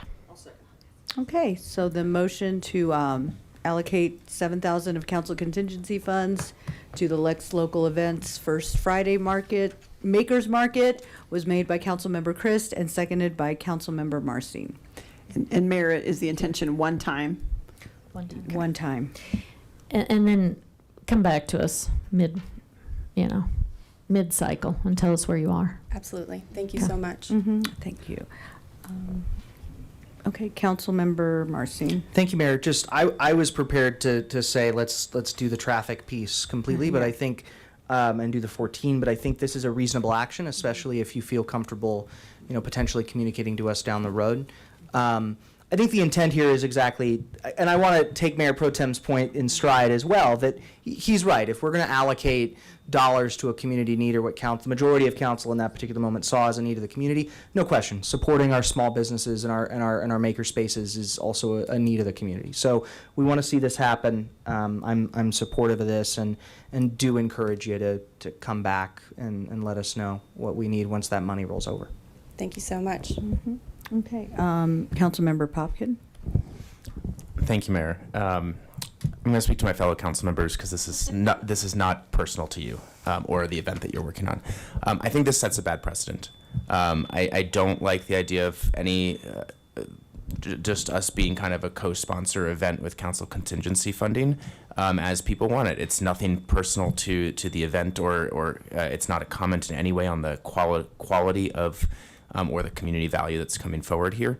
I worry that if we do this, what's to stop the next 5 event companies from wanting to do something that's meaningful for our community and wanting $7,000 as well?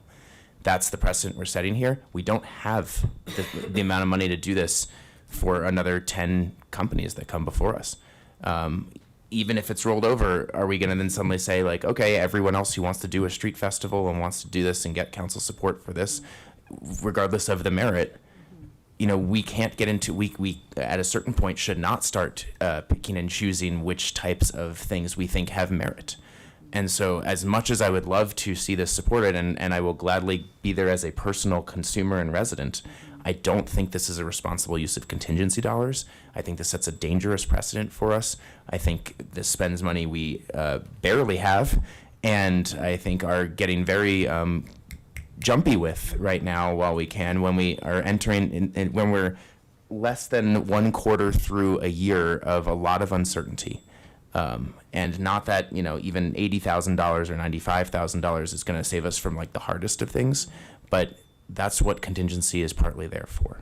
I will not be supporting this. It is nothing personal. It is not a comment on the credibility of the event or the work that you're doing. I appreciate you coming and staying this whole meeting. I hope you learned something on the money topics that we covered, but I think this sets a bad precedent. I will not be supporting this. Okay, Mayor Pro Tem. Thank you, Mayor.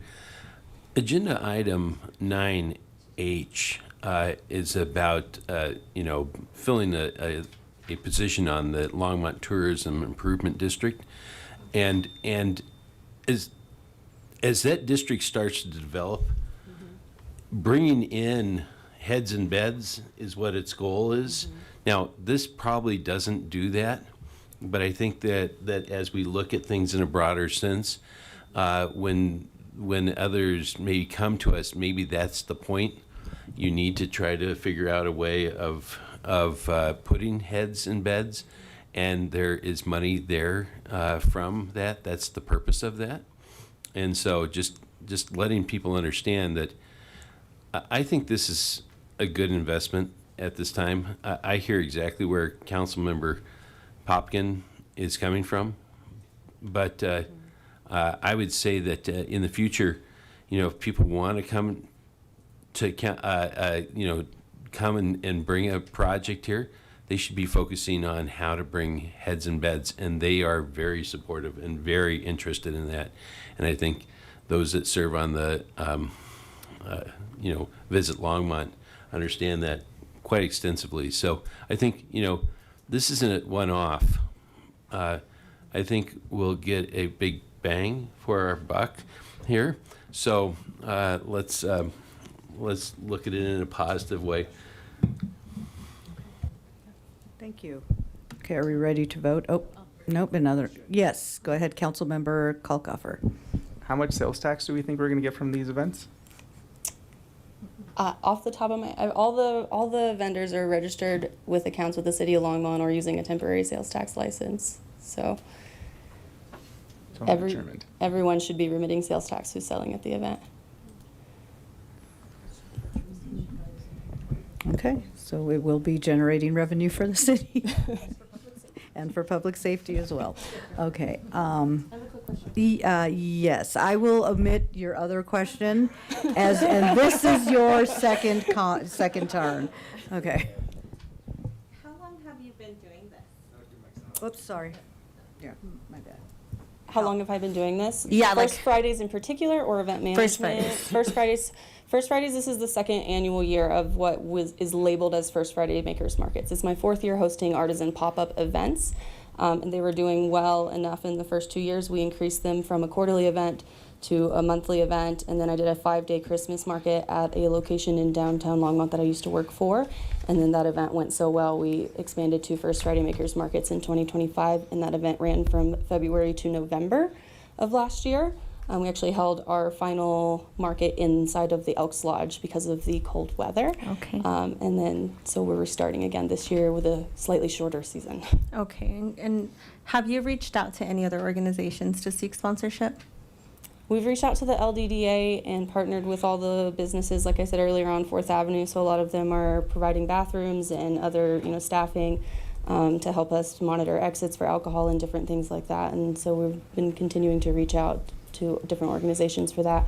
We reached out to, organizations like Longmont Humane Society as well. But the event being a more creative and maker small business space, it's not a good fit always for the types of people that give sponsorship for this.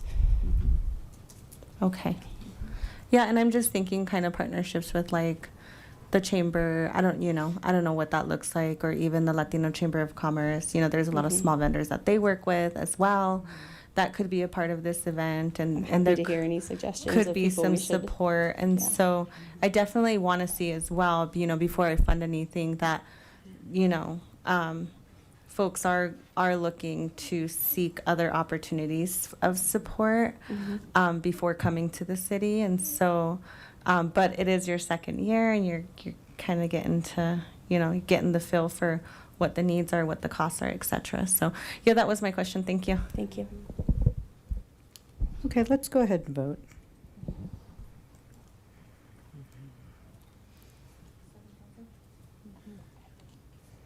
Okay.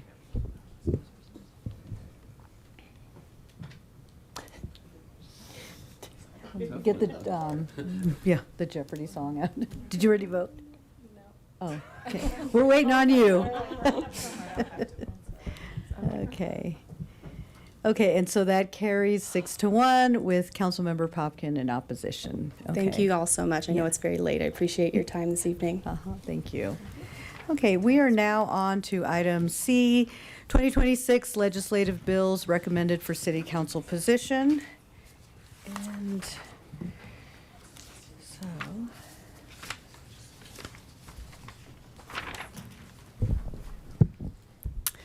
Mayor, members of council, Sandy Cedar, you have 2 bills today. The first one is about housing. Let's see here. So, House Bill 26-1206 concerning improved funding to support development. So this one is an opportunity to be able to levy taxes locally to be able to support housing projects. It's opt-in. It would require voter approval. It is permissive to be able to assist. So obviously, housing is a priority to the city council. If you did choose that you want to do some sort of a ballot issue, this would give you that ability and assist housing authorities in that as well. So it's an option. It's not something that you have to do, and it's not something that is an unfunded mandate. And so staff recommends that you support House Bill 26-1206. okay, if it's not an unfunded mandate, I support it. Just wait till the next one. Okay. Okay.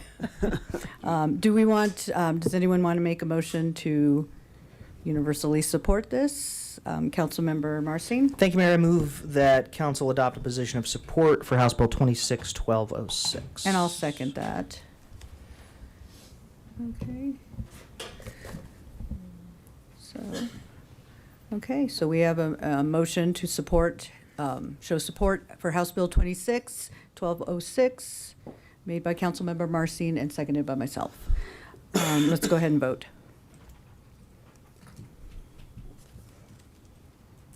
Okay, and that carries 6-1 with Councilmember Christ in opposition.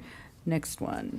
House Bill 26-1318, concerning traffic safety near schools. This one's kind of tough because I think we're all concerned with traffic safety near schools, but this particular bill kind of changes the way that we sign these areas. It would change the markings around school districts and areas. This does create an unfunded mandate for the city.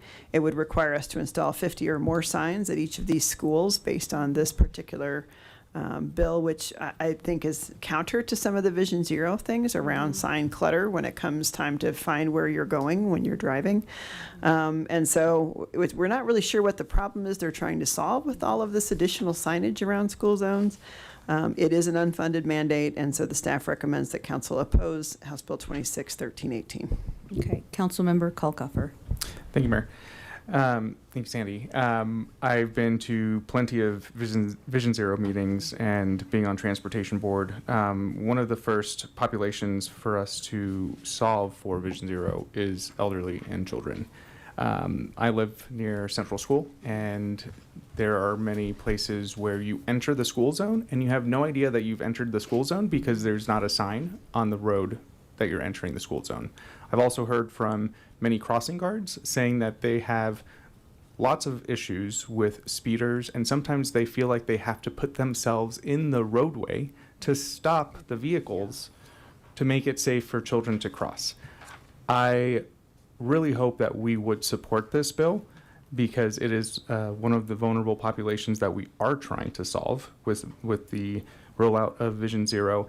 And I live near a school, and there are many missing signs in that area. So I think there is a need for us to have additional signs. So I want us to support this. And Councilmember Kalkofer, I would say mention that to us. Like, let's put in some service requests for those areas in which you find that to be the case, because we don't always know. You know, I always kind of tease. You know why the city doesn't fix the speed bumps is because nobody, the potholes is because nobody told us there was one. So please let us know those pieces, regardless of how you vote on this bill. And those are, and so I've been able to see action being done by the city over by Longmont Estates and on Mountain View through communication. So I think that with this particular bill, the state is vast, and there's different. You have your rural, you have your mountain, and all communities are so different. Is this something that is better suited for local change? That's where I was kind of wondering. So I don't know if there's opportunity to work with legislators to amend this bill. But again, I am gravely worried about the, looking at our financial and staffing impacts by doing something like this. And we're already moving forward with Vision Zero. So, what would it pull? We'd still put our safety issues and concerns with near schools and the elderly, but I don't know if this is something that's going to complement it or work in contradiction to it. So I do have concerns around that.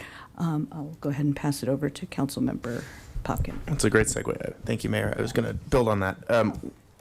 My understanding of the bill, and Cindy, correct me if I'm wrong, is that this is changing the school zone from the state level. Correct. And so as a result of that, we then have to make these changes. Correct. Not because it's most necessary there or it's the most appropriate transportation solution, because that's what the state is mandating.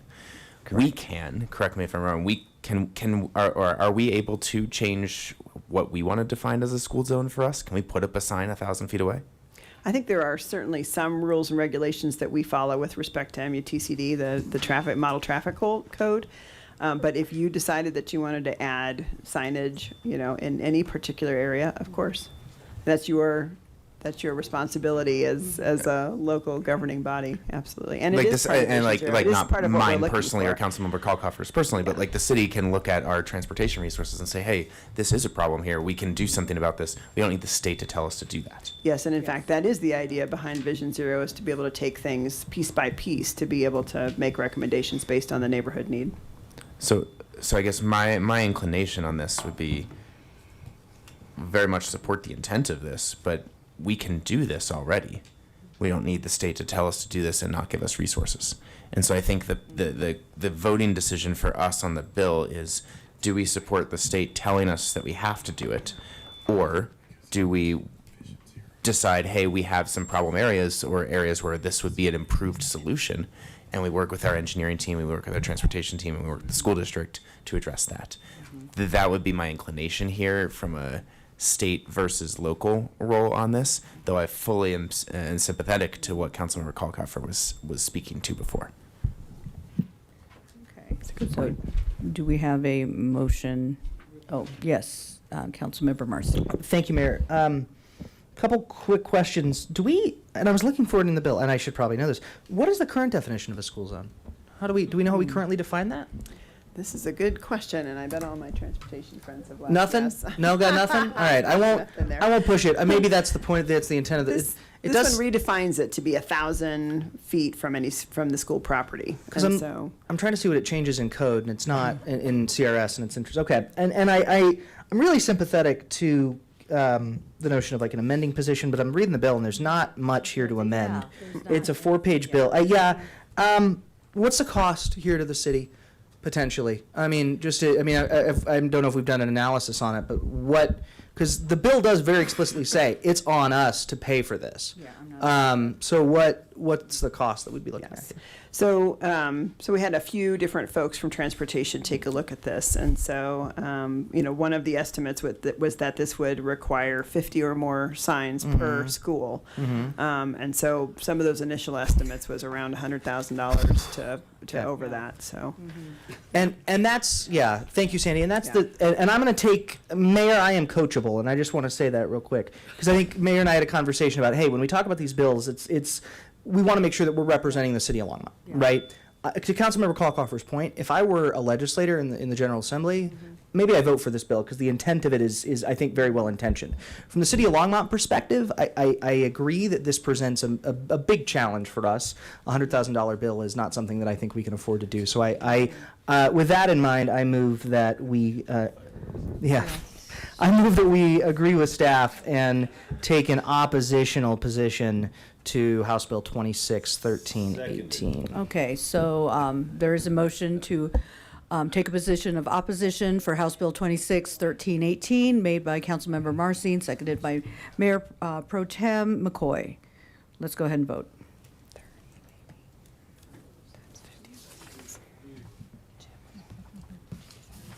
Okay, and that carries unanimously. We are now at final call, public invited to be heard. Does anybody in the public want to speak? Oh, you really do. Okay. You're going there. I saw that hand first, then I saw the, I saw the plaid, then blue, and then I saw a hand up over here. I don't know who it was. So, and then there, oh my gosh, okay. Okay, line them up. All right. My name is Charlie Schilling. I live at 224 Francis Street. Good evening, Mayor and Council. I have to say first, it's always great hanging out with you, but I won't be late to sign up for First Invited to be heard again. I'm here to ask for a clear policy direction from you to your planning department and planning and zoning commission. Direction I hope you'll take up during your upcoming retreat this weekend.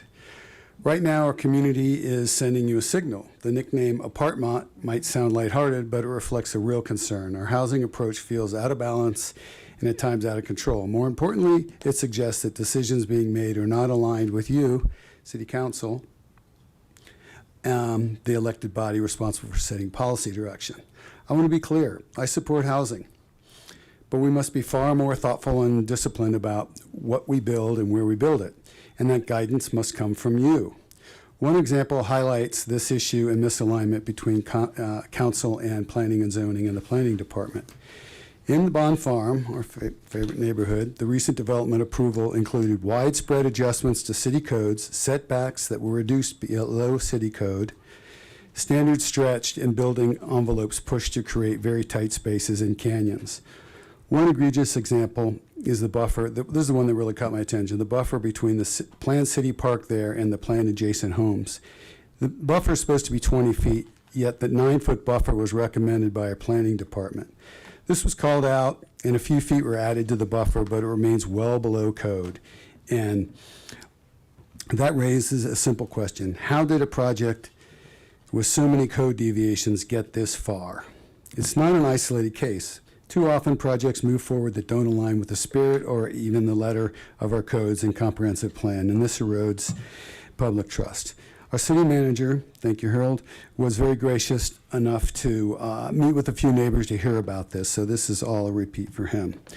I understand, but I thought we should bring it to you. I understand you don't review every development, but you do set policy. Clear direction is needed so staff and P&Z operate in alignment with your expectations and with the people who elected you. Residents are not opposed to housing. They're asking for the right housing in the right places. We saw this in the last election. Voters rejected a free-for-all approach to trash and zoning and supported thoughtful growth like the kind of growth that you all ran on. Growth that respects existing neighborhoods while planning for the future. We need to wait. You don't need to wait for a new comprehensive plan. You have the authority today to set clear expectations. We need to direct higher density housing to appropriate areas, walkable to existing transit, shopping, and services. Oh, man, like you're doing now. So thank you very much. I appreciate your consideration this weekend. Thank you. Okay, and then I had plaid shirt in the back, and then, yeah. So blue plaid shirt, then blue striped, and then red plaid. And then back there. Thank you, Council. My name is Andrew Palmer. I'm here as part of DFLOC Longmont. I would first like to say thank you for getting rid of Flock, but I think what happened just now, if I'm not mistaken, was that Axon was approved as the alternative, and that city staff will go ahead with the caveats that Jake Marsing put forward. You gave us no chance to rebut. We had talked to most of you in one-on-ones. I'm disappointed that there are no guidelines, that the ACLU bill didn't come into your consideration when you talked about this. The police gave you really not much of a case, at least in public, as to why they need this technology. I would have appreciated if you had waited at least one session for us to be able to rebut Axon and the police's situation and their speech today. And I'm disappointed in that. I hope there'll be further steps to further limit mass surveillance in Longmont. Thank you. Thank you.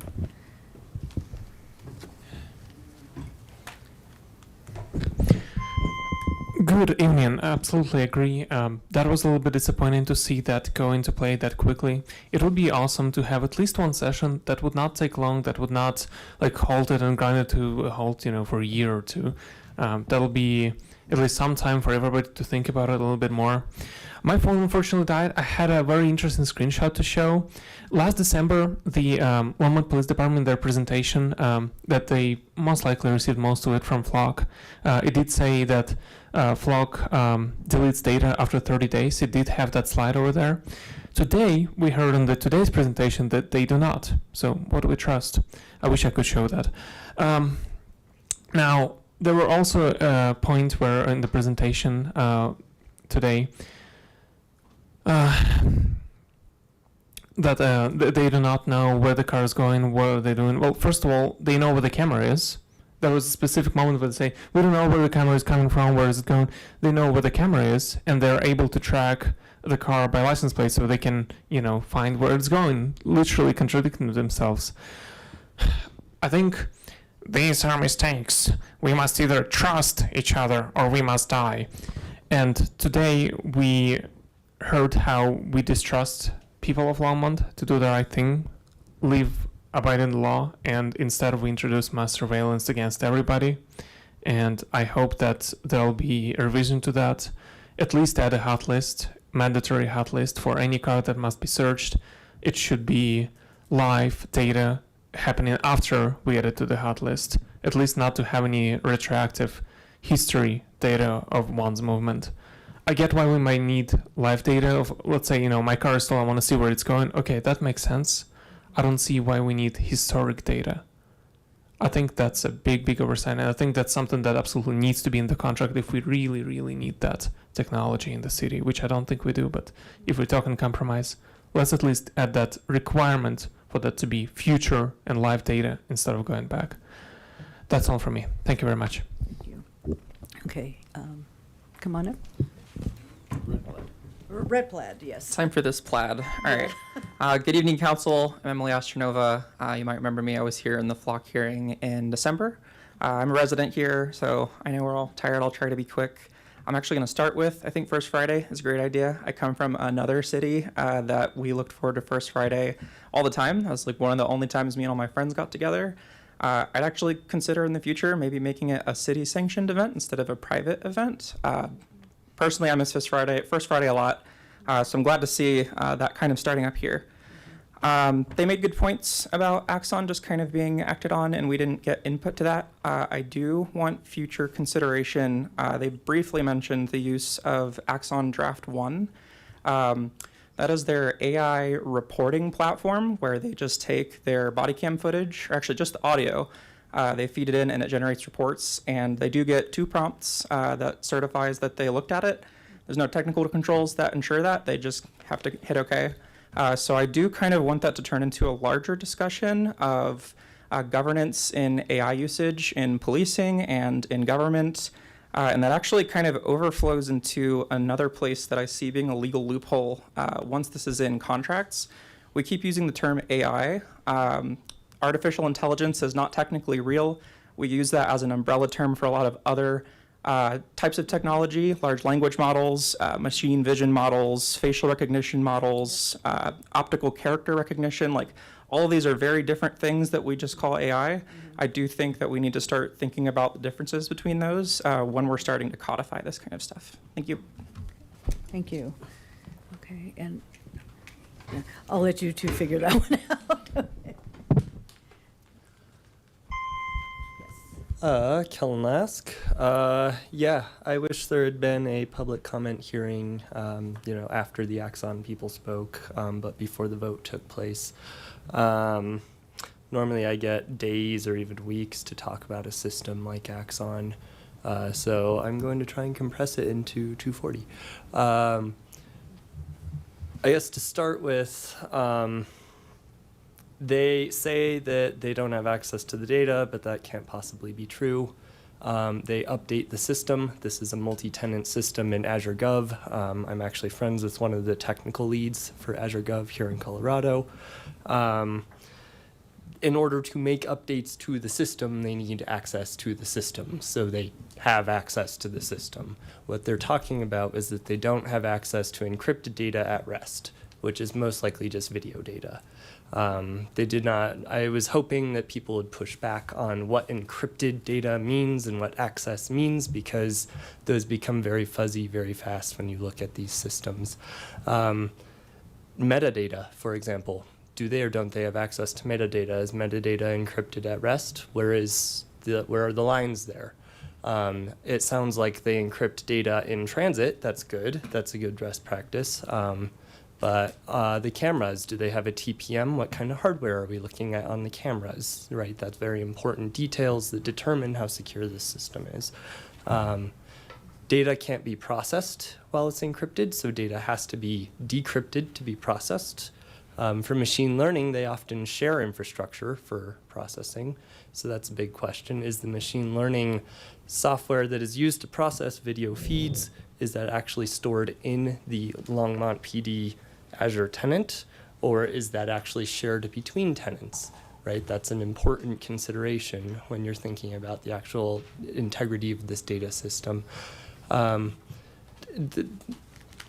There's so many things about their, like, is the Azure front door configured correctly? Are they using like a Kubernetes cluster? Or are they using like functions as a service, Azure functions? Like the shape of the system determines a lot about the security, and we don't know that. Nobody asked about that. As well, just quickly to respond to some of the things that the police were saying, they more or less said that the system is not abused because that's against the rules. They only mentioned 3 controls to ensure that the system is not abused. That's an annual review. I doubt they're reviewing the thousands, tens of thousands, hundreds of thousands, who knows how many requests, right? Once a year they sit there and look at each of them, right? No. And then 2 check boxes, like, right? Thanks. Thank you. So, yeah. Okay, go ahead.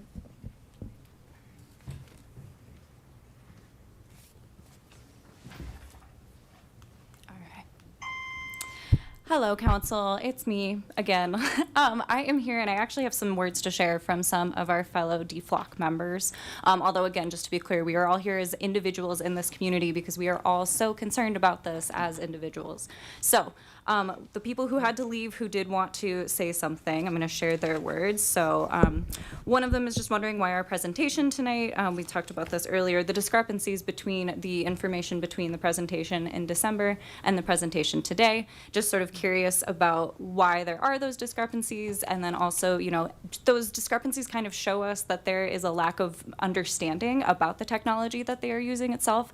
So just kind of asking, you know, like, did they just find out that this was bad, or did they have this information before they made the decision? Because that kind of makes a big difference in my eyes. And also, it sounds like if Axon is such a great company to work with everything, why did we ever consider Flock? So that's just my other question with that.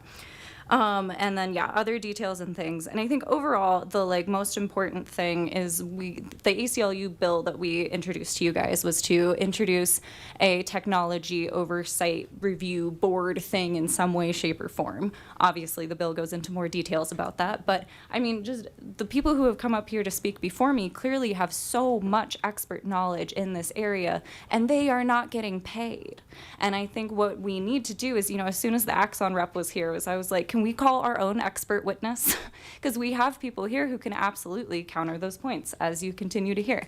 So I just want to stress how important it is for us to create a tech oversight board so that we can have you guys know what you're doing. Like, you know, I want you guys to be making informed decisions. Clearly, there's so much nuance about AI.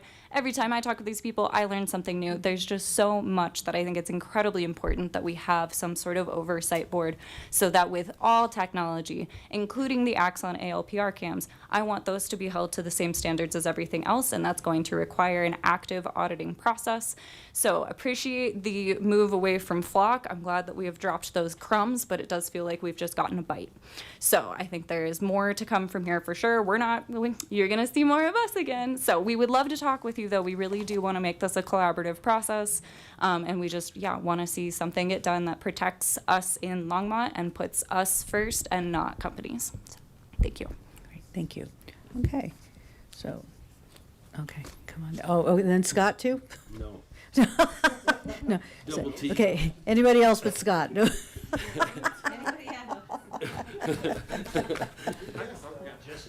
Okay. Okay, go ahead. Mayor and council, my name's Lance Whitaker. You know all the stories. Yes.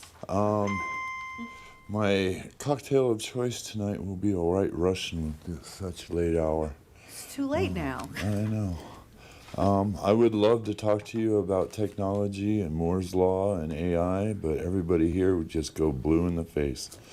So on short, I will remind everybody that AI not only hallucinates, but it lies like you wouldn't believe. So keep that in mind when you think about technology. Mm-hmm. Thank you. Mm-hmm. Great, thank you. Okay, so we are now on to, come on down, Scott. Okay, okay. Didn't mean to scare you. Any comments from council? Oh my, okay. Oh, come on. Councilmember Kalkofer, I do. Thank you, Mayor. So- It is our right to be able to speak at the end of the meeting. Just Yes, wanted to bring that up. it is. So we are talking about boards on on Friday and Saturday. When we're talking about Axon and the contract, that doesn't really have anything to do with the boards. It is my intent to bring up boards that we want to look at removing potentially, and maybe bringing on. So that's something that I'm going to be bringing Friday and Saturday. I do want to take this moment to recognize some outstanding work from city staff. So I'm going to end on a good note, kind of. Sunday during swim lessons, my 6-year-old daughter had a sudden medical situation, and it was a very scary moment for my daughter, my wife, and I, and also my son. But we were met with calm, compassionate, and very professional care. Our lifeguard, Aubrey, at the rec center staff, responded immediately when things escalated. Firehouse 6 and EMS stepped in seamlessly, and every single person showed incredible skill, coordination, and kindness. Then, yesterday, we received a follow-up checkup to see how she was doing, which speaks to the level of care that our staff brings to their work. Both as a city council member and a resident, I am so proud of and thank everybody involved in a situation that was very challenging for my family. Everybody in the staff that we've encountered was truly amazing. So please send my thanks. Nice. Councilmember Popkin. Thank you, Mayor. Glad everything is all right with your family there, Councilmember Kalkoffer. I just want to note two things. One, thank you again for everyone who stayed all the way through and for your comments here. I understand where your frustrations might lie with some of the process of this. More than happy to talk on the side about that if that's appreciated. I did want to note, I didn't want to bring this up during the specific discussion, but as one of the things that I took away actually from our time, or my time in DC last week at the National League of Cities, was an already percolated idea, but it really became, I went to multiple public safety and technology sessions on what other cities are doing. And one of the things was actually an advisory board of some structure on technology, data systems, artificial intelligence. So that's, I'll just plant a seed here for us to think about at our retreat this weekend. I do intend to bring that up very intentionally. And I just wanted to share that tonight since some of you are already here. And I do intend for this to be broader than just public safety and technology. I think there's a lot of factors when we're thinking, in fact, multi-factor, when we're thinking about technology here. So that is the intention of where I think I want to take this, and I hope that there'll be support from my fellow council members, but I appreciate you all sticking through. I want to end on that note. And the last thing, we took a position at the beginning of March on a state on House Bill 261268, which, if you haven't memorized all of the state bills, that was on renewable energy, setting renewable energy on brownfields and closed landfills. That bill I testified on that bill the day after we took a position on that, along with the city of Greeley and Adams County, all favorable, and that bill passed the House Energy and Environment Committee unanimously. So just wanted to provide an update. Great, thank you. Councilmember Marcin. Thank you, Mayor. I really just wanted to take a second to thank kind of the community through this process and to echo some of the thoughts of my fellow council members regarding how we deal with emerging technologies and the need for us to take advantage of the expertise that we have heard. And I want to be very clear that through this process, I have been impressed, not just impressed, frankly amazed by the amount of expertise that exists in our community. We need to take advantage of it. And if that conversation comes up in the retreat and in the potential of a future board, I fully support moving forward in that direction. So I did just want to say briefly kind of what I had planned to say at the end of the conversation around Axon. I have struggled with this, as I think the community knows, for months, because up here there exists this weird convergence between legislative prerogative and executive branch implementation. And we as council have not just a duty to the public, but a duty to our staff to make sure that we can collaborate and find that mesh point where these things work together. That is a hard thing for me to learn, and I think it's a hard adjustment that I'm having to make in my own mind about how you can do that. I have deep-seated concerns, as I think most of the community does, about the existence of ALPR tech generally. I wish we lived in a world where that was not. I wish that was the world that we did not live in. Unfortunately, the reality is that, as we have talked about, the technology is advancing rapidly, and we are trying to do, I think, earnestly, and I appreciate my council teammates thinking through this, to grab a hold of this thing as best as we possibly can and apply the kinds of review, oversight, and implementation techniques that are going to get us the best possible outcome in what is certainly not the best of all possible worlds in this space. So I appreciate everybody's thoughts and work on this, and I especially appreciate the expertise of the community trying to come together and come to a solution on this. I know that there are folks in this room that are disappointed. I completely understand that. I also know the conversation is not over, and as we try to grapple with this, I hope that the community continues to come back to us to help us figure this out together. Thank you. Thank you. Councilmember Christ. Well, thank you, Mayor. And I would just want to thank everyone for coming out today, for having a full chamber. It went very well. Everybody was very organized and intelligent and brought a lot of great information to the council. So that's always appreciated and helps us ask better questions and consider our alternatives more fully. I also want to acknowledge staff who very quickly asked some clarifying questions and are already thinking they might have some ideas for where our garden can move. So I'm very impressed with that. And then I just want to remind the rest of council that when we vote, even if we're on the non-winning side or the minority, as we vote as a council, it becomes a council decision. So the fireworks are happening.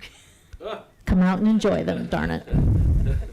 Oh my, okay, thank you. Yeah, so, and I do, yes, thank you very much to staff, and I want to hurry up and end this meeting, so thank you for not jumping in again, because they all have to be here tomorrow morning. Do we have city manager remarks? No comments, Mayor, Council. Okay, city attorney. No comments, Mayor. Okay, can I have a motion to adjourn? So moved. Okay, motion has been made by Mayor Pro Tem. Councilmember Prieto seconded. All those in favor? Aye. Okay, we are adjourned.